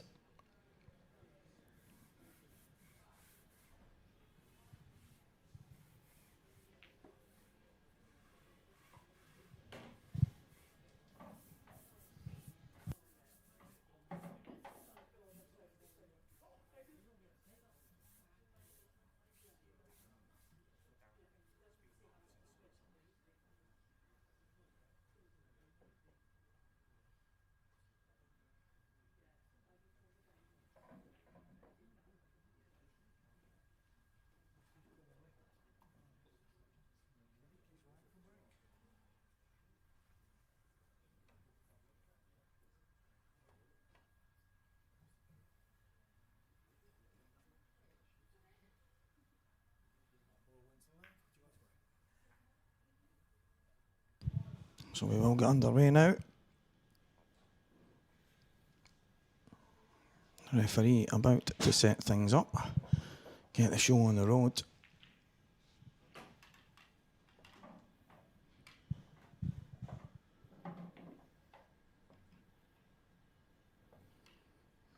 Liam Dunster still in control on that one.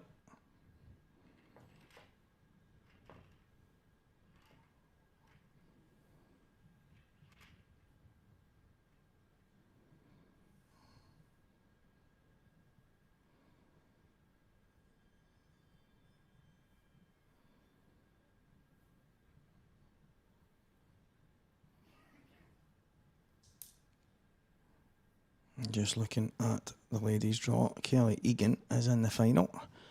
So she awaits the victor of Shona and Beck Sweeney.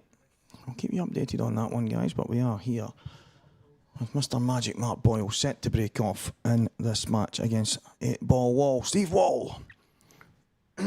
Excuse me. So yeah, I don't know if you were on his socials, guys, but Mr. Wall went berserk the other night, and rightly so. Rightly so. He showed real heart and character, and standing up for Andy Neal, a man who helps us out so often here at the IPA, and he has done once again this weekend. And Steve felt the need to make sure that he stood by his side in a little moment of controversy. So well done to Steve. He's now got the big task of taking down Mr. Magic Mark Boyle, which is no mean feat.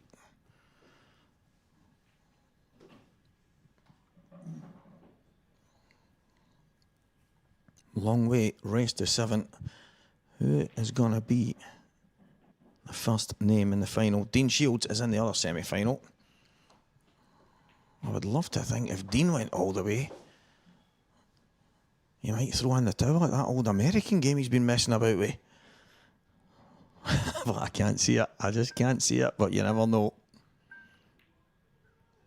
I think he would be a popular victor. I'll say that much. At the moment, it's looking like he's going to bump into an on-fire Liam Dunster.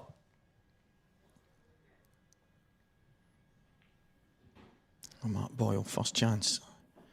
Goes to him. He's going to have to maybe kick into these two reds.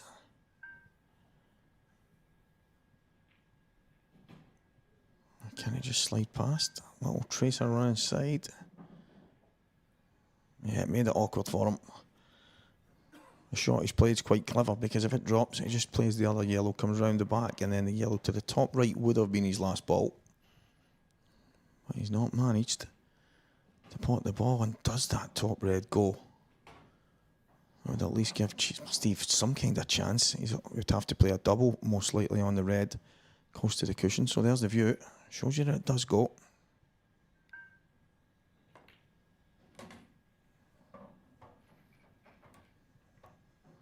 So not an easy chance.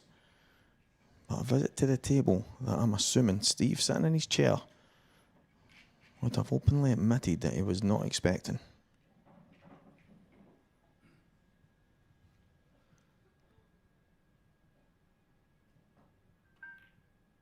Oh, he's missed that. Kind of got a second prize by nudging the black to the left-hand cushion, however. It's giving Mark Boyle a chance. You don't want to be giving him too many. Is there enough for Mark to play this with a load of left-hand side and maybe go towards the 8 ball?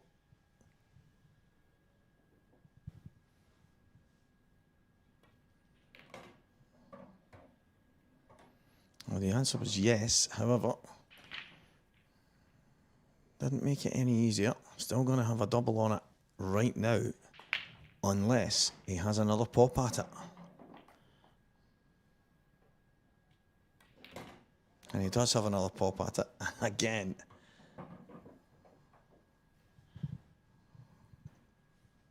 Might just leave the double now.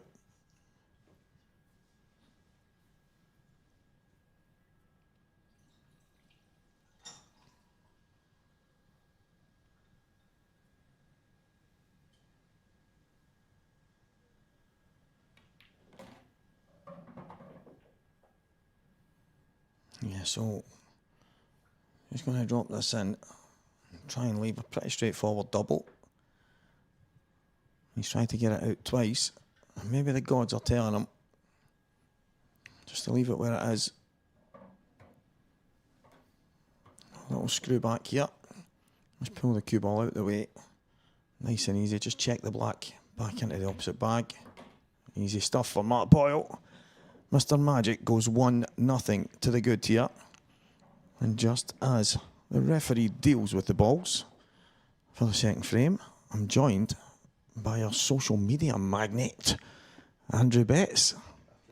You need to switch on, mate. Good afternoon, Stevie. Good to have you here, mate. Yeah, good to be joined in the booth with you. It's been quite a good weekend. Yeah, it's been incredible. It's the first time I've ever been to the Isle of Man, and the hotel's incredible. By far the best we've been to this year, and they can't do enough for you at the moment. And the pool's been quality as well. Yeah, I think one of the things I've maybe before coming over, I'm thinking we've been to a lot of places, we go to a lot of hotels, and these hotels love having you there because obviously they make a bit of money. They get to kind of fill all their rooms, and for an entire weekend they don't have to worry about whether or not they do their job, if you know what I mean. But then coming here, this was new. So these people bringing us in are probably at the same time maybe forgiven for thinking, I hope this isn't chaos. I know it's a professional organisation, but will it be carnage? But it's been absolutely brilliant, and this hotel really is second to none. Obviously, one of the biggest thing is trying to grow the game in terms of getting people watching and stuff like that. And I've seen a lot more casuals come through the door here in Isle of Man just to come and pay a visit to see what's going on. And I know one of the lads put a picture of one of the local sports bars had the stream on the big screen in one of their bars in the centre. It's not very often you get that. No, that's first class. I noticed that myself last night, and even the day before. There was a lot of the locals coming. They were hanging in and around the area, coming in, watching the matches on the TV. There was actually a couple last night, kind of older couple, maybe 60 plus, whatever it was, but they were right front and centre for one of the matches, and they sat there, watched the match, and then and it's obviously they've thought, well, something going on in there, and we'll head up, something to do, a couple of drinks, watch some pool. Fantastic. Yeah, but a bit miscue there from Steve.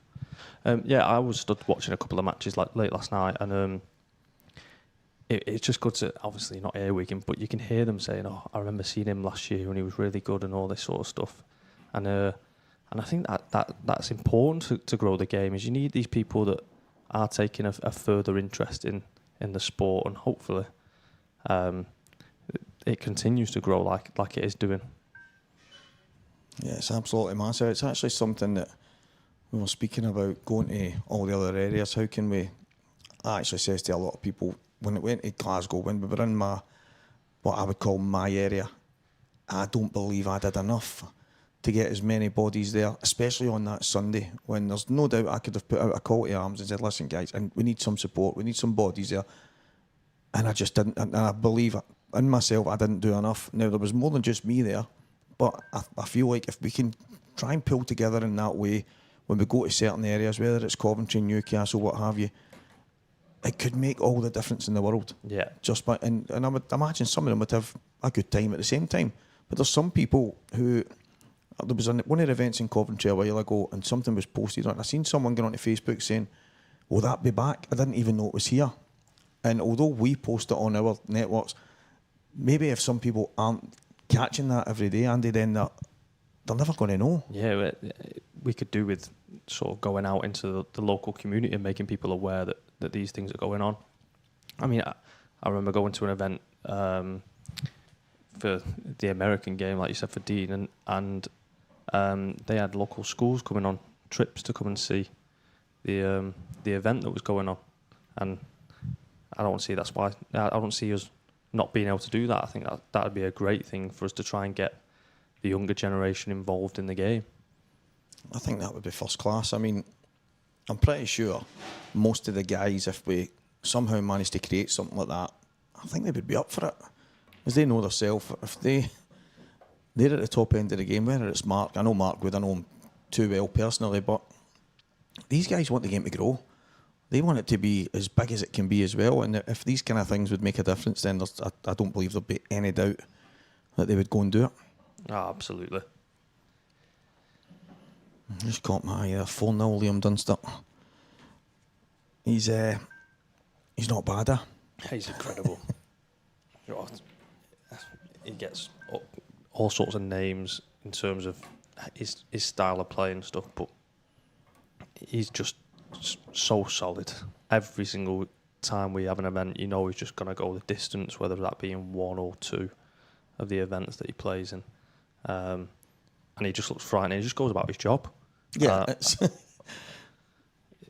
I've never seen Paul quite like it in a season like this. He's been so dominant, and I don't see why he wouldn't be able to do a double here this weekend. But I hope for Dean that if it is Dunster that he plays in the next round, that he manages to get the job done, because like you said, it's one thing that he's never actually done is get over the line in a final in the IPA event, and finally I'd like to see that happen. I think Dean would be a very, very popular winner by any stretch. Mark's probably my closest friend out of the guys that's left in it, and that goes without saying. But Dean's one of the guys, when I look at the draw, and I was speaking to him last night about just when we were coming in to the main room. I think he'd just maybe played his first open game, or he was going to play it, and we just had probably 5-minute chat, and he was kind of telling me where his head was at.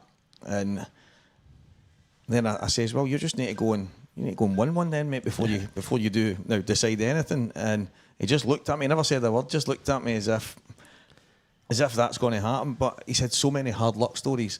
He would be a popular winner for me. Yeah, obviously I'm very close to him, and he actually has been going on about it for the last couple of weeks, how he thinks he's going to come here and win a title.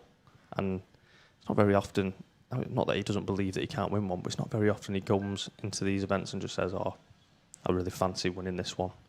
And he took his chances quite well in that last game, and I actually think he's got quite a good record against Dunster. I know he beat him in the Worlds.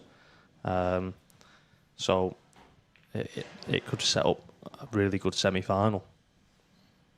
I think sometimes when things don't go your way, you say, I think I can do this, I think I can do that, but you don't really believe it. Yeah. It might be, Dean's always known how good he is. He's known that he can go and probably win any tournament, but for some reason, that little bit of doubt that's crept in through the years, because he's not managed to get over the line, it can weigh heavy. But yeah, I think he's more than good enough to go and win it. He knows that, everybody knows that, but it's okay being good enough. You have to still go and do it. Yeah, I mean, we're saying this.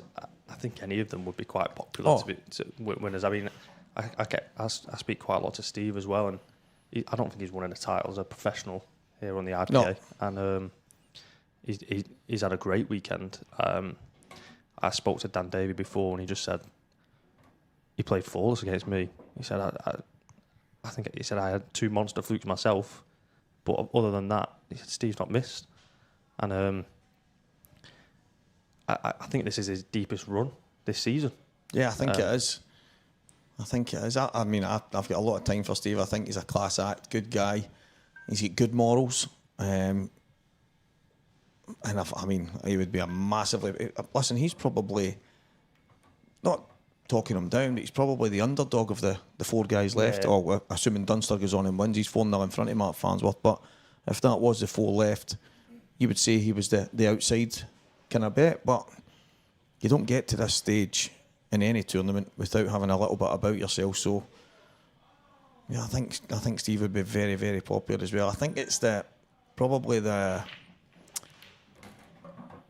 fairy tale type thing that comes to me when after talking to Dean last night. If it was one of the moments, or could it be a moment that kind of makes some kind of ulterior kind of either way that he can maybe do the both things he's thinking about. But obviously with people like Dunster and Farnsworth that being that good, not that it's boring, but you kind of get used to just seeing them guys winning the titles all the time, and it's good. It's fresh to have someone different come through the field and win an event. People ask a question every time, who do you fancy? Even before I head away. And I'm like, well, Dunster. And they're like, yeah, but out with him. And I'm like, well, then you start to kind of look through the draw and you go, well, you've obviously got Gareth Tibbett, you've got Farnsworth, you've got Boyle, and you can fire through them all. And like last year, Dan Davey, he was one of my players of 2024. He was absolutely sublime, and he won a couple of titles, and he was always at the deep end, flew away up the rankings. It's one of the... Did Dan win in Coventry this year? Yeah. Yeah, he won in Coventry this year as well. So, I think all the guys, for some reason right now, Liam just seems to be a tiny bit above the lot. And it's a hard place to be, because that is some talent. Yeah, I mean, if you looked at the professional event yesterday, I think if you're picking out on paper 4 players from this season that you'd guess at a semi-final list, I think we actually got the 4 yesterday in Dunster, Farnsworth, Jake and Boyle. All guys that have won events this year. But Dunster just seems to be so ultra consistent every single time he's at the table. I think I've seen a comment on Facebook before that Dunster played a shot last night and left himself a simple black rolled into the middle, but he still stuck to his routine. Yeah. Whereas any other player would have probably just got down quickly and just rolled it in. And that's the difference, I think, is being able to be that consistent no matter what's going on. You don't see Mark do that very often. Do you know, when I was actually walking in, when he was breaking off in the first frame, I actually noticed that he put a lot more into his break than I usually see him do. I mean, he made quite a few balls off that break, but he seems to be breaking harder than I'm used to. It's not very often you see him lose a cue ball, that's for sure. I mean, I try and hit them hard from a cup, but the cue ball goes flying. I think a lot of people are the same. And it's always been mentioned how Mark seems to control it that whole lot better. It's incredible. You Scots definitely know something about the break. Yeah, it's he's having a wee look at his tip there. I don't know if he's maybe caught it wrong, but... I know this sounds a bit early, but I think this could be an incredibly important frame for Steve. Getting 2 off Mark's break, getting an early lead. I think someone like Boyle could easily run away with a match like this. If Steve can just keep himself together and get these gone, and then his break next, opening up a gap would be super important for him in this semi-final. 100%. When you're talking race to 7, it's not 10, it's not 15. It's like any kind of lead in a short race kind of format. Well, 7's not short, but it's somewhere kind of heading towards the longer races. And I always believe anybody can beat anybody in a race to 7 and a race to 8 and stuff like that. And again, that's what makes it, when I talk about Liam, Mark, Steve, obviously this weekend, it's the limitation in the mistakes. They don't make as many as obviously other people that are playing against, and it seems to be the difference. But in the short races, or shorter kind of races, you can get punished when you fall behind 1 or 2 frames, and it can be really tough to get it back. So as you say, this could be massive for Steve here. If he manages to get himself this one, then get the breaking dish the next one, all of a sudden, he's a lot closer to 7. Shona, she's had a phenomenal weekend, but she's 5-4 down right now.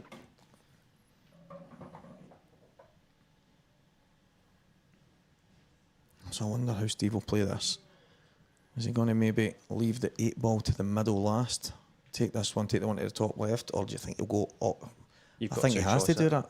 I think you could land on the side rail here and then and maybe come back out. But I think the safer option is to probably just land on this one to the top left. Yeah, because I think the 8 ball passes the red, but I don't think the yellow would. So he would have to, he would have a bit of a shot if he was going to pull it back to the one at the top pocket.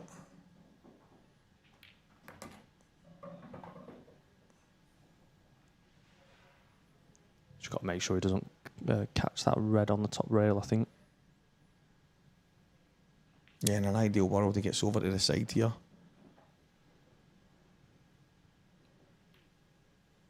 Good shot. Perfect.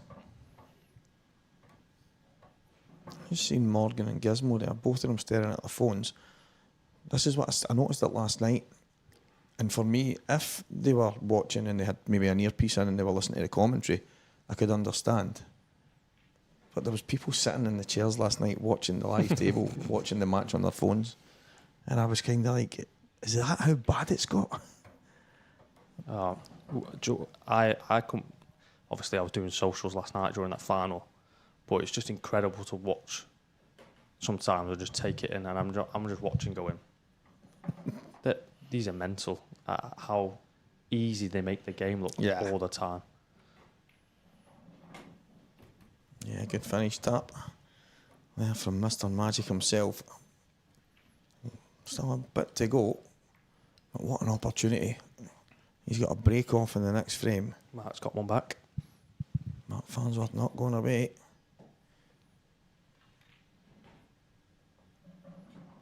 I was talking about it to most of the guys over the course of this weekend. The conversation that we had on the ferry was Jake and Rob Wilson were talking about it, travelling to the ferry. So they brought it up on the ferry to myself and Mark McAllister, that they believe that Liam is the best player in the world with hand on table, and if there was a race to 100 with anybody, they fancy him to beat every single person.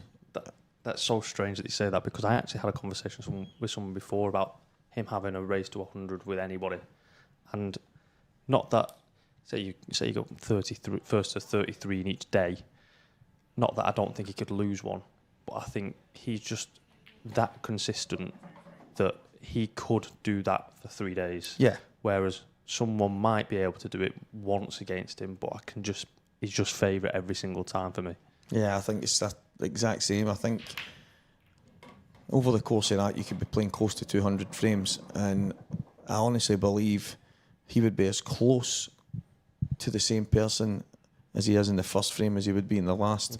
Whereas I think everybody else would be like some kind of roller coaster ride, up and down and all over the place. And it's not very often you see him get flustered, is it? No. And even if he does, which I'm assuming he must, he's really good at dealing with it, really good at kind of letting it go, whereas a lot of us will go marching out to toilets and kind of, you can see that expression on the face. Liam's he's just built different. We had a bit of a conversation about it yesterday where we talk about the mental side of the game. Yeah. It's bigger for me than the actual physical side of the game, because if you can't deal mentally with what's going on in the match, then it's going to affect your physical. 100%. It's become, there's a lot of the guys, in the space of about 5 minutes in there, I think it was Ryan Hopkinson, I think Lee Shepherd's done it, Stephen Ellis, loads of them have been doing that, is it the Q-Hub thing with Noel Flannery or something, and loads of them have been doing this kind. I know others are using different kind of walks of life. Ronnie O'Sullivan was the Chimp Paradox, and working with, was it Steve Feeney, was that his name? Yeah. So everybody's got their, but I know obviously footballers and boxers and other walks of life in different sports, sports psychology became a big thing, but I think this game, probably, I'm not saying more than any, Cuesports in general, it's really mental because you're not running, you're not lifting, it's more the mental stamina that you need and that kind of resilience. You think you need it more in this than anything. Exactly. But it's also, how do you become an expert in that? It's not like you can go do a course in psychology. Exactly. We just spoke about it. Could he go and bring this in the next one and go 3-1 in front? Well, he wanted to land on this red to the middle earlier, which landed just short. So this is a bit of a touchy shot now. Yeah, I wonder if he can play the gap, which is risky. He would then play red in off the yellow, come basically go to the left-hand side for the black and top right. But I think he's going to push through here. Right, so he's not got what he would have liked to. He's took a more percentage shot there, hasn't he? He would have loved to be another maybe 6 inches over, but I think if he pops this in and misses the yellow, he'd be really unlucky not to be on that black. If he clips the yellow, he could get off. Oh. I think he made sure he missed the yellow there, and it's ended up kind of leading to him missing the pot, but it was a chance. And I always feel, Andy, that when you're playing the likes of Mark Boyle, which I've done a few times myself, you don't very often get a second chance. Not really, no, do you?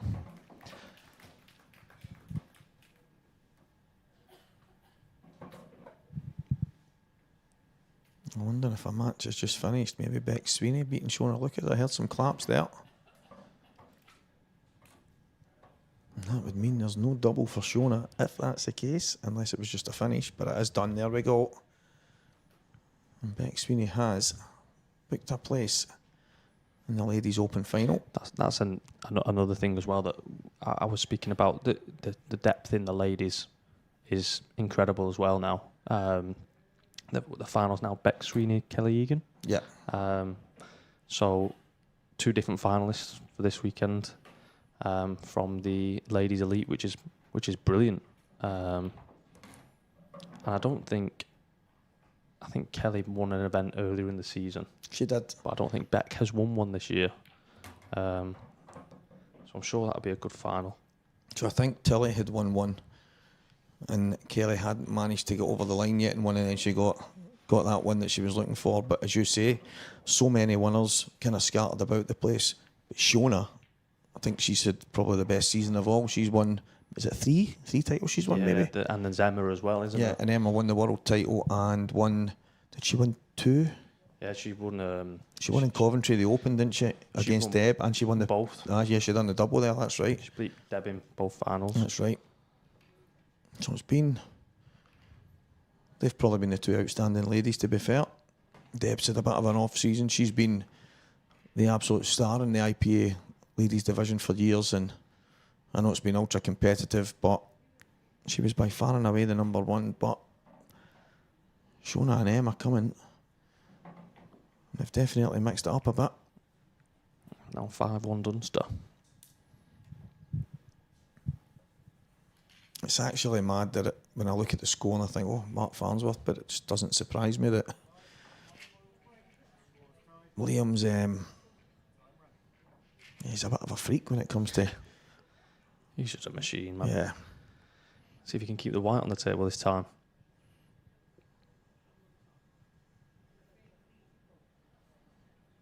Yes, he's using his playing cute. Every now and again he'll use a break cue, but mostly he uses his playing cue to break. Oh, it's dry. I was unlucky. There was a red track and it just got bummed right out of the way to the top left corner. See if Steve can shrug off that miss from before. Yeah, I'm looking at the balls and thinking he's only really got the yellow to the top left. It's not the easiest of layouts, is it? Yeah, he's got work to do regardless. Can he take a gamble on something else? I think he would love to have the reds, but is he going to go for a red up there? He is. And I get it, but it's very brave. Yeah, it really is.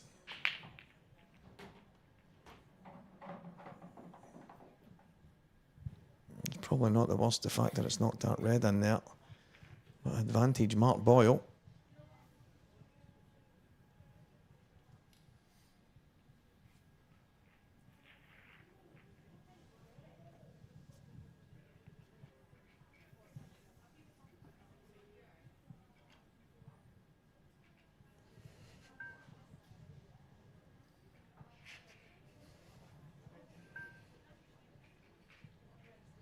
Dan Hempel, you're absolutely spot on, mate. Boyle is definitely up there. I think the issue with Mark right now is, and it's mad because we always seem to find him at the business end, but he just doesn't play any pool at all unless he's coming to the tournaments. He'll maybe get an hour or two through the week leading up to it, and that's his, honestly, he stays 5 minutes for me, and I know personally that he just does not get any time on the table. I mean, obviously Lola's has taken off massively, and Thursday was the first time I'd ever seen it. Yeah.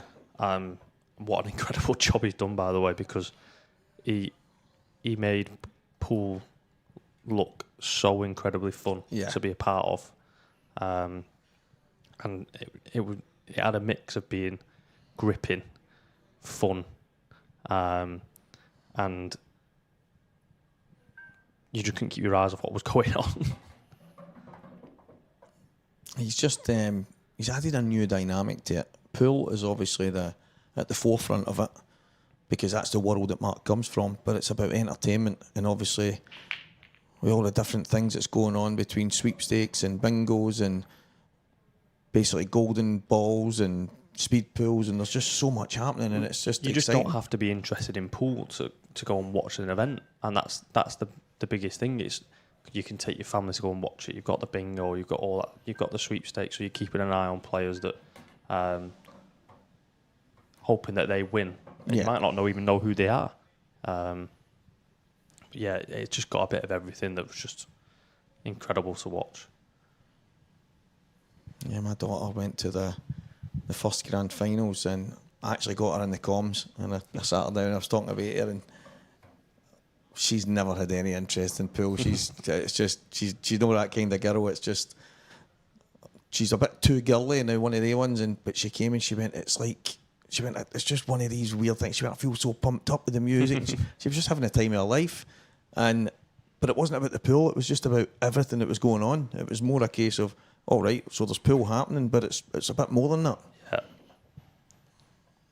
He's took these well, by the way. That shot he played to the top left, the kind of 3-ball plant, opening everything up, was first class. Obviously needed a little bit of fortune the way it landed, but yeah, this has been some finish. Had to open up the red and yellow with the one that, when Steve played the pot to the top right, just flicked the red onto the yellow. And he's made it look pretty simple, but it was anything but.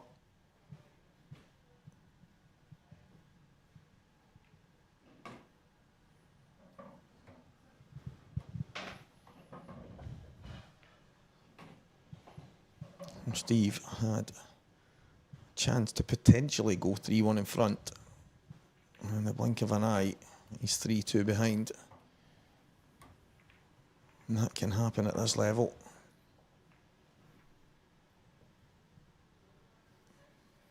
Every time we seem to come to the outer stream table, Dunster is at the table.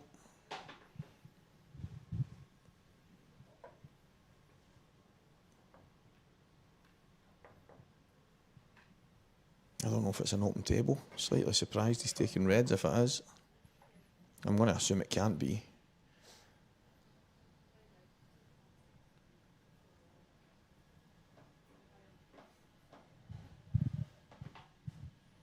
Yeah, maybe the red on the top left cushion goes in off the yellow into the middle. Looks like it's slightly low then. Well, then you've got to play quite hard, isn't it? Yeah.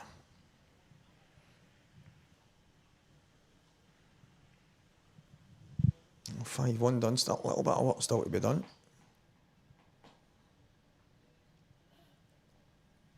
And the ladies' open final is going to be on one of our outer stream tables very soon. Kelly Egan, Beck Sweeney.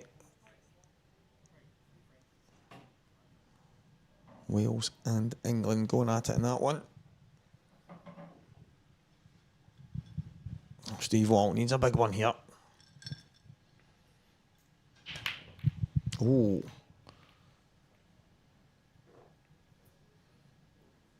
So that's the reason. I get it. I see the players do it all the time when they get a little bit of fortune for the break. And I think to myself, 16 balls on the table. You're dying for some of them to go, just not the cue ball. If it hits a knuckle and stays out, I see the players put their hand up. Yeah. But if, say, a red, and it's an absolute tap in, and the red hits the knuckle and comes out, your opponent sitting in the chair doesn't go, oh, I've had a slice there, because... Thank you. Yeah, that's what I mean. And I always think to myself, we know that the break's generally lucky the way the balls go, although you can learn to time it and cue it and stuff. I've never understood apologising on the break, because you get kicked anywhere, and you're not lucky. It's just, you can just as easily go in. So I've seen it ever since I started doing the comms a couple of years ago. I've probably noticed it so much, and I get the respect between the pros and stuff, but I always think, well, you don't need to apologise, because it's just the nature of 16 balls flying. Very happy when your white ball gets kicked in off. Oh, so exactly. It is what it is.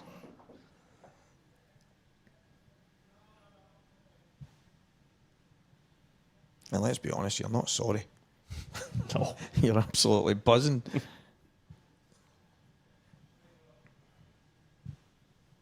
I prefer the kind of, if that happened the whole way through this match, like after it, they maybe have a chat and Mark says, I had the run of the balls there, Steve, it was just one of the games. I like that kind of stuff. And although that happens, I guess I feel like there's a lack of sincerity during it, because you're never in a million years are you sorry. You're absolutely ecstatic. So I suppose I'm being a bit harsh, but I've got into the habit of keeping my hand down lately. Then after the game, if I win, which doesn't happen very often these days. In fact, to be fair, I won a bit of money this week. I came here and ran riot in the festival at the start. Rob Bolson, he lost it. I lost in the semi-final of the first singles to Jamie Ringham. He beat Rob in the final. Yeah. Then I won the last man standing, meeting Rob in the final. Then my team won the 3-man team, beating 3 pros in the final. We were the underdogs. They'd lost 2 frames the whole week, the whole day, sorry. Morgan McInnes, Richard Swarfield and Steve Wall. And me, Paul Buchan, one of the local guys. And although I did have Adam Stevens, who is a new pro for this year, but we took that title as well. I done all right, mate. Oh, well, why did your cue not work for Ryan then?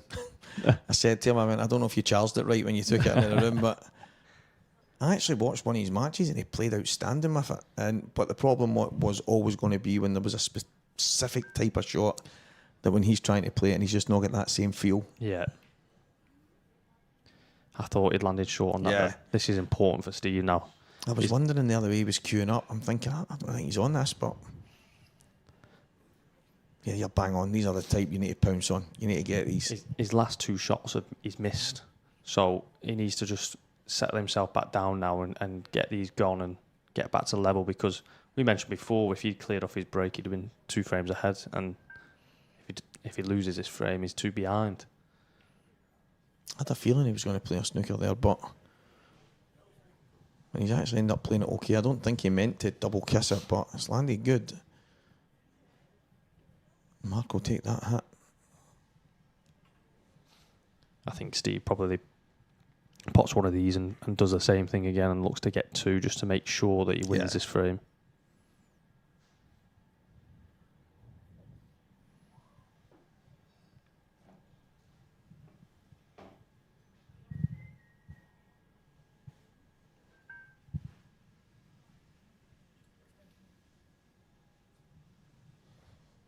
Lee Seymour, cheers for tuning in again, mate.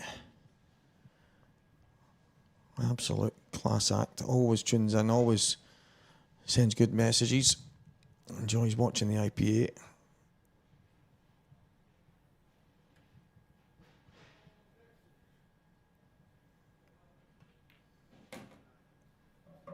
I wonder if that yellow between the red and black goes to the bottom. It looks like it, doesn't it? Oh, it's tight. Yeah, it does. So you might actually just finish these. It'd be the nice positive thing to do, wouldn't it? I think sometimes you can get yourself burnt by trying to play safe. I've seen it happen between Sanjis and Nathan Bridges, and Sanjis missed the black, and they weren't guaranteed to go, but Nathan had 6 reds to go at, and he played safe, and Sanjay just one whack off the bottom cushion and managed to kick the black in. And that's one of them you think, why haven't I just gone for them? Yeah. That happens so often.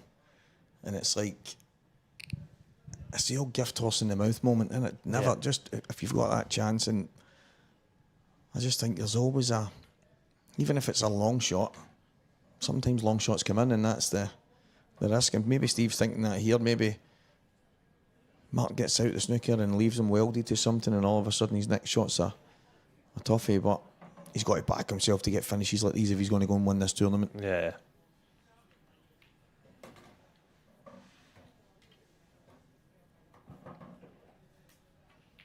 It should be 3-0. Dunster still 5-1.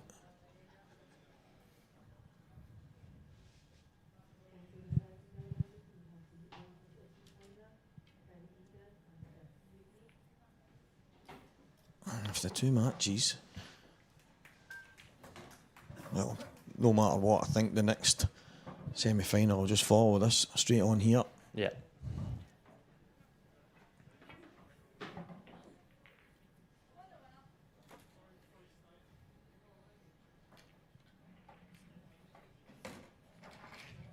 Yeah, good enough. You'll be pleased with this one. Yeah, he's probably thinking he's going 4-2 down. Yeah. Mark's had a half chance. Probably should have done better. Landed awkward. And Steve does make it 3 frames all. Dunster's on the hill.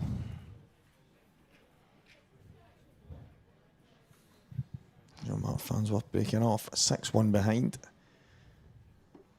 Are you a cup breaker or a front breaker, Stevie? So I've been probably cup breaking for best part of 10 years, but the last few weeks I've been going front ball, and it's weird because there was a point where my cup break was really good, and I remember some of the guys going, "Bro, I've never seen you breaking dish so much." From the break was just exceptional, but then it just wasn't happening. And every tournament I seem to be away complaining about it, putting a post on or messaging mates and just saying it's absolutely destroying me because I'm just giving too many frames to my opponents off my break. Yeah.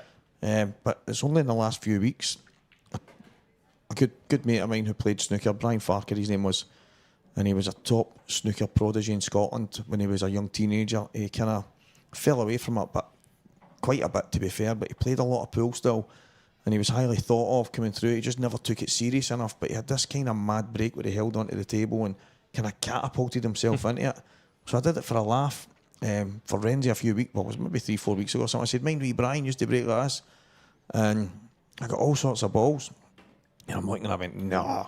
So I did it again, and then it's kind of stuck. And then, as I say, this week, there was actually a few people in there going, hey, you need to show me this break. People were talking about it, and I'm like, watch this. I mean, it won't work anymore. But nah, just probably a high percentage of the time balls were flying in and I was getting chances. But I don't know if it's one of the things that will just stick. Might just be one of the phases until it stops working, and then it's the most important shot in pool, isn't it? It's frightening, but it's also the least, the shot you can judge the least most of the time as well. It was Mark Boyle was sitting down having a chat with me, doing comms for one of the games, and there's been loads and loads of talk over probably the last 18 months about the break shot, and there's people that maybe their break's not working so good, so they want the break changed, they want breaker nominates, or they want, there's loads of different things they would rather have in there. But Mark sat down and said, but here's the kicker, Stevie. He went, you're not telling me that there's not millions across the entire UK, in fact the world, there's got to be millions of people with a monster break. He says, but no one in tournaments. He's like, because the balls don't pot themselves, the patterns don't work themselves out. There's more to it than just breaking. It's just at the highest level, it's super important. Yeah. It's mainly one visit, 2 visit pool at a push. Isle of Man Steam Packet Company, one of our main partners for this trip, along with Visit Isle of Man. Looks absolutely stunning. We've had a bit of rain this week, which suited me. Well, it didn't suit me. I'm just used to it because I'm in Scotland. But a lot of people are saying to me, oh, Stevie, you'll be loving this. It's just like Scotland. I'm going, because it's wet in Scotland, it doesn't mean I love it. Well, to be fair, today's actually been quite sunny. But yeah, it has been we've good. Been stuck inside all day.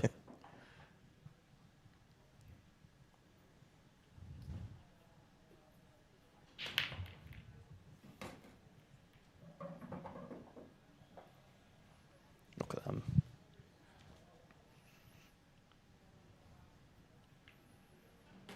I think he would have loved her.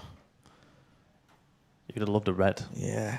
But you've got the issue on the right hand side, haven't you, with the yellow and red? So yeah, I think the red at the bottom right's not too bad for opening that up. But as you say, he's got the same kind of issue either way.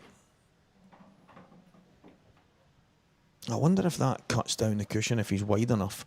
From the overhead, it looked really tight, but from that angle, it doesn't look as bad. Yeah. Oh, it is a bit tighter. Yeah, you're not getting the cue ball. You need to be almost on line with it to sneak it in there, so.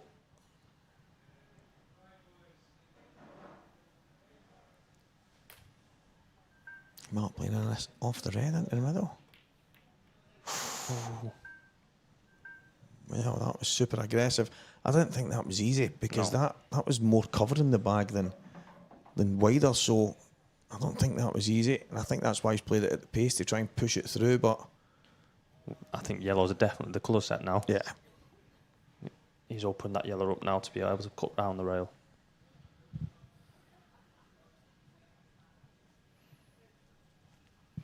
Yeah, what a chance for Steve to get himself in front here. It's been a little bit of tit for tat. The last couple of frames, neither player managing to kick on and create any kind of daylight. What a chance for Steve here.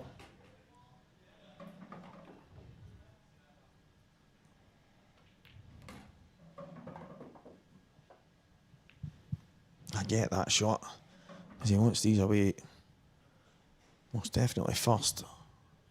I wonder if he's going to have to take the one down the cushion. I think he's went too high for the one closest to the middle.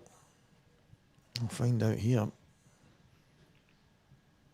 That looks so thin. Yeah, he's coming for the one that's lowest.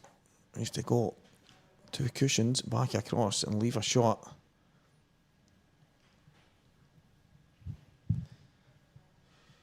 That was tough. It was super thin. But he's got insurance of the pocket now, hasn't he? But he's not called Mr. Magic for no reason.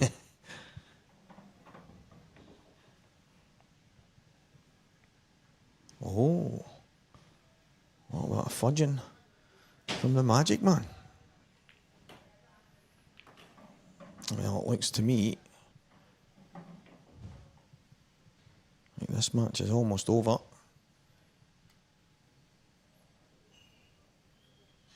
Now, I'm going to guess. I know it's a second stream table and the guys could technically go straight on. But I think they would rather the main table follow each other.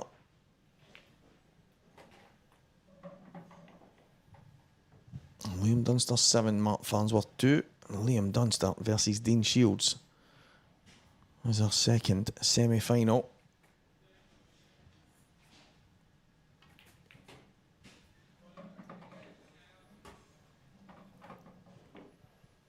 Yeah, that's a good hit.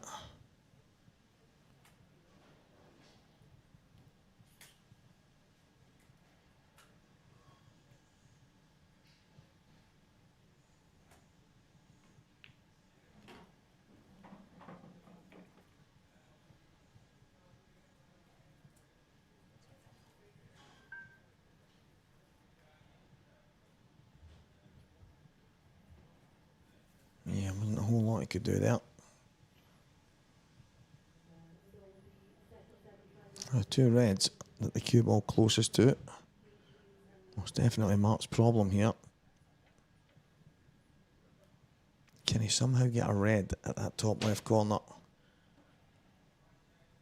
Cause a bit of havoc. Oh, he can get through. Can he get through the gap to the one at the very top? No. Clever shot. Yeah, not bad. Well, the semi-finals going straight on. On the outer stream table, it is all go. No messing around, guys. Dean Shields, Liam Dunster. So after this match, it will be the final on here, only when Dean and Liam get finished.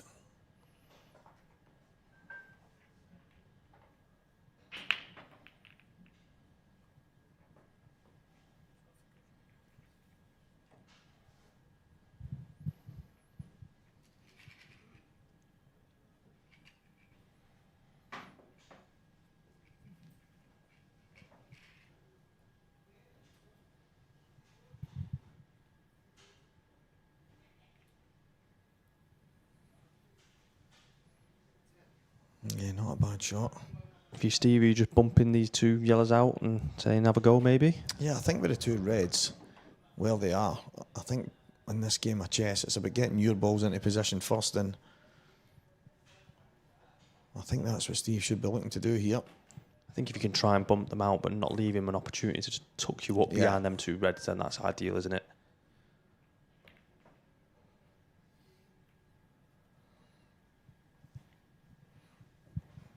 So can Mark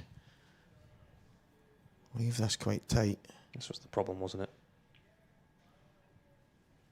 He's got him right on the knuckle.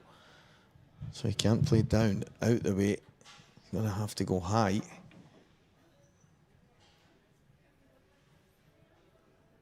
Or can he get? I don't think so. No way. He's going to have to go top side and try and catch one of the two yellows. Either on the way across the table to the left or back.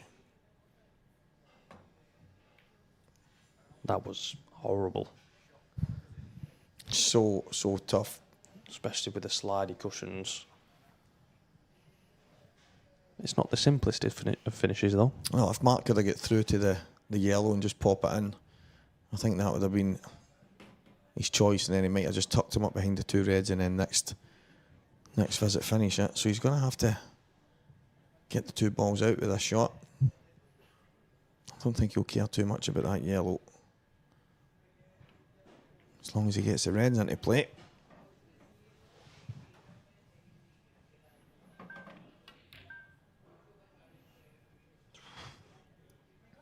Yeah, there was no guarantee there.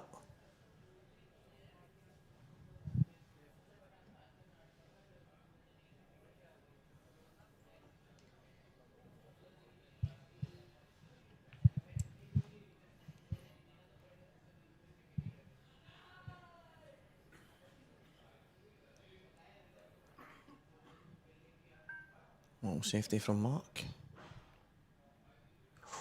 Not quite this time. Yeah, a millimetre.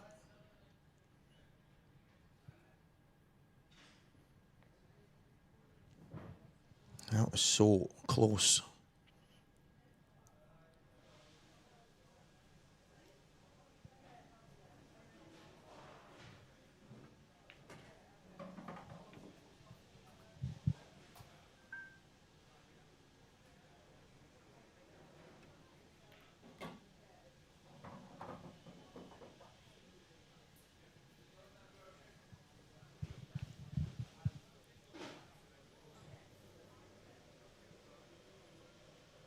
Could not have landed any worse. Just play off this and try and leave him behind that red on the rail, probably.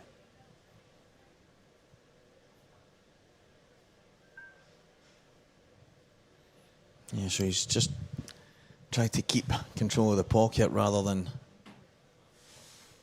just make it ultra safe, but Mark's got a number of balls. He might be able to make something happen here. I think he'll go for this. I think if he pops this in and goes high enough, he gets it out next shot. Yeah. Yeah, there we go.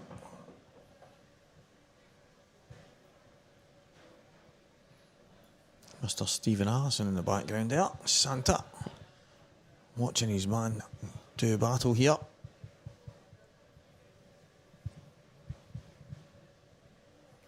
It's been one long cue ball, Cuesports relationship between Santa and Mr. Magic Mark Boyle. I can't imagine there's many better people to have in your corner than Yeah. Santa. I mean, I've only known him probably 6 months, but he's been brilliant. Yeah. He's so passionate about it. Absolutely loves every facet of the game. But that's one of his greatest traits, is the support he gives people, the support he gives the players, the backing he gives them. And there's no surprise that they go out there and they bat for him every single time. Oh.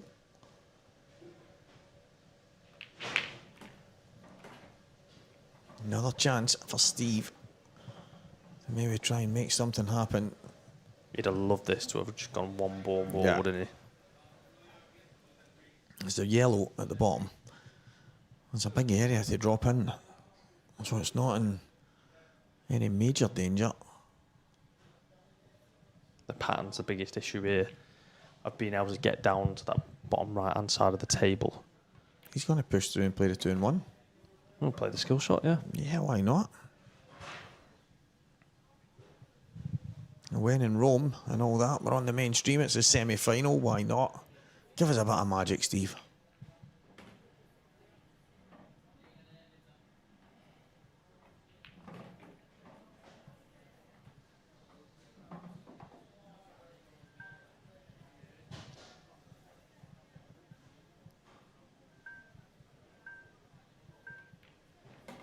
Yeah, he would have loved to be a touch straighter, even though I don't think it was an overly tough skill shot.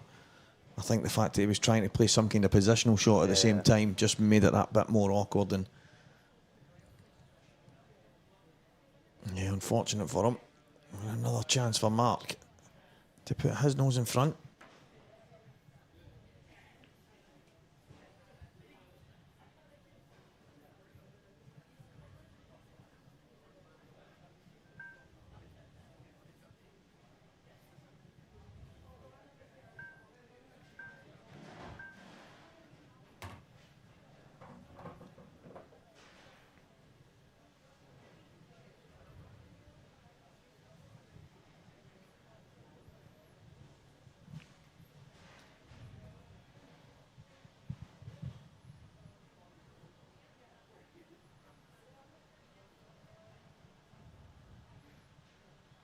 He's going to push through here.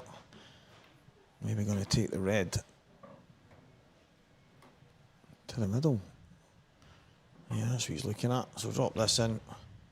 Maybe play both balls. If he lands nice and straight, he can just push through, take the black to the top right. But if he does have a tiny angle either way, he can change his choice of shot to suit. The black does go in the middle as well. I think that's where it's going to be going now. Both in the middle.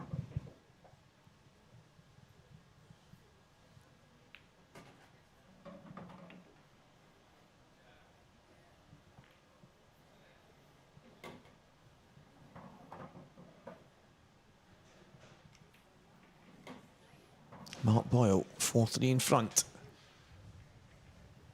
Beck Sweeney just took the lead. 1-0 in the Ladies Open final.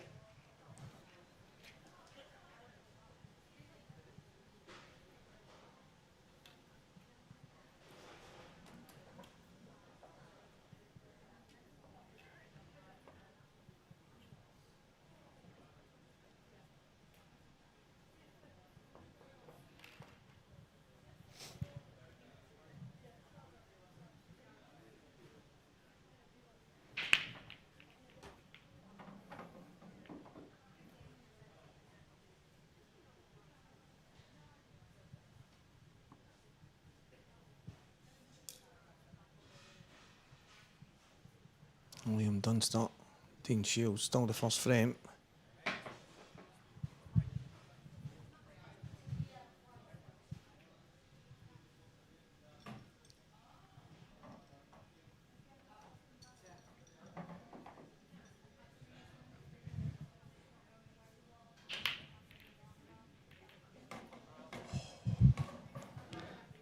He escaped the in-off and then it got kicked in there. Wow.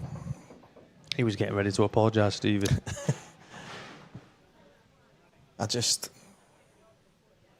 think you're better letting the frame play out, and then you can make your decisions from there. But put your hand up when you've nailed the black rather than doing it before. Because the amount of times I see that as well, and then they lose the frame, and you think, I always think that's in the hands of the gods. As soon as you do that, you're running the risk of something going wrong. Do you play with a glove? I have over the last while. It was something that I never did, but what I would do every time I would go into a tournament, I would go straight to the toilet, wet the corner of my towel, cloth, whatever I've got, and then I would be constant all day, kind of wipe myself down, and it was kind of, I don't know, I'm not saying it was annoying me, but one of the days I went, oh, do you know what, I'm going to have a go, and so I ordered some cheap ones. They're absolutely brilliant. They only cost a couple of pounds, and considering the prices people are paying for the things, I can't believe the price now. The markup on these things is incredible. And it's actually funny because Ryan says to me, he went, Steve, I hope you don't mind, I gave your cue a right good clean up, and I did this, and he said it was just that, and I went, no, listen, I've no surprise because I use a glove, so I don't even know what it feels like. And that's only been maybe the last 2 or 3 months that I've kind of went that way, but it just feels like second nature now. Yeah, I just think because you can play in venues with different conditions and all sorts of that. You just know that the way your cue is going to feel on your hand is always going to be the same. Yeah. And that's the beauty of it, isn't it? When you go to somewhere where it's quite humid and sweaty, and your cue starts sticking on your hand, I think that can be, well, mentally, you're thinking about it, and obviously it's going to affect how you're cueing as well. Well, that's happened so many times where no matter how much you keep wiping your cue, the stickier the hands get. So you've got to then go and wash your hands. Then you need every so often, then they start to get sticky again. Then and it's just that endless cycle. And as I say, it's not that it didn't bother me. It always bothered me. I just never ever did anything to. So I would just damp my cloth, wash my hands, damp my cloth, and it was like.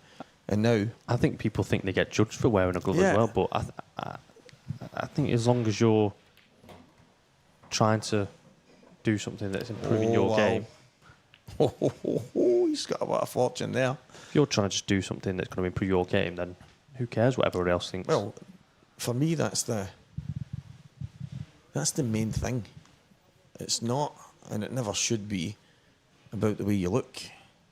I mean, it's when you go and play in the big leagues at snooker, most of the places that they play are kind of certain temperatures and the heated tables and all these things are all kind of perfect for these guys to go and play the game and use their cues and do.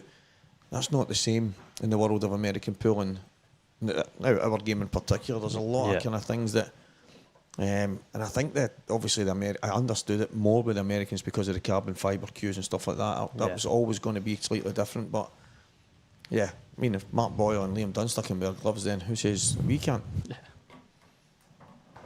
Yeah, a little bit of fortune from Mark there, but he got there in the end. Finally got that 2-frame gap. Colin Hardy, sitting in the East End of Glasgow watching. You should have seen this cue he turned up with, man. He's like, I got it for you. I didn't know where he got it for, but he was telling him, probably Sports Direct or something, and it was this, he was calling it the Black Mamba. It was this, it was nuts to say the least. I think he's got something else now. I don't even know what. I said to him at the start, just let me know and I'll get you a good cue at a decent kind of price, and that saves you. And he just, you should have seen this thing. He was loving it as well, absolutely loving it. But he's new to the game. Well, that's the thing with cues now. There's so many good cue makers out there that it doesn't cost a fortune to have a good cue. Yeah, I actually had this conversation the other day. What is a good cue? If you pick up a cue and it feels good for you, then Surely that's all right. It doesn't. It's not a pay to win sort of thing, is it? The more expensive cue you've got, the more chance you've got of winning. No, that's exactly it. It's like 90% of people in the building could have, just say, certain ash shaft on their queue, and they're all similar grades.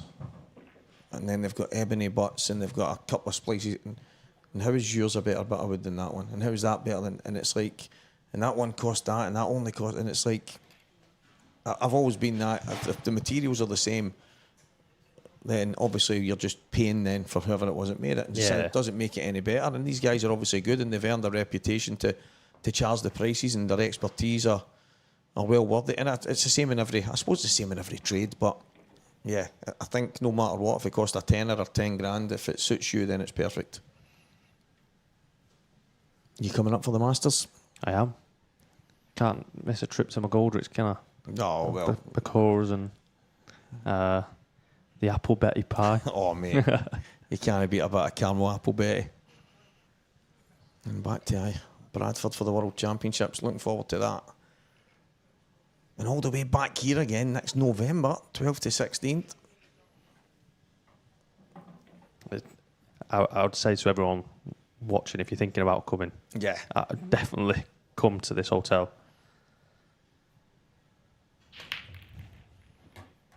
Oh, hand up again, did you see it? Oh, I'm not. Let's not let the ball's still spinning. Not come out the nicest, I think. No. And that's the thing for me. Again, if they're all over the pocket and I go and roll them in, walking back to my seat, I would probably put my hand up. But not to say I'm sorry, just to say I was a wee bit fortunate there. But you've only just broke. The cue ball didn't go in, but there's no guarantees you're going to win the frame. No. So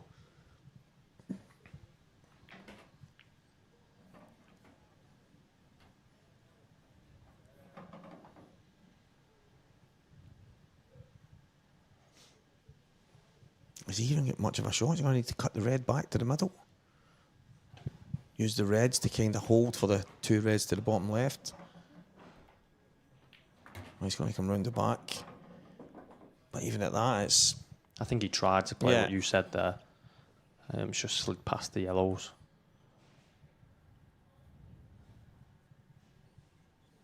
He's got a bit of work to do. He would have loved that cue ball to have slowed down and then had the red. They go and play onto the one on the side cushion.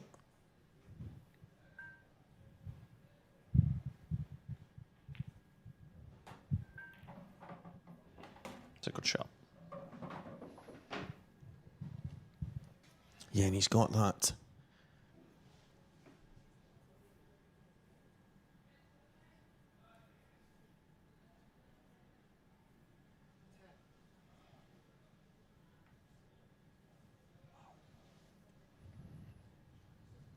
The red over the closest to the bottom right pocket, definitely the connector to get that red into play. That's what he's going to do now. The issue with this shot, Andy, is even if he gets it out, there's no guarantee he's going to be on anything. No. Normally these are played with a lot of control. I wonder if this is one he'll play with a bit more pace and try and guarantee he gets the cue ball. Saying that, I've never seen Mark play a pacey pot kick, so let's see. He did play that a bit more pacey. He just caught it wrong. If he caught that kind of bouncing it into it, he would have been a lot better. But it's turned out okay. The guys like Mark Boyle, I actually remember in one of the events not so long ago, it was in Coventry, Gareth Hibbert. He had 2 shots, 1 free shot, 1 visit, and he had 2 balls on cushions. The table was cleared for him, and he never even touched them. He just went down and took the finish. And I remember sitting at the time and thinking, and I asked him about it after it, and I says, just say one was like the red at the top, and the other one was just past the middle, and he just left it there, dropped on it, played it down, and he said, no, Stephen, I looked at the finish and the pattern, it suited me better for them to be where they were at that time, so I just thought, well, why move them? They've got pockets. And I was kind of sitting there flabbergasted at the fact that you had the free shot, though. I still couldn't get that out of my head, and it was like, he just went down and rolled them all in as if it was nothing. It's crazy because it's a game where there's no set way to do. No, exactly. everything. Everybody sees a pattern differently to each other. Some ways are probably they are better than others, but it doesn't mean you have to go that way. No, that's it. Whatever suits you and you think is the best pattern to go by is probably the best thing to do. Yeah.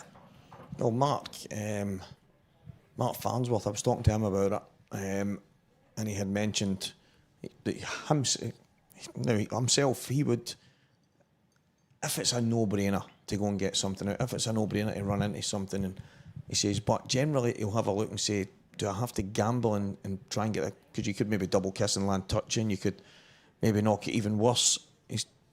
If he doesn't need to move it and it's got a pocket, most of the time he'll try and just play on them. But I think at that level, they don't mind balls down cushions, good tables, going nice and fast.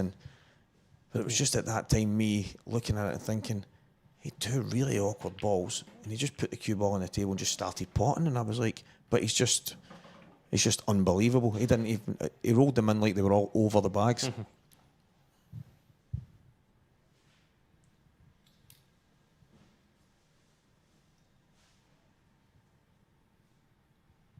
Dean with a good chance here to go 2-0 up off Dunster's break. Just went in off.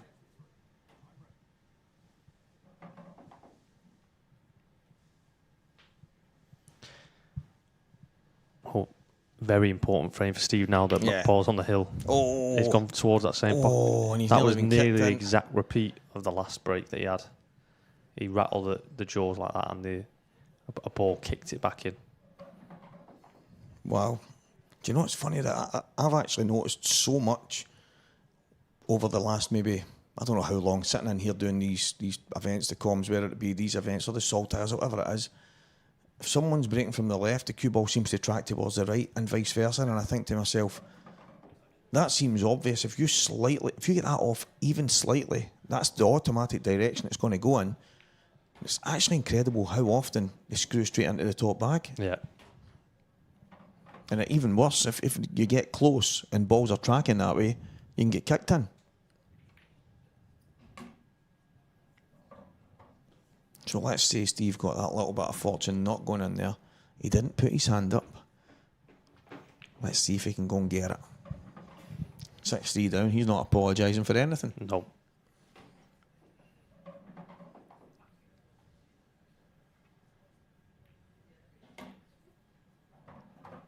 He's been a bit unfortunate there, I think.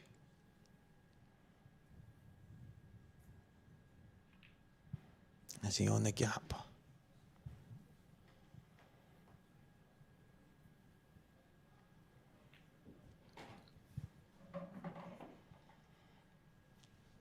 I think he must be.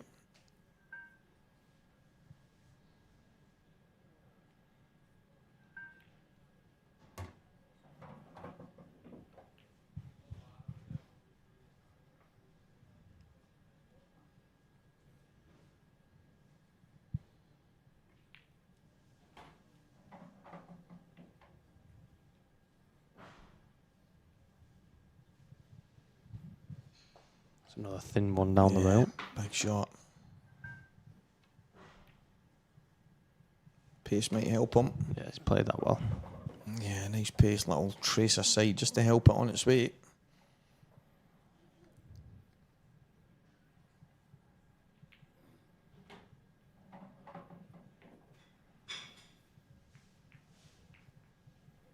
This is another one of these shots that no guarantee to be on anything.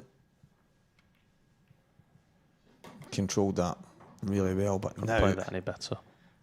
Can he just go between the two reds maybe?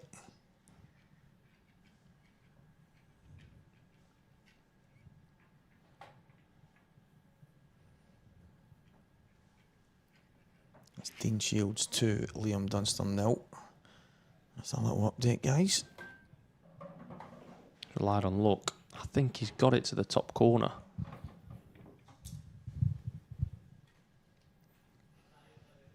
Yeah, I think it goes. He's just kind of popped it in, hope for the best. Yeah, it goes. A massive shot. You probably think if you don't get this, you've lost.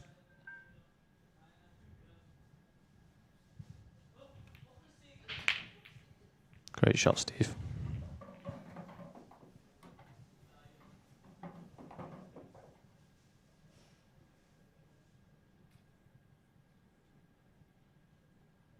Absolutely brilliant finish. A little bit of fortune, but he needs his black, and he's went long. Great black, tapping the leg by I was Mark just Boyle. about to ask you, would you go long or middle? Yeah, I'd have went middle there, but I think I don't know what it is. I quite like middle pockets. I think it's a bit more wide if you're just running it in, but I mean he's made that look easy. Yeah, he didn't even touch the sides. 6-4 down against Mark Boyle in the mainstream semi-final, and he rolled it in as if it was nothing. Beck Sweeney, Kelly Egan. Chance for Beck to go 3-1 in front here. And she does so. Dean at the table.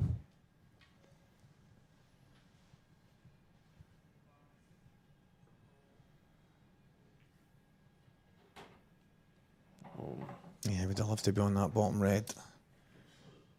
He's not on anything now. And I get why he played it so slow, but he's not wanting to go firing into it. But it needed a bit more, didn't it? I need just a bit more.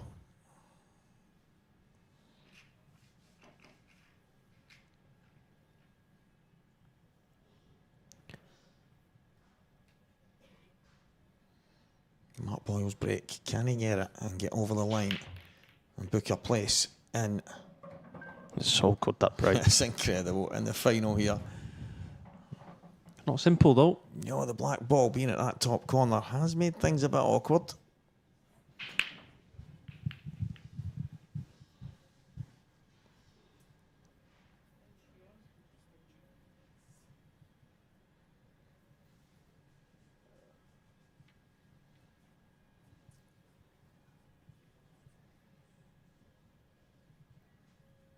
Yeah, he's got a bit of work here.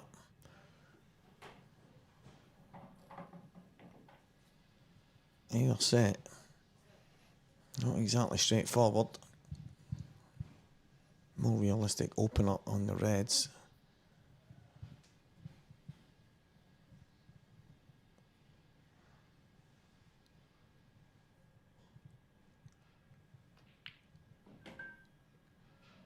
Wonder if you.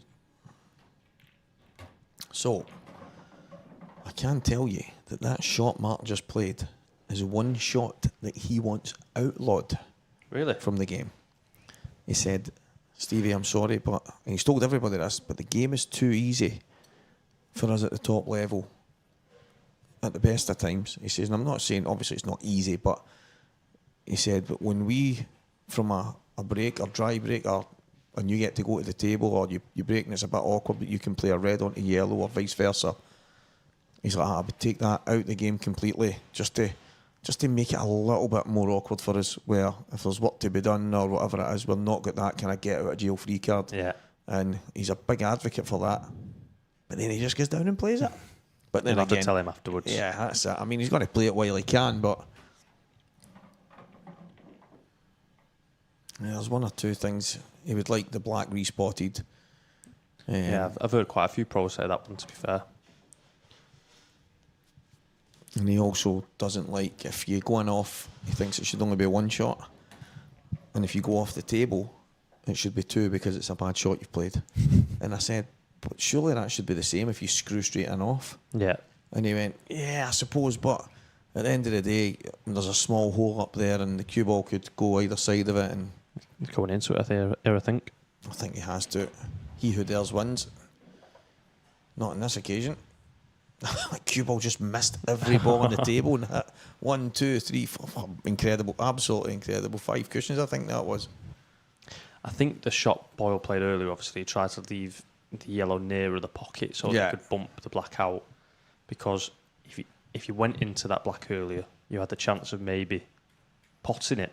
Yeah, or exactly. You didn't really know where it was going. But now that yellow's there for Steve, he's got more licence to go into that because it's not going towards that pocket.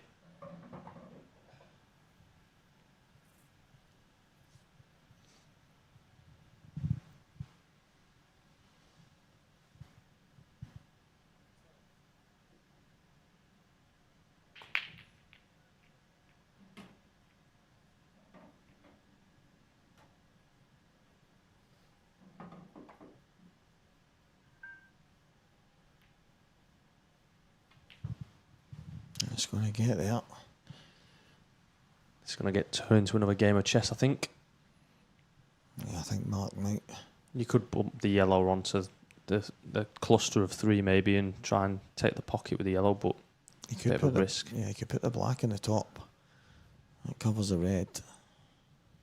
He's got a couple of options here. But if either one of them succeed, Steve's in a world of trouble.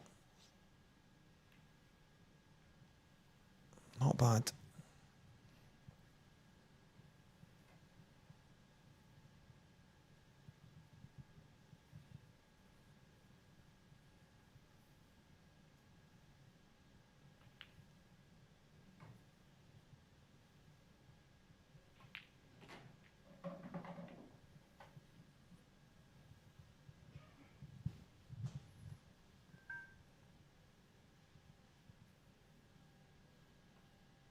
He's gone across the table.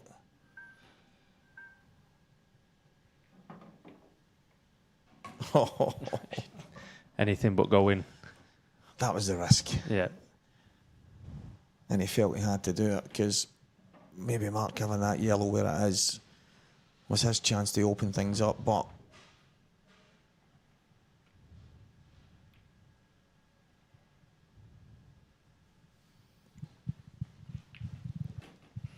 yeah, what?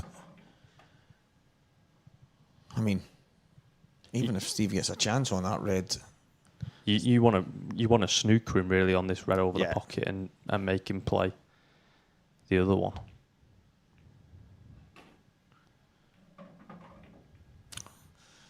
that's not the plan. Mark won't be happy with that.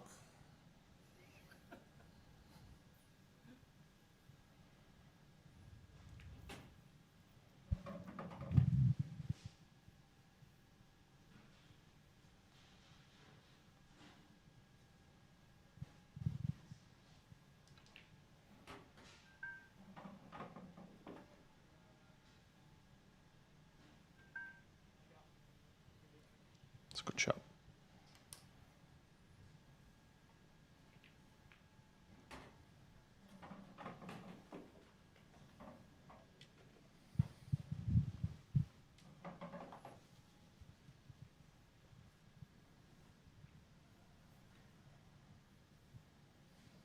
Yeah, all of a sudden this match might not be far away from coming to an end.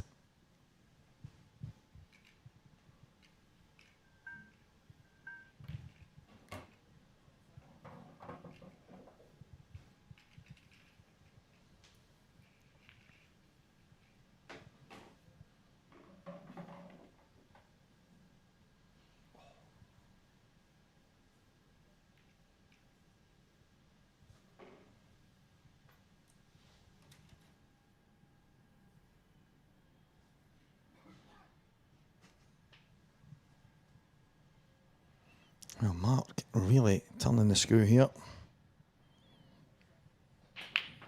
Our referee, Darren. One hand to keep an eye on this one. That's pretty good. He'd love it if he weren't touching.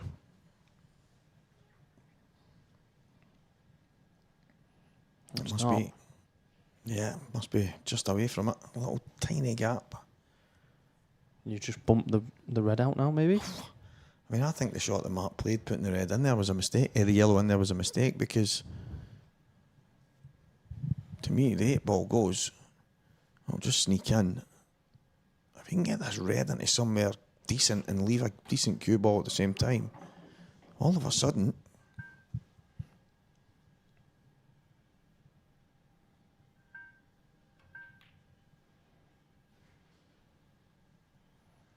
a bit more pace than he might have been. But it's a good shot if you ask me, because He's basically saying to Mark now, I think, go for it. You've got to play a skill shot or cover this up again. Yep.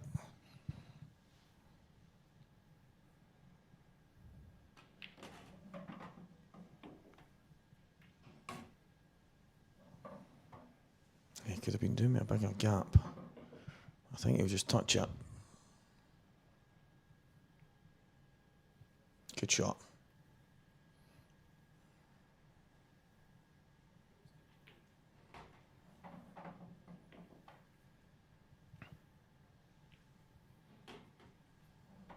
I wasn't sure he could get the cue ball right in. I thought it was just maybe going to touch it and then leave the gap, but was he on that red? No, no chance.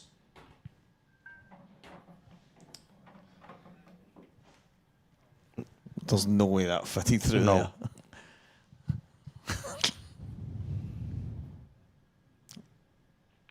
I think he's given the frame.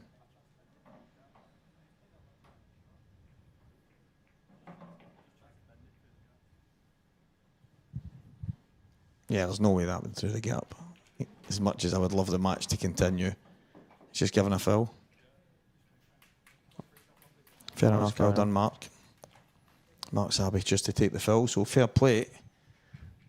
But Darren's obviously looking at that as a deliberate foul because I think we could see from the camera that there was no way through it.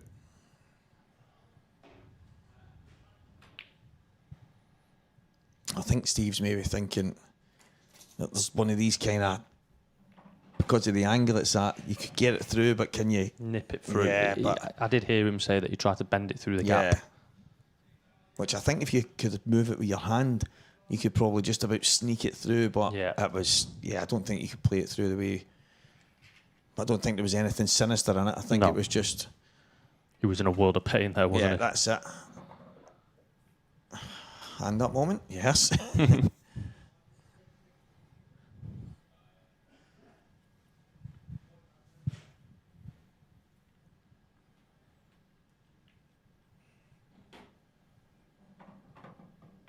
They don't look as simple as they look on screen, do they, really? No.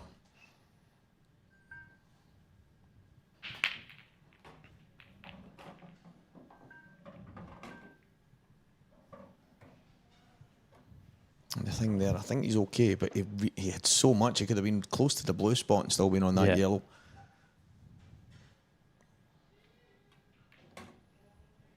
It's come to an end. Steve Wall 4, Mark Boyle 7. So Mark is the first of our semi-finalists to go through. And Dean Shields, Liam Dunstall, that one is still on the go on our outer tables right now, but that was all right, Andy boy. Yeah, no. I think Steve will be gutted about that frame where we spoke about where he could have gone 3-1 up, because it's a big thing, that getting a 2-frame gap against Mark. You don't want him chasing your tail right behind you all the time, and after that Mark just turned the screw a bit and made sure of every chance that he pretty much got. But a good run for Steve this weekend. He'll be delighted to have got to the semi-final. I think probably he would probably be the first to admit he's maybe not hit the ground running as much as he would have liked to, maybe probably over the last year, but a good event at the end can make such a big difference. I've seen it myself. I've had the kind of sitting miles down the rankings and then a cracking event in Isle of Man, and all of a sudden you're looking and going, hey, that's not too bad. That's all of a sudden a big confidence boost, that going into the next event. So we've got the Masters next, and then the Worlds. Hopefully take that form into those events. But you can't deny another ultra consistent performer in Mark Boyle, who's in the business end again. For someone that listen, let's not beat about the bush. He's phenomenal regardless. I'm pretty sure he could not lift his cue for a year and come back, play for a couple of hours, and he would be buzzing at it. But it's the fact that he's playing against guys that are just so good, so consistent, so dangerous. But he somehow finds a way to end up at the latter stages of tournaments, and I find it insane. But it just goes to show the kind of mental strength he's got. I think that there was a guy, John McFarlane. He plays pool in Motherwell. He's a really good snooker player and still a class act pool player in Scotland. And he said years ago, we were in a pool hall and there was loads and loads of really good players. And he said, now Stevie, almost everybody in here, he says, take a bunch of the kind of lower guys away. He says, but most of the guys that have played, maybe county, international, whatever, you've obviously got your A's and B's and what have you. He says, but the majority have got very similar ability in different ways. He says, but they're all very good. He says, but the difference between the guys at the very top is what's between the ears. Yeah. And I remember him saying that, and it stuck with me. And he's like, you could honestly throw a blanket and everybody will have similar kind of ability, but it's what's between the ears that's the difference. is absolutely spot on, because that mental strength to kind of drag you through some of these tournaments, like Mark, when he's not been playing and he doesn't feel his best, and somehow he just manages to get there. And yeah, exceptional. He's a class act on the table, but he's equally the same off it. Yeah, he's brilliant to talk to, and one of them people where you always know that if you need something or want to ask something, he'll never say no. It's just gone 4-1 Dean. Dean 308 from a Mark Boyle. Square off in the final. Denying Liam the double. Yeah, and I can imagine Liam going home for Coventry thinking, no way, that young upstart amateur went and won the 2 titles. Not in my watch. He would have came here this week saying, if he's doing it, that's my next goal. But I don't know how many times, if Liam's done it or whatever it is, I'd imagine he's done it once. It's no mean feat. Well, do you know the last amateur to do it before Anthony Monarch was Boyle? Was it? Boyle did the double, yeah. Oh, that would have been a nightmare. And it is. It's dry.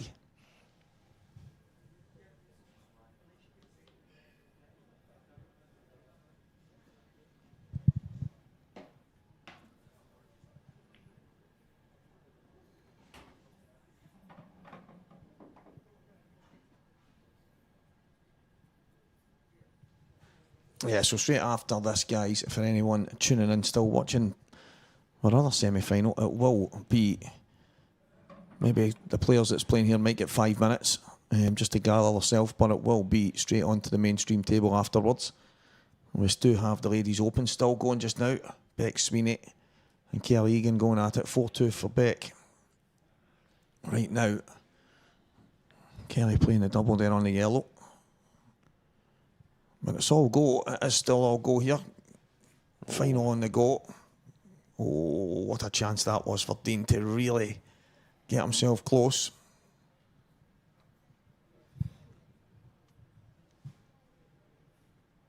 Especially on Dunster's break as well. Yeah, 5-1, and then Dean breaks, clears up 6-1. It's not impossible to come back from 6-1 down, but no. When you've got someone on the hill, it's just so much more mentally challenging for you, because you're just like, I can't give him a chance. I can't let them get over the line.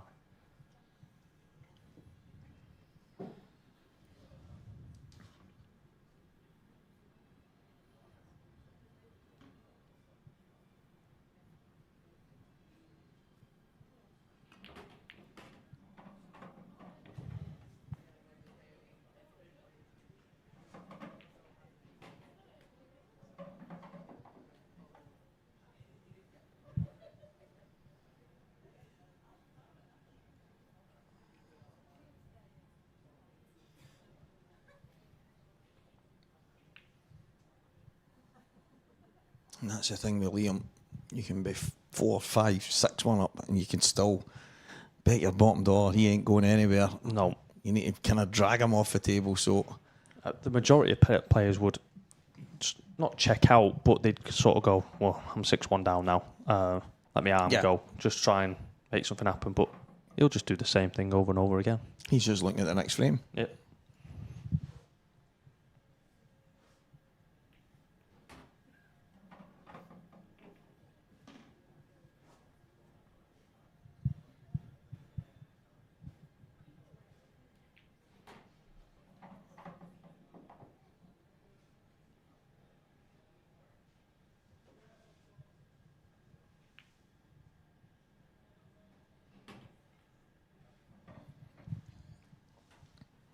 Just making sure Dave Adenall's got his good wear on. We need to have the Isle of Man's finest to help us end this wonderful weekend's action. He helped to open it. He can help to close it. Why not? Yeah. He absolutely. What a guy, by the way. Listen, I think it was last year in December, Renzi brought him into the commentary booth and he said to me, listen, I'm not too overly excited about this kind of stuff, so if you don't mind, I'll just... So he sat kind of quiet and I just tried my best to just kind of ease him in.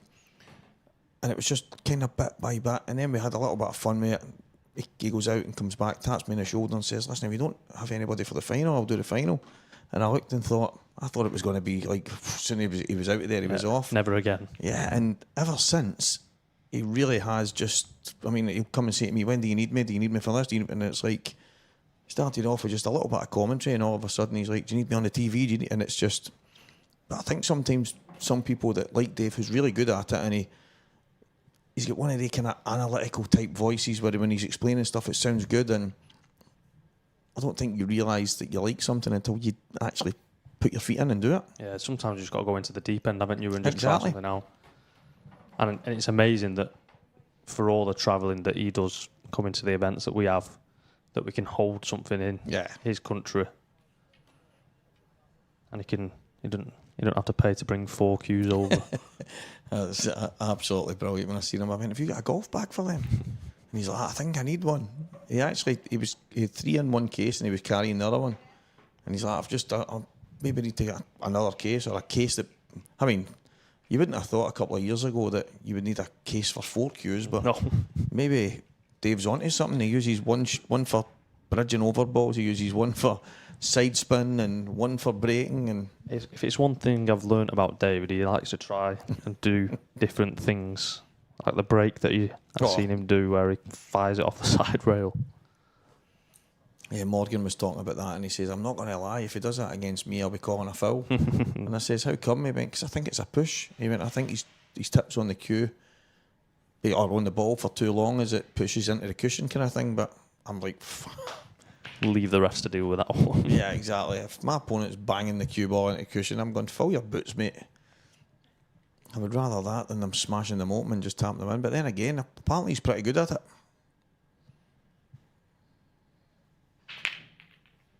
Oh,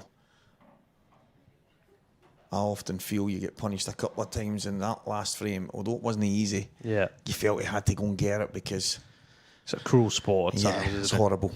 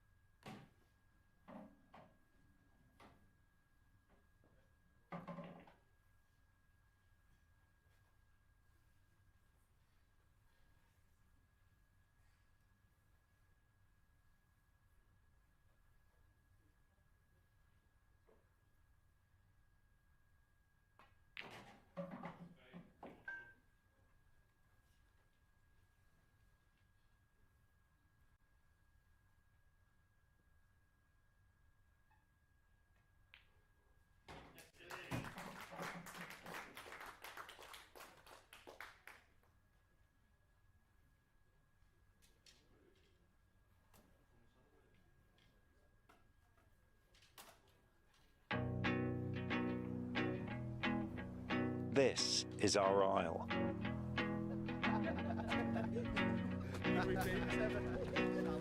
Times I'll rise. all in who you share 'em with. I'll dive. It's life.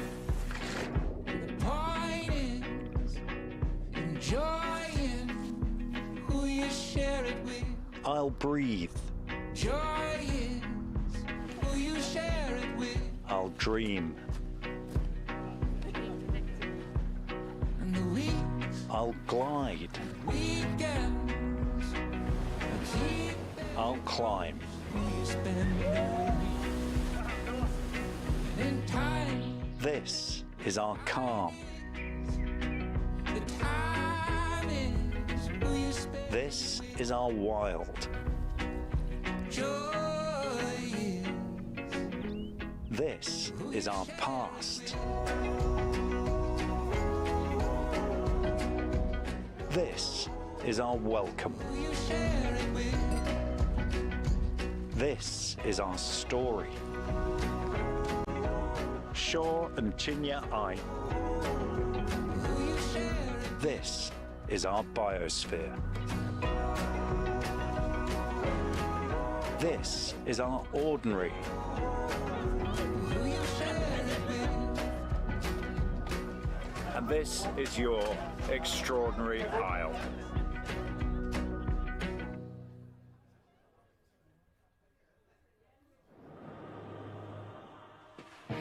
When you travel to the Isle of Man with us, the action starts the moment you step on board. Get fueled up, arrive fresh, and raring to go. We take you there.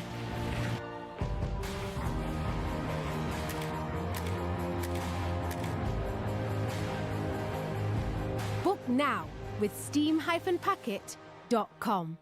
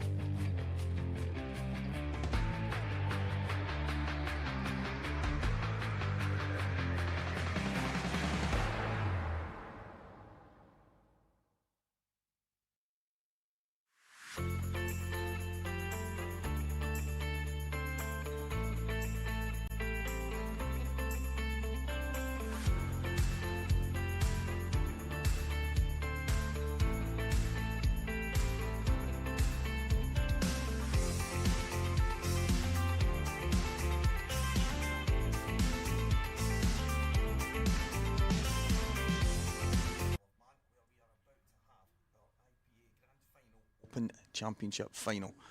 Mark Boyle, Dean Shields, both of them came through reasonably unscathed, but this is going to be a cracker. Yeah, it's going to be a very good match, and Dean's been in the final before, and we expect another good performance from him. Mark's obviously been in a lot of finals and won a lot of titles, and Mark had a good won this the pro event over here last year, so he'll be looking to get another title. He's come through against Steve Wall on this table. He actually said to me outside, it played a bit surprising. Well, not surprising because he knows the match table can be a lot different to the outer ones, but it kind of caught him out a wee bit. Yeah, and with me playing on here on Friday, I can relate to that. It does definitely play different, and you kind of know it's there, but it's just reminding yourself sometimes that it does play different. But once you remember, you're fine really, because it's so nice to play on, but it can catch you out. Well, Dean, he's came through against Liam Dunster. That was on our other stream table. Bit of a match, ended up going to a decider, but Dean eventually getting over the line. Some result, but he's got one more to go. Well, exactly that. Yeah, it was. He's 6-4 up, and then only got through in the last frame, so it was tough to get through, but he managed to do it and give him a shot at the title. Yeah, well, you're going to join Dan Fairway in the commentary box, so we might as well hand over and let these players get to work. So we're going to hand over right now to Dan Fairway. Thank you, Stevie. The final act of the IPA 2025 Grand Finals will be this. Mark Boyle will take on Dean Shields for the Open title. And what a match it promises to be. Dean still looking for his first IPA title. Mark Boyle, serial winner. Both of these players, fantastic players. It'll be Dean to break first. He's won the lag. And we've got a really exciting match in store. Both players coming through a very tough field. Mark Boyle, a couple of times looked as if he was on the precipice of heading out, particularly against Curtis Lee, where he trailed 6-4 and won the final three frames to go through. Dean Shields survived a similar comeback from Liam Dunster in the previous match. He was 6-4 up. Liam won the next two, but Dean held his nerve to get over the line. And he is going to break off first in this final. Dave Adnall has made the jump from the arena to the commentary box. Good evening, Dave. Evening. Managed to make it unscathed. No hazards.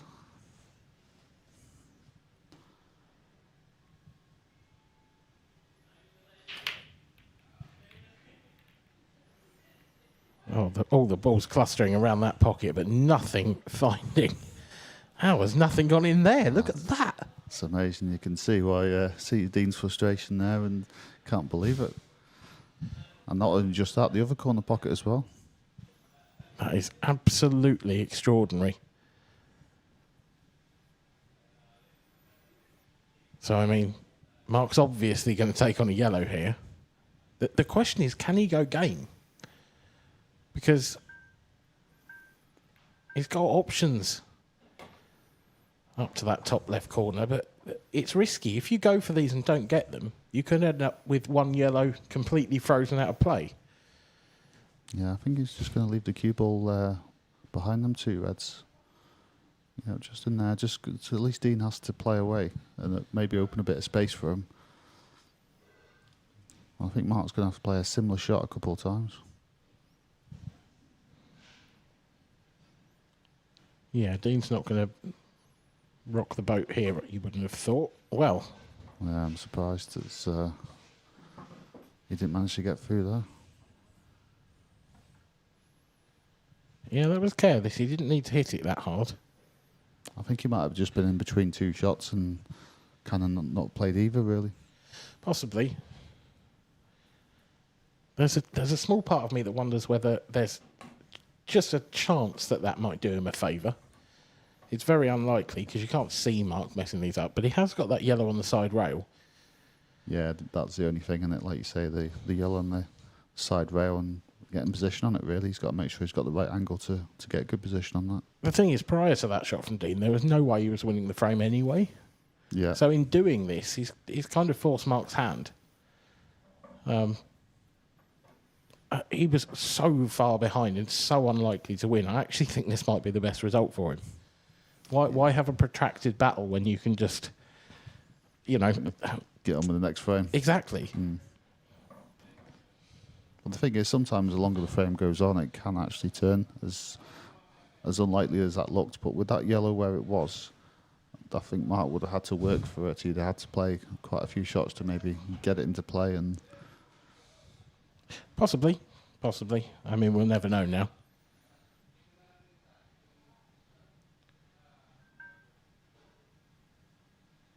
Mark's answered any lingering doubts by finishing nicely on that yellow down the rail anyway, but I think given the way the break came out, I don't think Dean will be too disappointed, to be honest. He'll be able to put that one behind him. Yeah, definitely.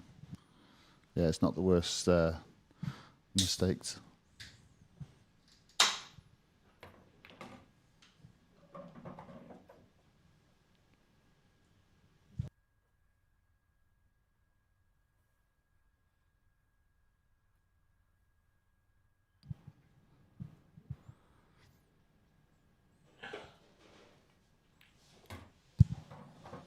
And Mark Boyle does lead 1-0. No real surprises there after the break. And you've got to say it's a bit unfortunate for Dean. Very similar to his quarter-final match, which was also on this table, where he broke well, but rarely made a ball. And that's not a recipe for success in this game. No, it's not. And when that happens, you really need your opponents to have the same problems. Well, we're about to find out whether Mark Boyle may well have those issues.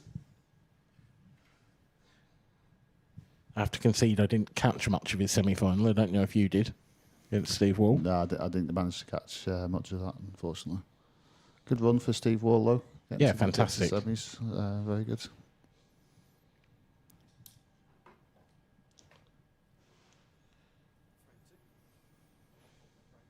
So the Mark Boyle break that we all talk about.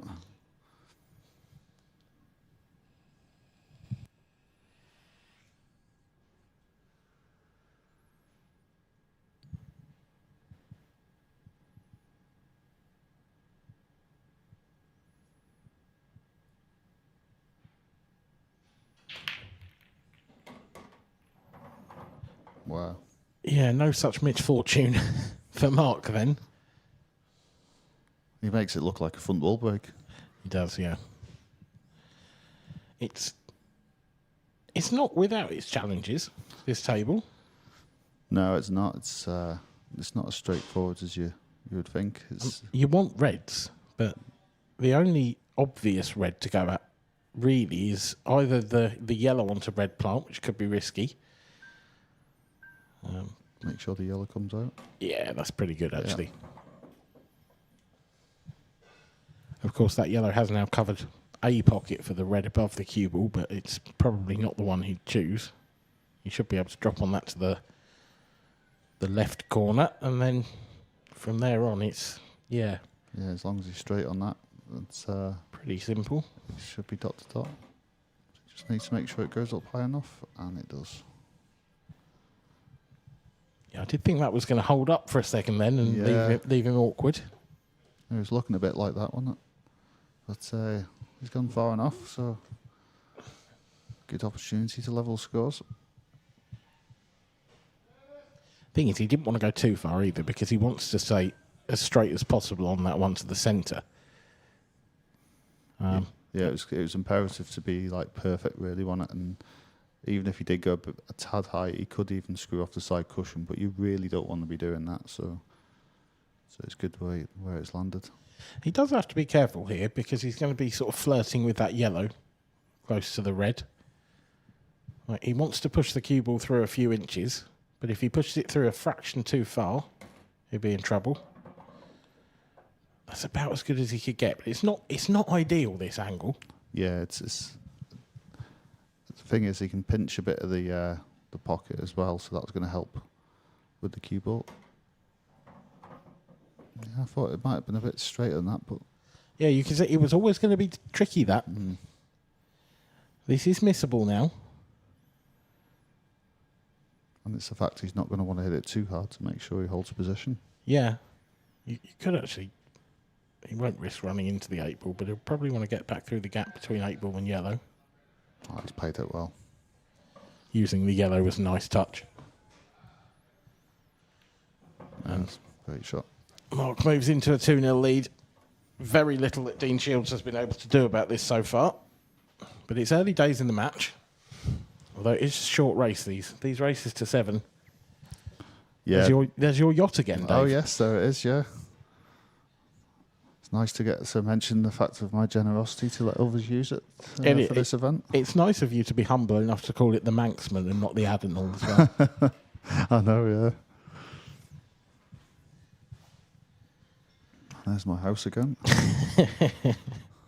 Which bit of that's your house? Is it all of it or just the island? Oh, just the island. Yeah. Oh, okay, yeah. fine. It's only me that has access to that. Thanks to all our sponsors this weekend once again. They are all laid out there for on your screen, as well as, of course, the Isle of Man tourist board and the Isle of Man steam packet. But we are back down to business. Here's Dean Shields in the third. Needs a ball, you think?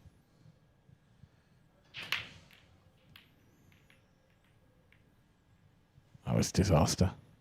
He's got to change that break. He's got to do something different. I don't think I've ever seen Dean cut break, but maybe even just move the cue ball halfway across the balk line or something. He needs to change something. Yeah, I'd say so, but I think you do need at least 2 goes of that first before you start changing. Oh, sure, but he's had the 2 now. But yeah, now he's had them, then I think he will have to.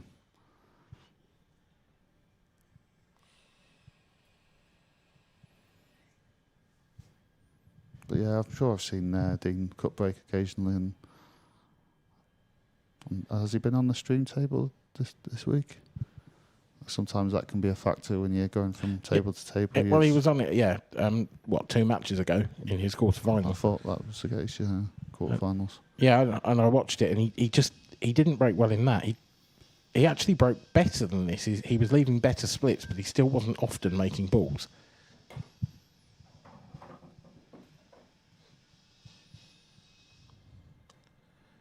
I do think it's unlikely that Dean won't get back to the table here, though. Yeah, it's too early here for Mark to go for it, so I think he'll potentially be just taking the pocket here.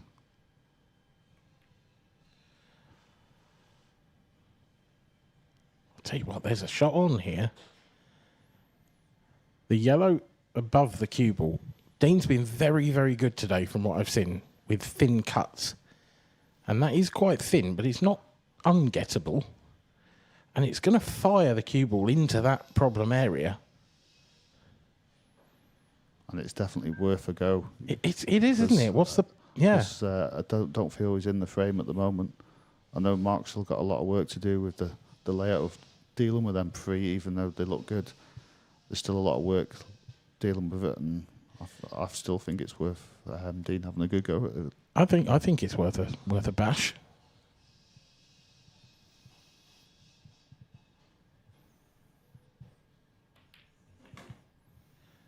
He's played that very well. How's it come out? It's not bad. It's not bad, you know. It's not bad at all. I like that he came off the back of it. I wasn't sure he had enough angle to do that, or rather, I thought he had too much angle to do that.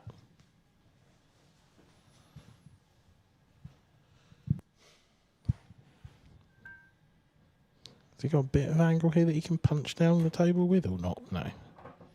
Well, I think this is a shot to come off the yellow in the middle table and get him behind. And 2 yellows, ideally the one on the cushion.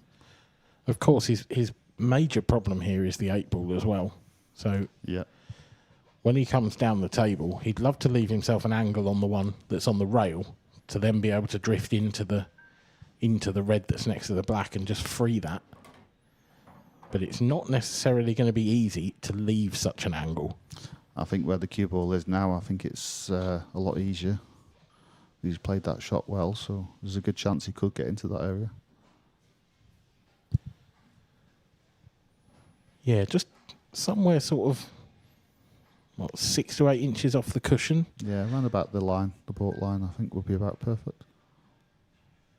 Oh, you think you'll go after it now? Or No, the next shot? Yeah. I just mean for the cue ball now, so this will give him the angle to get down onto the yellow you mentioned on the cushion. Yes. He just needed plenty of angle on this shot, and which he's left perfectly. So, yeah, this is the key shot. If he can leave a nice angle here, you would think the cannon wouldn't be too bad. It should be fairly straightforward as long as he lands right. Needs to be about 6-8 inches just above the red by the black. Just like to go a bit further, just not to force the pot. Yeah, it's a fraction short of pace, isn't it? He'd have liked another. I mean, he could have got away with another foot even. Yeah. And now it's the question: do you try and force the yellow in? Because it's almost unmissable. But of course, if you use the big pocket, you don't know where the other yellow's going to end up.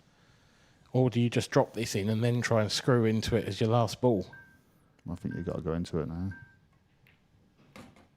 Beautiful. He's played it very well.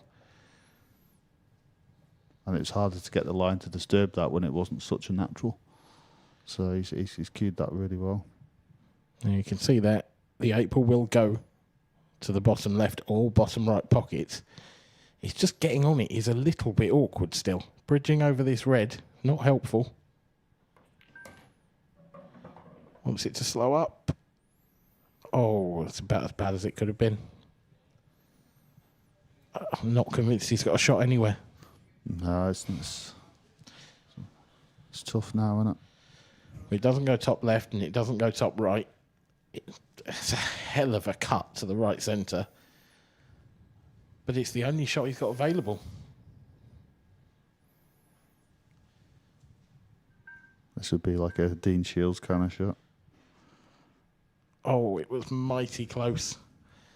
But mighty close isn't close enough. And Mark Boyle is left a simple table here, you'd think, for a 3-0 lead. I think he's getting his first one, really. I mean, do they plant easy enough? They should do, I'd say. It's definitely the only shot on RBS, Yes. yeah. Yeah, I see what you mean. If that first one was sort of the wrong side of the red. Yeah.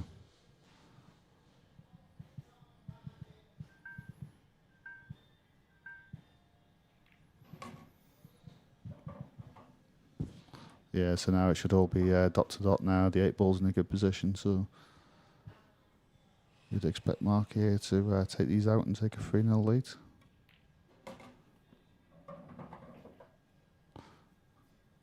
Got the pace right there, so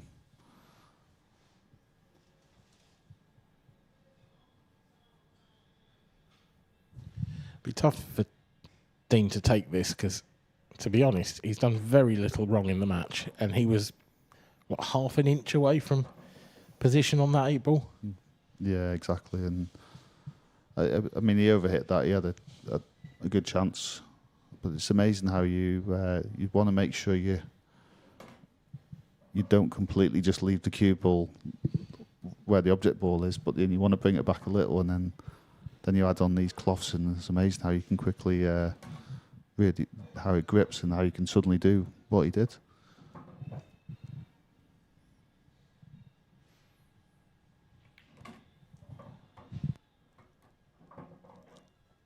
Simplest of 8-balls for a 3-0 lead in this race to 7. And with the famous Boyle cut break coming next,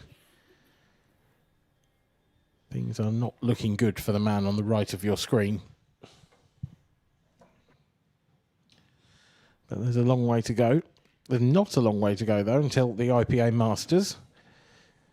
Early December. There you go. There's the dates at McGoldrick's Pool and Sports Bar in Glasgow. Will you be attending that one, Dave? I will, yeah. I'm looking forward to that one. I enjoyed it last year. That was the first time. Well, I'll say last year. Sorry. It was the Scottish.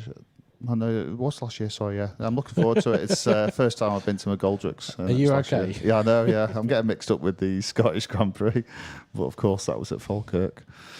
But no, a great event. Looking forward to it. Another great event. as well, the World Professional Pool Championships to be held this year once again in the Cedar Court Hotel in Bradford. And of course, the IPA Tour for next year. I believe entries are still open for both of those events. Yeah. Although there won't be many tour spaces left, I wouldn't have thought.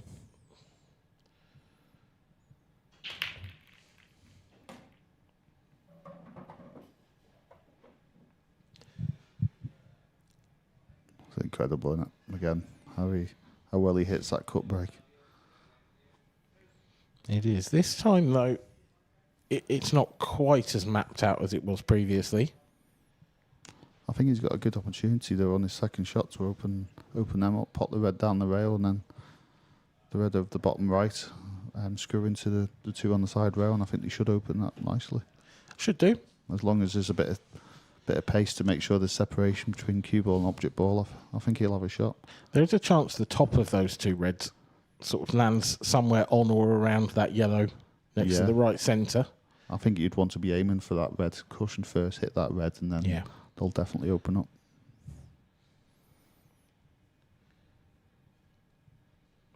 It's not a guaranteed science, is it? And actually, he's going yellows here. You can see that one into the left centre. Oh, yes. That opens things up a lot easier. But he doesn't want to push those two together. I think they've just opened up enough. Yeah, as soon as that shot come apparent, that's definitely the better option. But like you say, hopefully Mark will be hoping that he can still get to that middle one and miss contact on the other yellow next to it.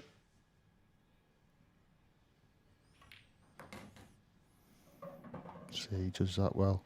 How wide the cue ball goes when you play that kind of shot, and only just missed the red. So he's played a good shot there. So obviously, the top one of those two yellows that are together, he's going to need to move that. And he's got the perfect ball there to do it, but you've got to do it in the right way. And I just wonder if he leaves the angle, he doesn't want to sort of slide off it and then push it closer to that red when he does that. So if he can get straight enough, could he screw it back, screw out with it? Yeah, or can he push through this and go cushion first and bump it out? That's the question. Yeah. This is the key shot in the frame. It's pretty good.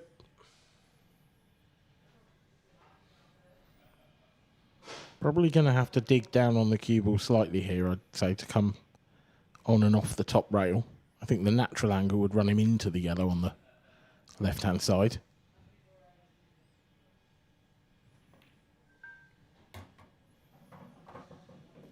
Yep, he's played it perfectly. What a surprise. Oh, I thought he was going to play left-handed there.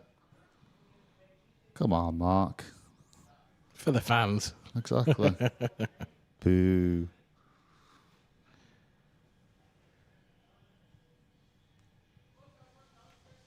It was an awkward stretch, but no problem. Mr. Magic, I thought he'd be able to play left-handed as well. I'm sure he can. So Dean Shields sort of sinking without trace at the moment. 2 dry breaks from him have hurt his chances. 2 very good breaks from Mark Boyle have hurt them further. Be interesting to see if Dean changes something up now.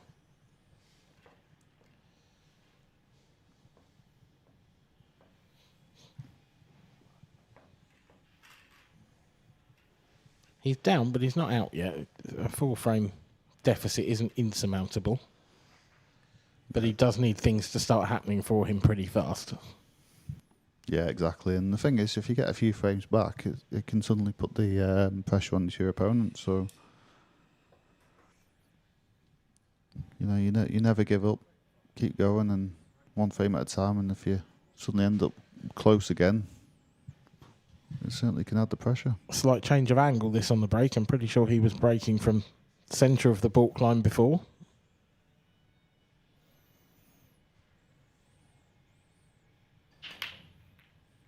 hit He's them well. hit them Has absolutely he got beautifully. anything? This is ridiculous.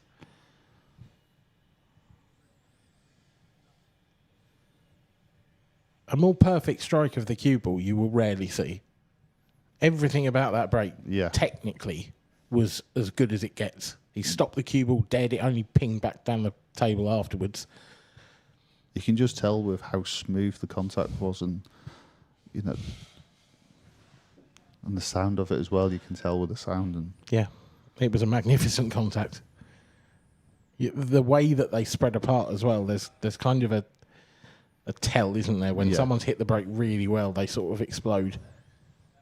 And that's exactly what happened there. And again, it's left a not the prettiest finish for Mark, but certainly gettable. I think yellows is actually a shout. You could play the yellow off the red first shot. Got to be careful with the cue ball, but down to the centre pocket. Yeah, I really like that. I don't think he's looked at it,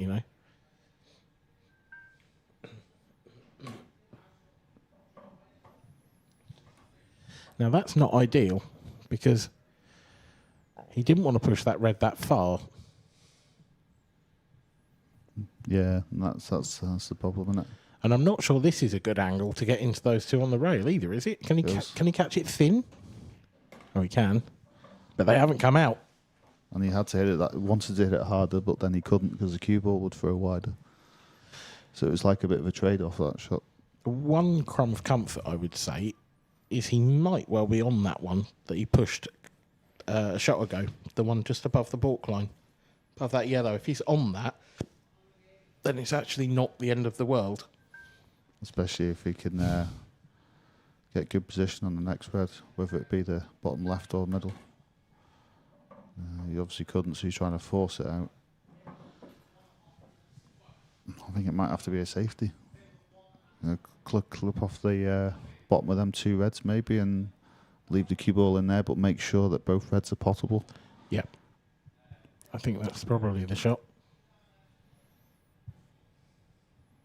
And he won't even mind if he gets two shots or not. It's just a matter of developing his colour set. Yeah, because what do you do now if you're Dean? Exactly that. Dean has to pot. Or leave it safe. And that is no tall order. It's a very tall order, rather. Wake up, fairway.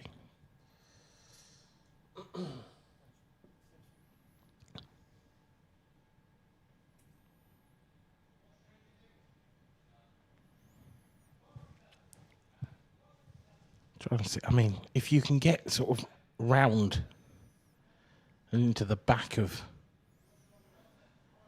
the yellow to the right of the breaking line, maybe. It's really difficult to see an easy way out here that can leave some sort of safety. I feel it's about getting into the bottom right hand corner somehow. I think coming off the side cushion, you could clip off one of the yellows for the cue ball to go down there, and you got a chance of leaving it safe. Or this is the same kind of theory. He's just trying to get in that bottom corner. It's unlucky. Nah. He just needed to kind of clip something. Yeah. And he didn't clip it enough. And it's going to be another easy finish, really, for Mark Boyle.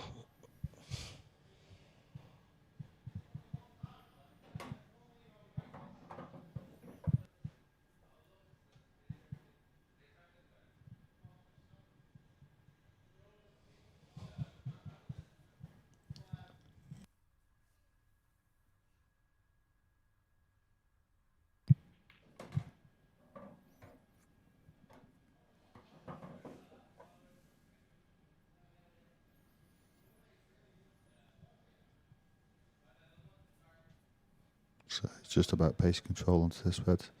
Angle's not so important really, because either angle would be good to get on the 8 ball. Would the lights have been a bit closer though, but it's not the absolute best angle. This is it, to be honest. Yeah. If you push through, you're going to leave a slightly tricky one. I think the sliding cushions will help. You can just play this plain ball. Then that kind of puts the side on for you. So.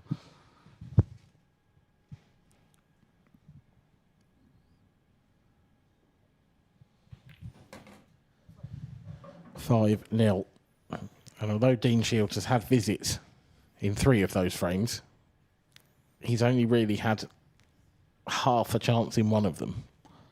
Yeah, apart from that last yellow onto the 8 ball, which he really should have got. But other than that, he hasn't had anything nice to go at. He's kind of had to go for shots he doesn't want to go for, but he has to. Yeah. And you feel you're really up against it when, you know, they're the chances that you're getting. Well, hope springs eternal for Team Shields. But, yeah, he's going to have to pray to every god going, I think, if he's going to come back from 5-0 down against Mark Boyle in a race to 7.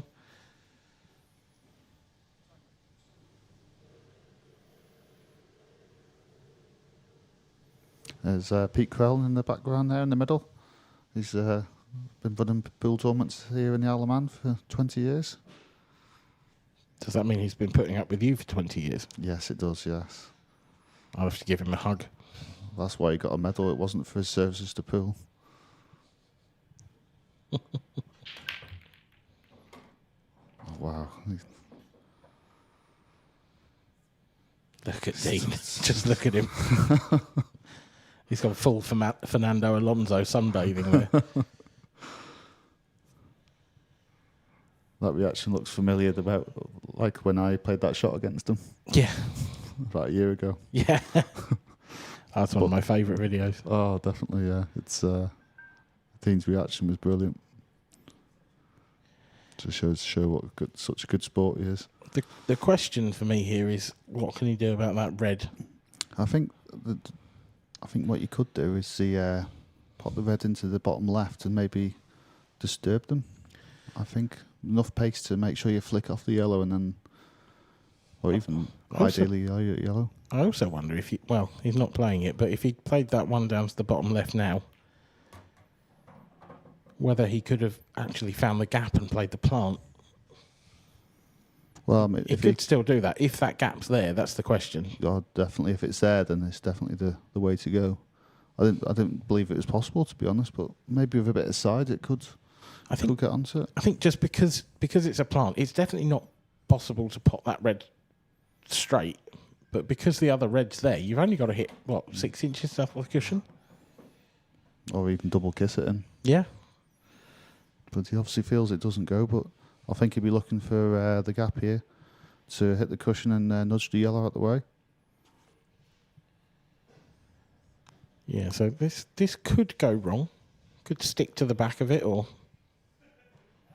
I think not move it far enough. If he hits the red, he could be in trouble. The only thing against him is if the yellow hits the yellow, and then, which it hasn't. No, if the yellow hit the yellow, then that gap through to the red wouldn't be there.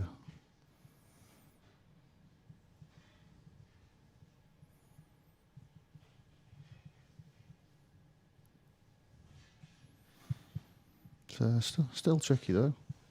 Still got a bit of work to do here. But I think he'll just put this red in the bottom left, then the bottom right.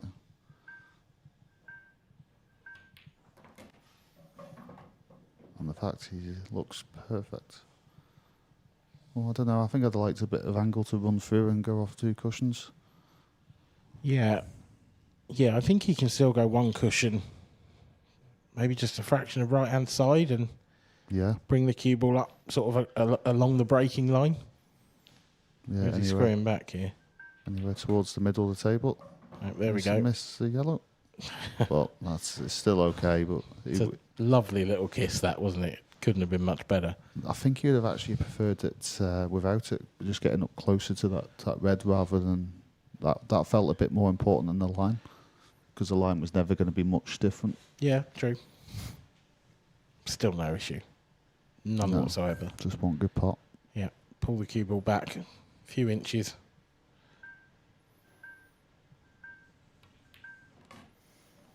Strikes it beautifully.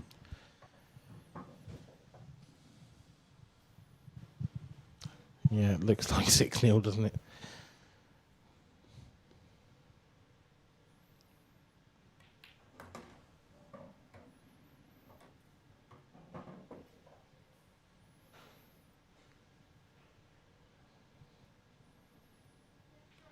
And it is 6-0. And Dean Shields will be breaking off in the next frame, but you'd have to say all hope is pretty much extinguished from this point on. This would be the greatest comeback ever in the history of pool, I think, if Dean were to win from here. Well, we have seen it, so you never know. But it is hard to say. When you say we have seen it, we've seen Mark Boyle 6-0 up and lose 7-6. Well, when he's breaking like God. I'm not saying Mark Boyle in particular, but any match, then definitely. I'm sure we have had a 6-0 to 7-6, but not in my memory bank. It's bound to have been the odd one with the thousands of matches that must have been played over the years, but.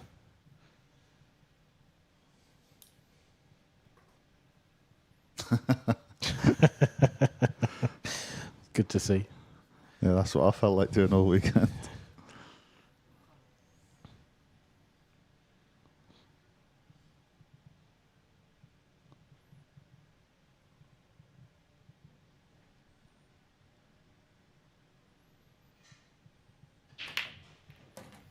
Oh, he's made one. Are we going to get a sarcastic cheer? I was fully expecting a full celebration there, to be honest. We know what Dean's like, so we thought we'd see something there. These are actually horrible. Exactly. It's your reward for finally potting one. Yeah, they look awful, don't they? There's nothing connects up well or any breakers. No. I mean, yellows, I think, looks the best out of the two, but it's still very, very difficult. I mean, if you flick the one into the left centre to start you off with, which is a difficult first shot, you might have an angle on the one just below the baulk line there to go into it, but the only hope is scratching. Yeah, the only hope is if the middle is straight enough to screw him behind one on the baulk, but I feel there's too much angle, so. I mean, this is just horrible, really, because chances are you could end up putting that yellow on the baulk cushion and both yellows are still dead. Yeah, it's possible, but I think at this point, 6-0 down, he's just going to go and see what happens. I don't think there's any point in getting involved in a long tactical exchange. Yeah, there you go. That's exactly as called. Yeah, I don't think it was ever going to come good at that pace. Again, he's probably worried about hitting it hard and the cue ball going wider, though, but I think the best he can do from here now is maybe cover that pocket. Must have it now. Oh, yeah. Doesn't pop, does it? You can't force it in and force the cue ball into that yellow. You'd have to hit that with some pace. I don't think he's got enough pocket to do that, surely. He's tried it. I'll tell you what, it's a good effort, and he has got a shot. But this would be some finish. Now, if he takes... The only yellow he's got is the one next to the 8 ball. If he takes that, is there any way that he can avoid the red in the middle of the bottom cushion and get somewhere straight on that yellow on the right-hand side of the table? Feels like he's got a risk missing it thin. Yeah. It just wasn't possible, was it? No. He might have had a rub, though. He has. He has had a rub. A little flick of the wrist towards Mark as a semi-apology. The problem is with the cue ball being so close to the cushion, it's hard to do much with the cue ball. He's got to play this with an absolute ton of left-hand side. And find the gap. Between the 8 ball and the 2 reds on the cushion. Yeah. Oh, no, I think he'll be aiming up for the top. He's found the middle pocket, has he? No, but he's not going to find the yellow. Can he double it into the centre? I feel he's going to have to. Does it double? Does it double in the top corner? I don't feel it does. I think it'll double in the middle, but... Yeah, I feel that is the only option. It's so tough. I'm sure he's going to check out the top corner just in case, but it appears that the middle is the only pocket available.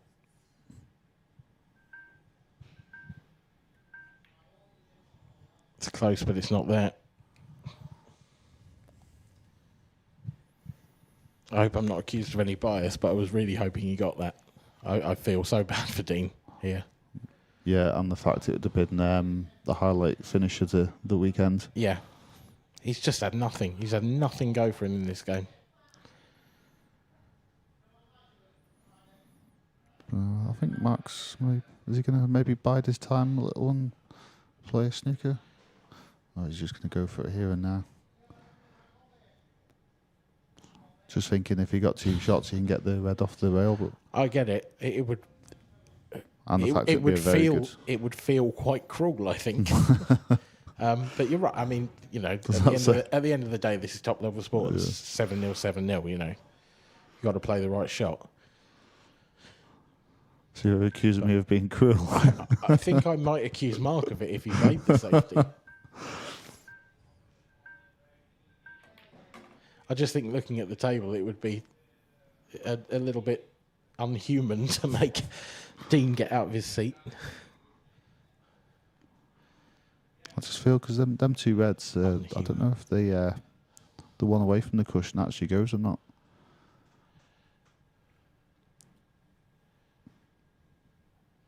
It's a fair comment. I think it does. I think he just flick this in. Yeah, it goes. Look at that. Oh, just. He very nearly didn't. Although, look where he'd have ended up anyway. Dean wouldn't have had a shot. Because the thing is we always, yeah, as luck has it. The thing is, we always say to ourselves, if there's an opportunity, you've got to go for it because you might not get another opportunity. So he's had a chance to get the red off, but it wasn't to be. But we would still expect Mark to pot that if he gets good position on it.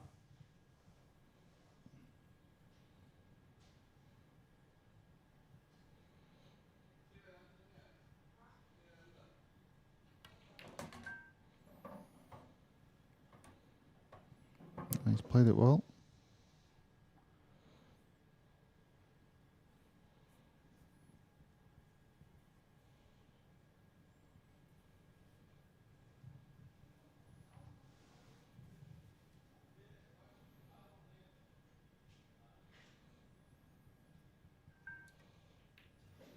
Yeah, you can see why he played that and going back for this, because he doesn't have to worry about screwing this back. He can just roll it in and he'd be perfect. Yep. This is essentially for the match. Essentially for the tournament.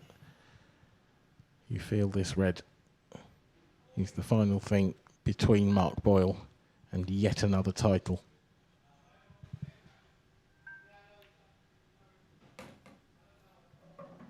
Grazed the side cushion, but in reality it was always going to drop.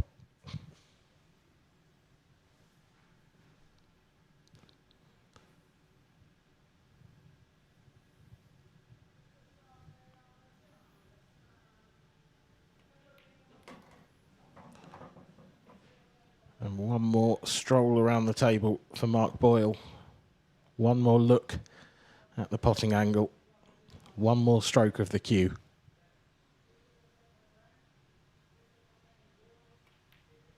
And he is the 2025 IPA Grand Finals Open champion.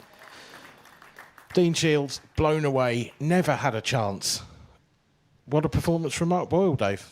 Yeah, very good. He's not really put a foot wrong there, and Dean didn't really get a chance apart from that one frame. Well, he missed that chance to get on the 8 ball, but other than that, there's nothing he could have done against a performance like that. And well, we'll say congratulations from the commentary box. Thank you to Dave for all your time this weekend. But now we'll hand over to Stephen Walker with the trophy presentation.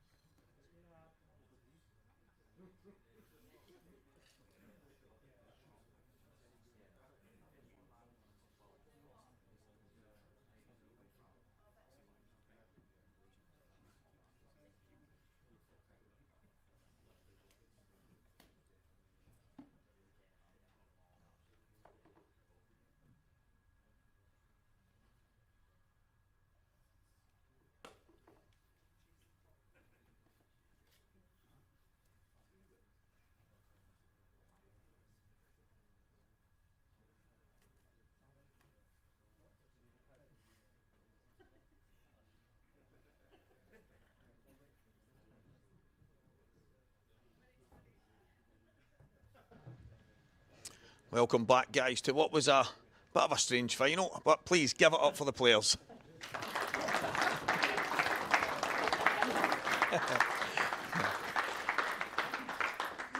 And we have to have a runner-up, and unfortunately, it's Dean Shields.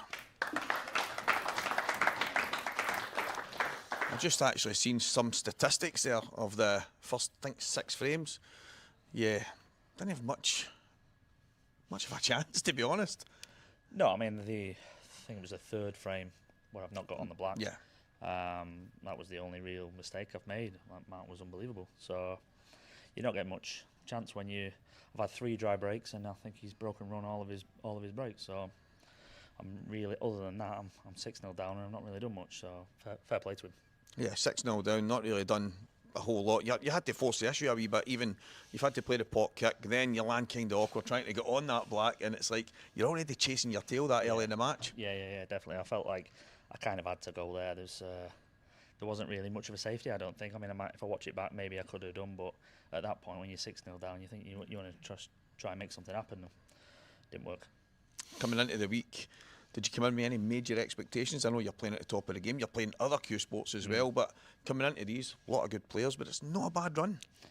No, I'm happy. I'm probably the only guy that will smile after a 7-0. You know, I'm quite happy to make the final. You know, I had no expectations whatsoever. I'm barely playing. I've practiced maybe 1 or 2 hours in the last God knows how many months. I'm playing a lot of 9-ball. So yeah, I'm just coming here hoping to see what happens, see what the draw's like, and see what happens. I think that might have helped, to be honest, because I had no expectations whatsoever. So happy, definitely, to get to the final. Well, Dean, unlucky. Commiserations, Dean Shields, everyone.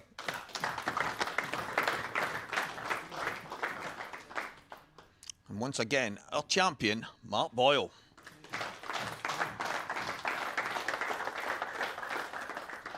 That was pretty faultless. What happened?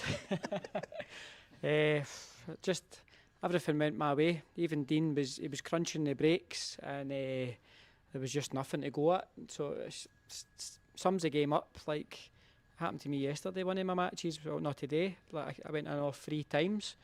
So it's massive, the break, especially the standard. Well, Dean plays. If he's got a chance, he'll take it. So it just makes you try harder as well. When you get your chances, you've got to take them.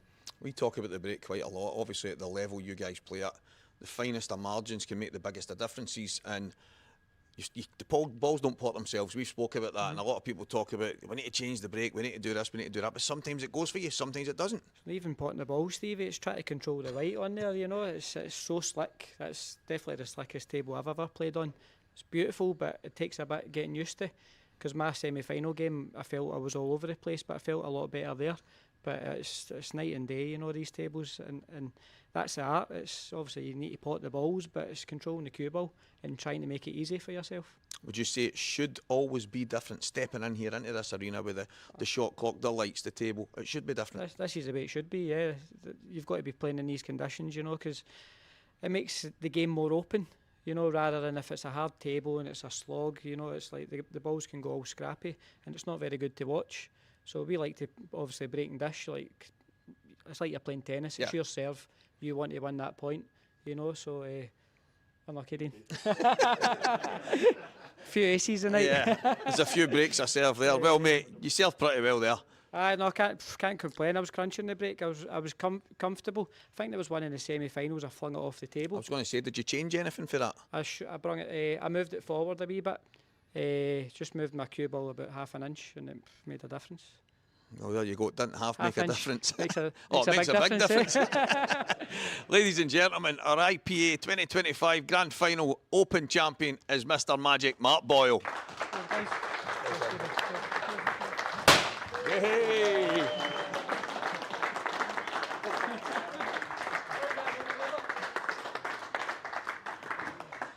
I know you were in the comms there, Dave, but I didn't expect it to go that quick. Yeah, it wasn't quite quick, obviously. Yeah. Oh, yeah. Yeah, can you give me a moment, please? Dave just jumped out his trainers. Yeah. Yeah, it's obviously a quick match with the way it went. There was a lot of Mark played really well there. Dean didn't really have any much chances apart from one frame, and he just lost position on the 8-ball. And Mark was flawless. So it's hard enough to play against him. I mean, I don't know if he ever truly struggles, but when he's like that, yeah, it's a hard enough task. Yeah, I don't recall him making one mistake at all. He was brilliant. So. Yeah, another title for Mark, and here again the Isle of Man, because he won the pro event here last year. Right. So yeah, another title for Mark. And a big shout to Dean as well, because obviously he's had to come through Liam Dunstan in the semi-final, got to a decider, managed to get through it. You're coming in here maybe thinking, right, this is my moment, and all of a sudden just comes up short again. Yeah, I mean, what can you do? You know, you're breaking. He just couldn't get anything. You know, you could see that he was adjusting his break each time just to try and get something, to try something different, and it just wasn't working. And when he did finally pot a ball, there was just no chance. He was kind of having to force it. Yeah, and even the other chances he had, it was like chances you had to go for, but you didn't want to, but you just had no choice. So it was tough Dean there. But I'm sure he'll be pleased to get to a final. And well, I mean, he did say he came in here with no expectation. He's not playing a lot of this game. Mark's probably similar, which is mad because the lowest pool thing has got him up and down the country. He doesn't lift a cue that often.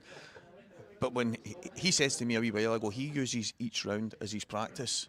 It looked like he got close to perfection there. Yeah, that's it sometimes. Yeah, you get through the first few rounds and you just feel a little better. And I think we're all like that to an extent, but especially if you don't play too much.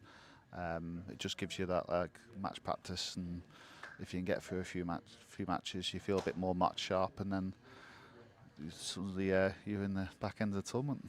Well, this week we came to your native land in the Isle of Man. Me and you opened the show together. We had the festival at the beginning. Then we got into the business end. You've obviously played to yourself, but how good is it to have the IPA on your land, basically? Well, it's not yours, but you know what I mean. It's absolutely amazing. Like when I first went on the IPA, it's for me, all I wanted to do was put the Isle of Man on the pool map, and that's what I've tried to do the whole time. And for the actual event that I go to, which is the IPA, to then come here is truly incredible. See, obviously, bringing it here is one thing, but having it supported by guys like Mark and Liam and Gareth, it makes a difference, because obviously you can put on a tournament anywhere in the world, but you need the people to come, and it's testament to the players that are travelling. And I think we're probably a wee bit unlucky. There was some other stuff going on this week, or we might have had bigger numbers in a fantastic hotel. I mean, we were spoiled this week. Yeah, and I think as well with how well this has gone and such great feedback, I'm sure there will be more next year, because this is a great venue, and I'm sure everyone that's been here will say so, because everyone that's spoke positive about it, and like you say, with the players that already come and supported it, it's amazing. I'm probably looking forward to this one more than any other one, to be honest, but it's been absolutely fantastic. The entire hotel is first. We've got a swimming pool. I didn't get to use it, but we've got one. It's got a bit of everything, to be honest, and we were spoiled. 20 brand new Supreme tables, brand new cloth, brand new balls, the smart racks, the lights. I mean, we're doing all right. Yeah, no, it's incredible. You know, the fact we've got sponsors that are willing to do so much for us. And without them, it really wouldn't be possible. Because I mean, we want to play on the best conditions. It's what creates the best matches. Because you can tell the difference in standards when the tables are good. So it really is massive. And obviously, Visit Isle of Man and Steam Packet Isle of Man, who have obviously given major support to us. We have to say a huge thank you to these guys, because without it, we probably can't get here. We probably can't do what we've done this week, and that takes a lot of appreciation from everyone here that they've helped us to get to this stage. Well, exactly that. You know, getting everyone here and the sponsorship, and you know, without these events having sponsorship, it just means it can't happen, because there's so much to consider in creating these events, and I hate to think how much does go on behind the scenes, exactly. You know. But no, it's just amazing how they can all put it together, and without the support, it really isn't possible. Well, Dave, thank you for joining me in the beginning, all the way through, and here right to the very end. You've been an absolute pleasure, mate. Brilliant. Thank you, guys, every single one of you at home, for tuning in all week.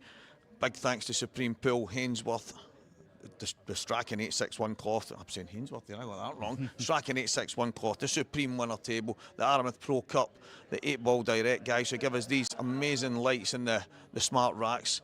We've had amazing staff all weekend, from the tournament director to the guy on the stream and the referees, from every single one of us here at the IPA. Thank you very much for tuning in, and good night.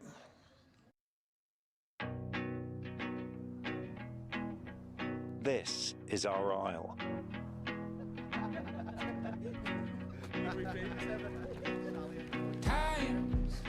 I'll rise. Who you share 'em with. I'll dive. It's life. The point is enjoying who you share it with. I'll breathe. Joy is who you share it with. I'll dream. And the weeks, I'll glide. weekends, keep I'll climb. you spend in time. This is our calm. The time is who you spend. This is our wild. Joy is This is our past. This is our welcome. who you share it with. This is our story. Shaw and Chinya I. Who you share it. This is our biosphere. This is our ordinary. Who you share it with. And this is your extraordinary aisle.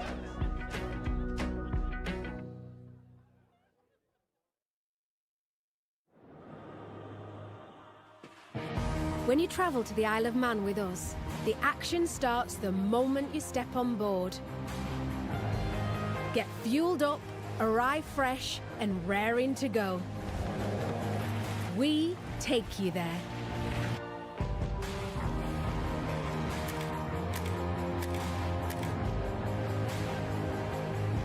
Book now with steam-packet.com.